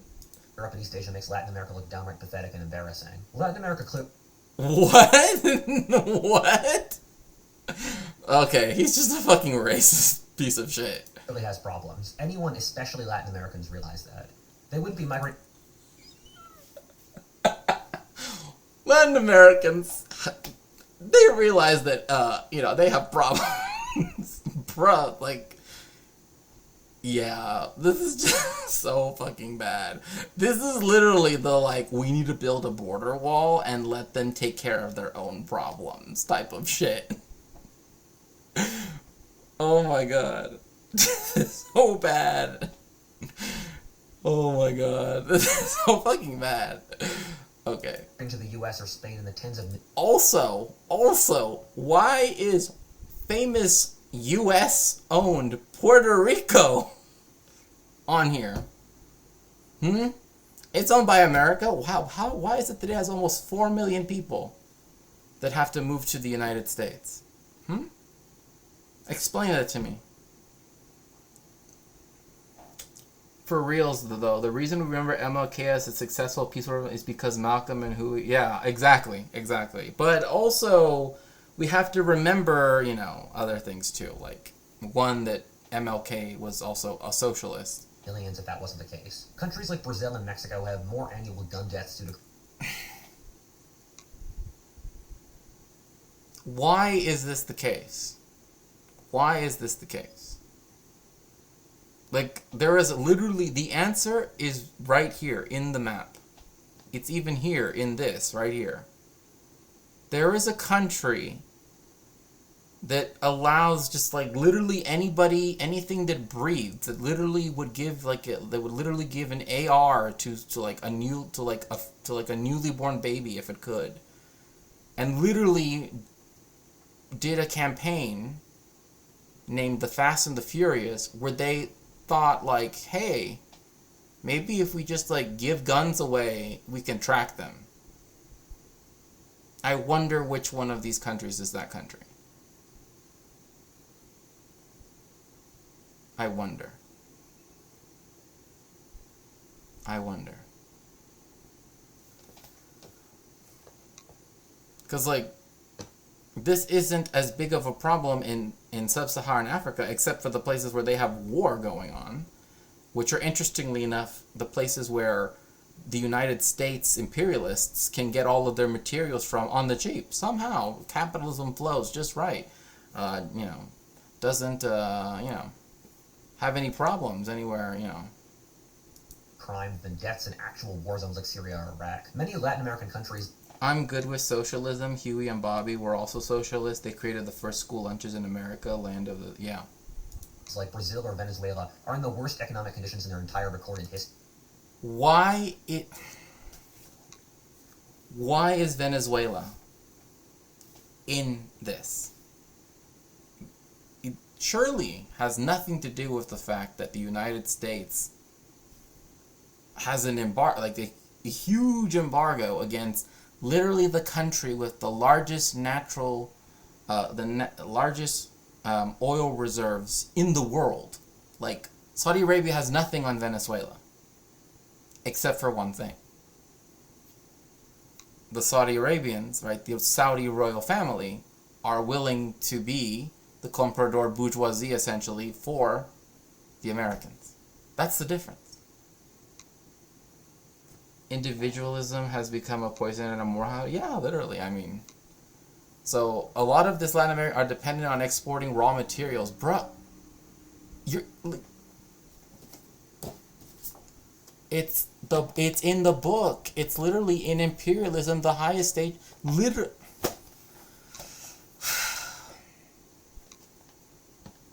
Which was an amazing market due to the rise of China, and once that slowed down. When has China slowed down? I mean, the only thing was when all of the Western countries literally were like, trying to be like, oh, well, since you have a zero COVID policy, we're gonna demonize you, which is hilarious now because now they're like, now that China, opened its economy back up, now everybody's getting COVID. Why won't China do something? Latin America, which pigged out on debt. Bro, like, do you know that it did not have a massive economic collapse. All of Latin America did not have an economic collapse. That's just a fucking lie. In fact, it's because of debt financing that Mexico is actually seen as a safe haven currently for investors. So, which I fucking hate, but, it is what it is, right? The reason why, like, Argentina has problems is because its debt is not from China. It's from the IMF, which is essentially the US, right? Like, literally the answer is imperialism, and this person is like, oh, they were pigging out on debt. Now, with millions of the global middle class slinking back into poverty. We'd only have like an hour or two before sunset, though, so maybe not. Oh. Why, however? This is a question with really painful answers that people generally don't want to have be answered. Do I want to know what he thinks about this? Because, like, I mean, he's already been racist as fuck, Like, I mean, this is only gonna be racist. You know what I mean? Like, there's no other choice, right? Like, it has to be The answers that get proposed are generally just demonstrative of what's self-aggrandizing. I will try my best to debunk some of the bad ones and try to propose some better answers. One of the arguments you hear coming out of the right is that there's something inherently wrong with Hispanic culture. That it's too One, there is no such thing as Hispanic culture. Like, I know Americans, like, we're told, like, people in America, I should say, are told, Latino culture or Hispanic culture or whatever. But, I mean, besides the fact that we might speak a similar language, like, to say that someone who's black from Brazil is in the same ethnic category or racial category as someone who's white from Mexico is no. Like, that just is not true. Like, so to say that there is some inherent connection between all of them is just not true. There's no such thing. Activist, Catholic, etc. This is clearly false, given that Oh my gosh. Literally, they're blaming Catholic. This is literally the Protestant work ethic, which, I kid you not, like, as much as people like to tell themselves stories, because hogs do love stories, as poly people has taught us,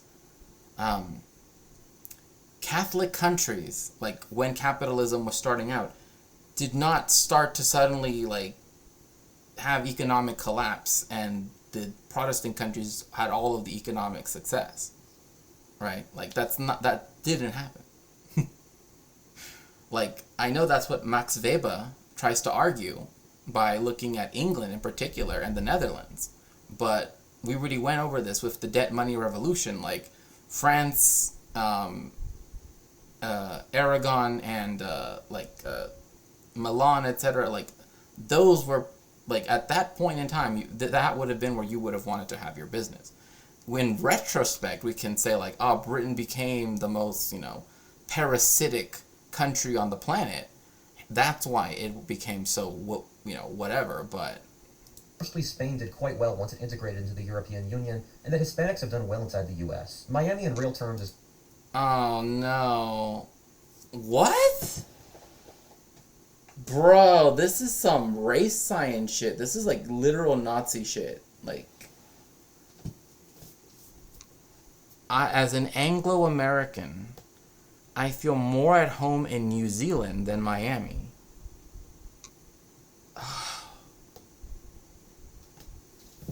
What does that even mean? Like, what does that even... I don't understand what that means. Like, literally, like, Miami is just another American city. Like, it's... Like, literally what he's saying is... I tell myself stories, including one of which is that all Latin American people are all some other race, literally aliens that were dropped off from who knows where. And so when I go to a city that has a lot of them, I don't feel at home. I don't feel at home surrounded by people who are white, because in Miami most people are Hispanic are just white. But because they listen to music that's a little bit different. They like to eat food that's a little bit different. Like, heaven forbid. But New Zealand, yeah, it's the same. It's the exact same. Like, just... culturally part of Latin America, as is the Mexican borderlands, and both are quite prosperous. Similarly, you still hear what amounts to the racist argument that Latin America is... This is just... this is just dumb. Like, this is just literally just idiotic. The borderlands are... isn't successful since it's brown. This ignores the immense diversity in Latin America. Argentina and Uruguay are whiter than the US and Canada. There also really isn't a correlation for success in skin tone in Latin America. Okay, that last part, that's an absolute fucking lie. Racism and colorism is, like, everywhere in Latin America, just as it is in the United States. But to say, like, there isn't a correlation between whiteness and success, I mean...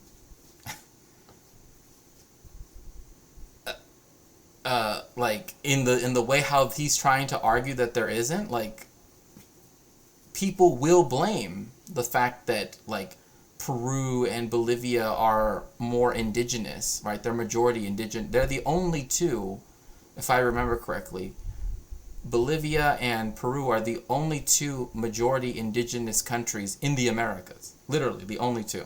Everyone else is majority something else. either mestizo or whatever, but it doesn't really matter. That they will blame that as the reason why like they won't accept neoliberalism, right? Like why won't Bolivia let Elon take all of their lithium? Oh, it's because they have too many indigenous people and they're too Catholic. You know, it's like no, that's not why. Like literally, like most of these justifications are to try to explain why imperializing Latin America is okay, right? And why it's okay to give Cuban refugees, right?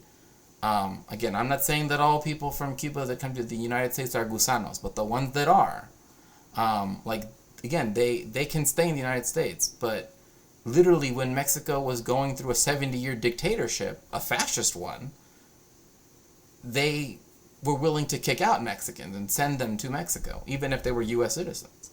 So again, like you know, like it doesn't make a lick of sense. Ew, white people under seasoning their chicken and adding mayo and corn syrup to everything as we speak. They're literally conspiring to breed. That we pretend it doesn't exist, sure, but if yeah, it does exist. Yeah, like again, like if like for example, let me give you an example. You know how people love talking about what's that thing called what's that thing that hogs love to hate? It's not like diversity hire, but it's like related to that. What is it called? That universities do. Oh God, what is that program called? Also, this doesn't make any sense. Chile, because he literally said earlier that this part wasn't Hispanic. Like I have it in my head, I just can't say it. Affirmative action. Affirmative action. Affirmative action, right, does not apply to people from Uruguay and Argentina. Because they're white. Like, America knows that Latin America is multiracial, right? And it knows that people who are white are advantaged in Latin America. Like, you know. So, again, like, I know it's been 4 hours. And you should, yeah. The Argentine. If you're not subbed, you should subscribe.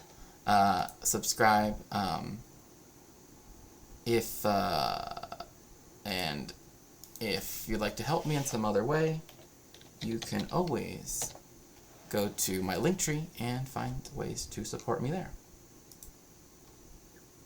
In real terms, are just as poor as their neighbors who are dark-skinned and are far worse off in mixed-race Chile. Whoa.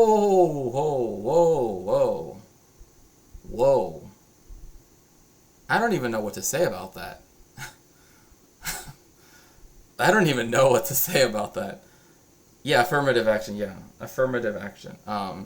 That's like a program where people are allowed to take into consideration someone's race or ethnic background when they apply to university.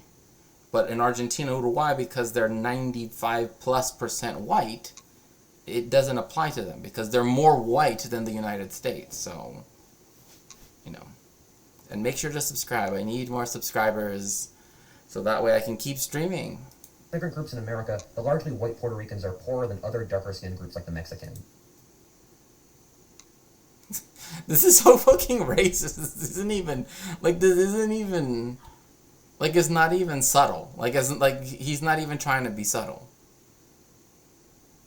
Like this is literally just like this is literally brown. Okay. The one there are white Mexicans, and they're the ones that make the most money. Same thing with all of the people in the Americas. If they're white, they make the highest amount. The bourgeoisie of every country in the Americas is white.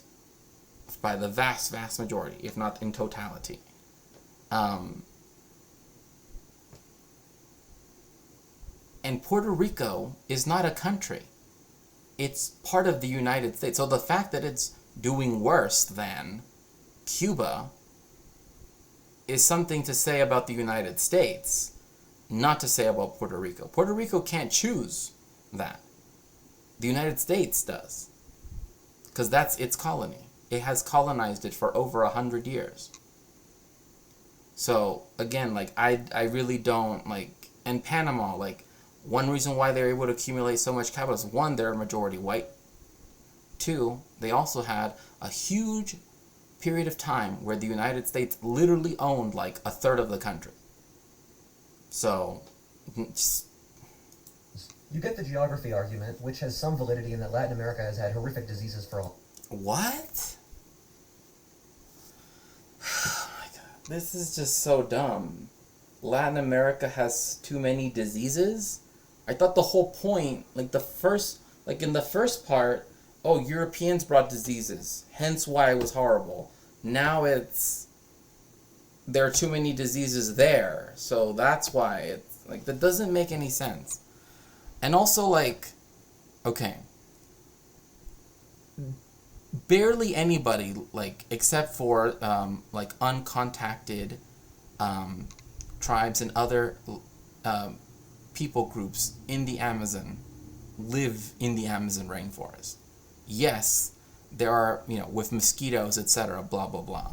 But, like, again, like, trying to equate that with, like, that's why it's underdeveloped. Like, that doesn't, then Singapore wouldn't be developed. Then Malaysia wouldn't be developed. Then Taiwan wouldn't be, you know what I mean? Like, it's just dumb.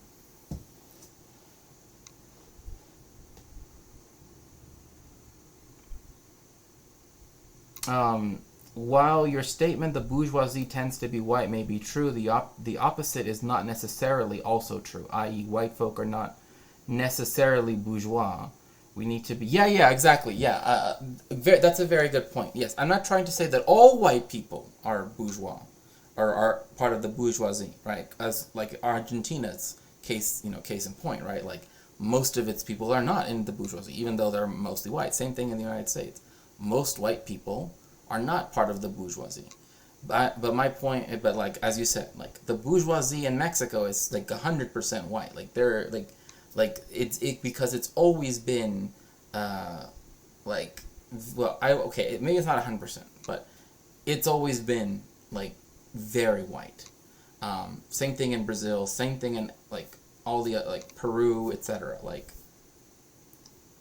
if you go to the, to the wealthiest neighborhoods, right, where the bourgeoisie does live, like, you won't see very many people of color. Right? And that's why it's actually, like, it's insulting to try to see us all as the same, too, because it's like they would never want to be like, one thing is, like, the racism of the white bourgeoisie in Latin America knows no bounds. Like, you think white American racism is bad? Ooh. White Latin American bourgeoisie racism is just, like, they will say that shit, like, out loud. Like, they don't give a fuck. A lot of its history, massive deserts and jungles. However, you also get Latin American jungles. It's not fucking...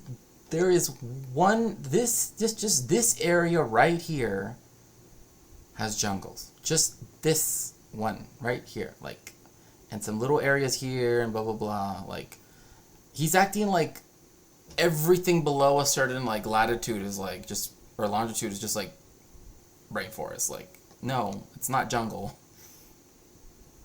Countries like Argentina that have what amounts to a perfect climate, some of the best soil in the world, and a big river system, and they still fail. So the white countries, Argentina is perfectly suited for living because, it doesn't have horrible jungles and horrible deserts. Because, white people don't like to live in deserts. Blood and soil, yeah, exactly. Like, literally, like, Argentina's blessed. With the best dirt ever. Just like, okay. Failed. Also, America was able to get around the South's disease problem. See? I knew he was gonna do this. I was like, how is he going to explain the United States then, right? Like, also, I'm sorry, you cannot describe, like, the New York to Boston area and, like, inland Virginia, etc., and, like, Wisconsin as being no problems. Like, what does that even mean? What does that mean? No problems. Besides, like, horrific snow and, everything else. Like, I would draw the too cold line, like, here. Like, this is too cold. Maybe that's because I'm Latin American or whatever, but, like, to me, this is too cold.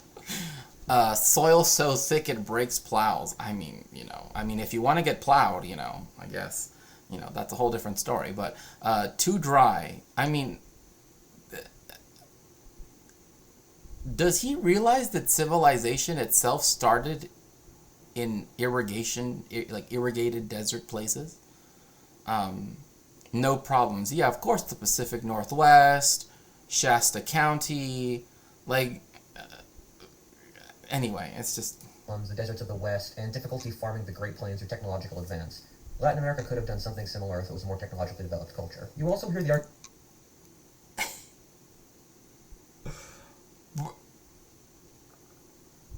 You heard it. You heard it. The problem is, they don't have a technologically advanced culture like us Anglo-Americans.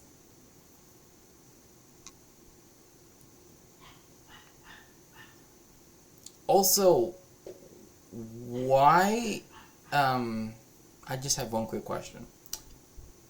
Why does that flag have an iron cross?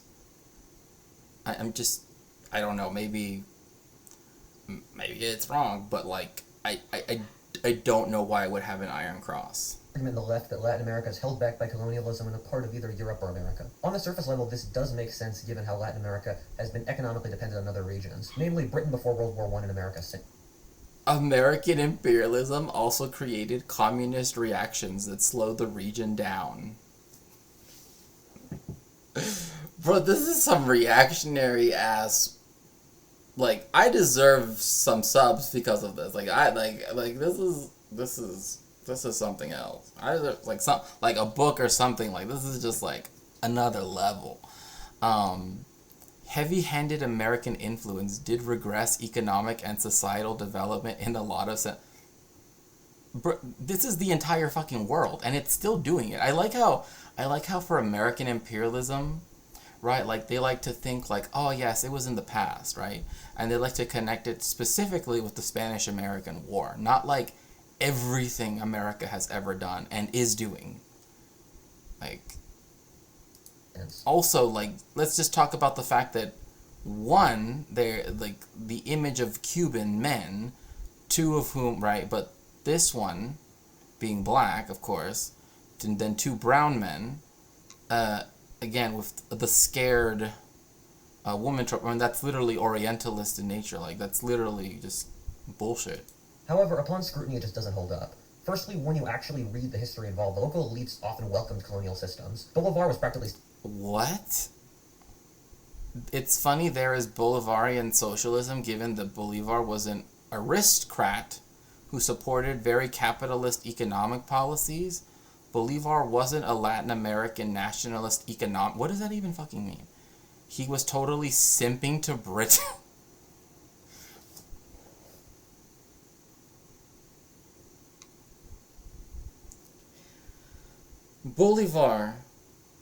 Bolivar's ideas has influenced people in Latin America. Okay? That is why some people like to add the prefix, I guess, if you can think of it like a Bolivarian, right? In a way to sort of say that one aspect of socialism in Latin America will include, for example, the unification of all Spanish-speaking states, right? Possibly also Brazil too, but also the fact that he was an aristocrat and supported capitalism. I mean,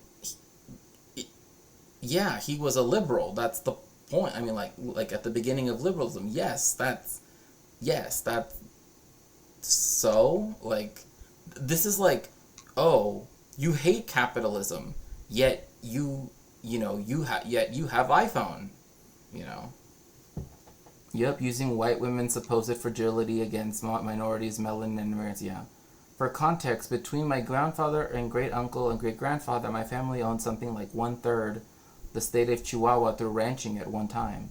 I've heard my uncles of why they had to sell, lose land, and they at such.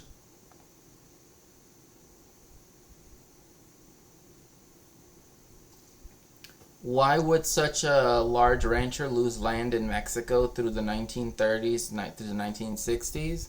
Well, one thing that they did in the 1930s was they started to create the projects of ejidos, which I'm sure you know what those are. And so that required land reform, which was part of the um, Emiliano Zapata's, in particular, movement. And because of that, they enshrined those particular aspects in the Constitution of Mexico, which was promulgated in 1917. So that's why it's seen as very, because like at the same time that the Bolsheviks are getting rid of the Tsar, and Mexico is getting rid of its dictator, right? Under whom many people got immense land grants, for example. What ended up happening was that the laws were changed so that the people that specifically worked those lands could claim them, and the government facilitated the claimants to gain that land if they wanted to. So that was something that was done early, like just after the Mexican Revolution, like in the 20s and 30s and 40s. As for the 60s, leading up to that, a lot of that was done for like improvement projects, like the building of roads, right? Like las carreteras federales, aqueducts, irrigation stuff, because under certain stipulations of the Constitution, like the electric company, like the National Electric Company, well, it's nationalized, right? Like it's we have a nationalized power system in Mexico. The oil industry is national, right? So like it had to be owned by the government. So a lot of these places they use the idea of like essentially eminent domain to do that. So okay, thank you so much, Iron Orchids. Thank you.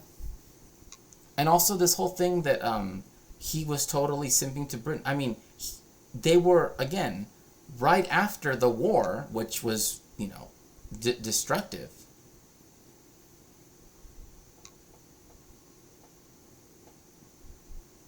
Oh yeah, no. I see that. Yeah, I mean, again, why that might, but again, most of it is just if you owned a lot of land, you by definition you would have had workers under the new constitution, which I have my own copies around here somewhere. Um, because again, like I've studied Mexican constitutional law, but anyway, point being, oh, here they are. So I have like this one. Um, that's where it specifically states, like all of this stuff, like the ability to have ejidos and all of this other stuff. I mean, I could literally probably, if you gave me a minute, pull up those laws, but I don't think that's really what you're looking for. Like, again, just in the beginning part of the Constitution, it says that, like, oh, yeah, we're gonna, like, give land to people that work on it as opposed to, like, landowners themselves. Not that they took it all away, but, so,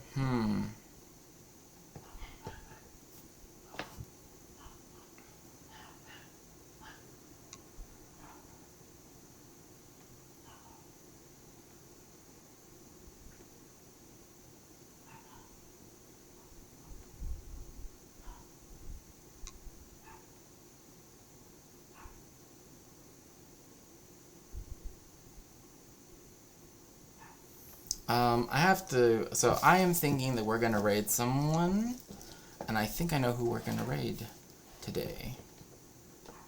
Because. Okay, thank you. And that is. We are going to raid. We're gonna raid Homozygote. Make sure to tell Homozygote hello, and that I will be back in a little bit. Yeah, have fun. Thank you. See everyone later. Bye.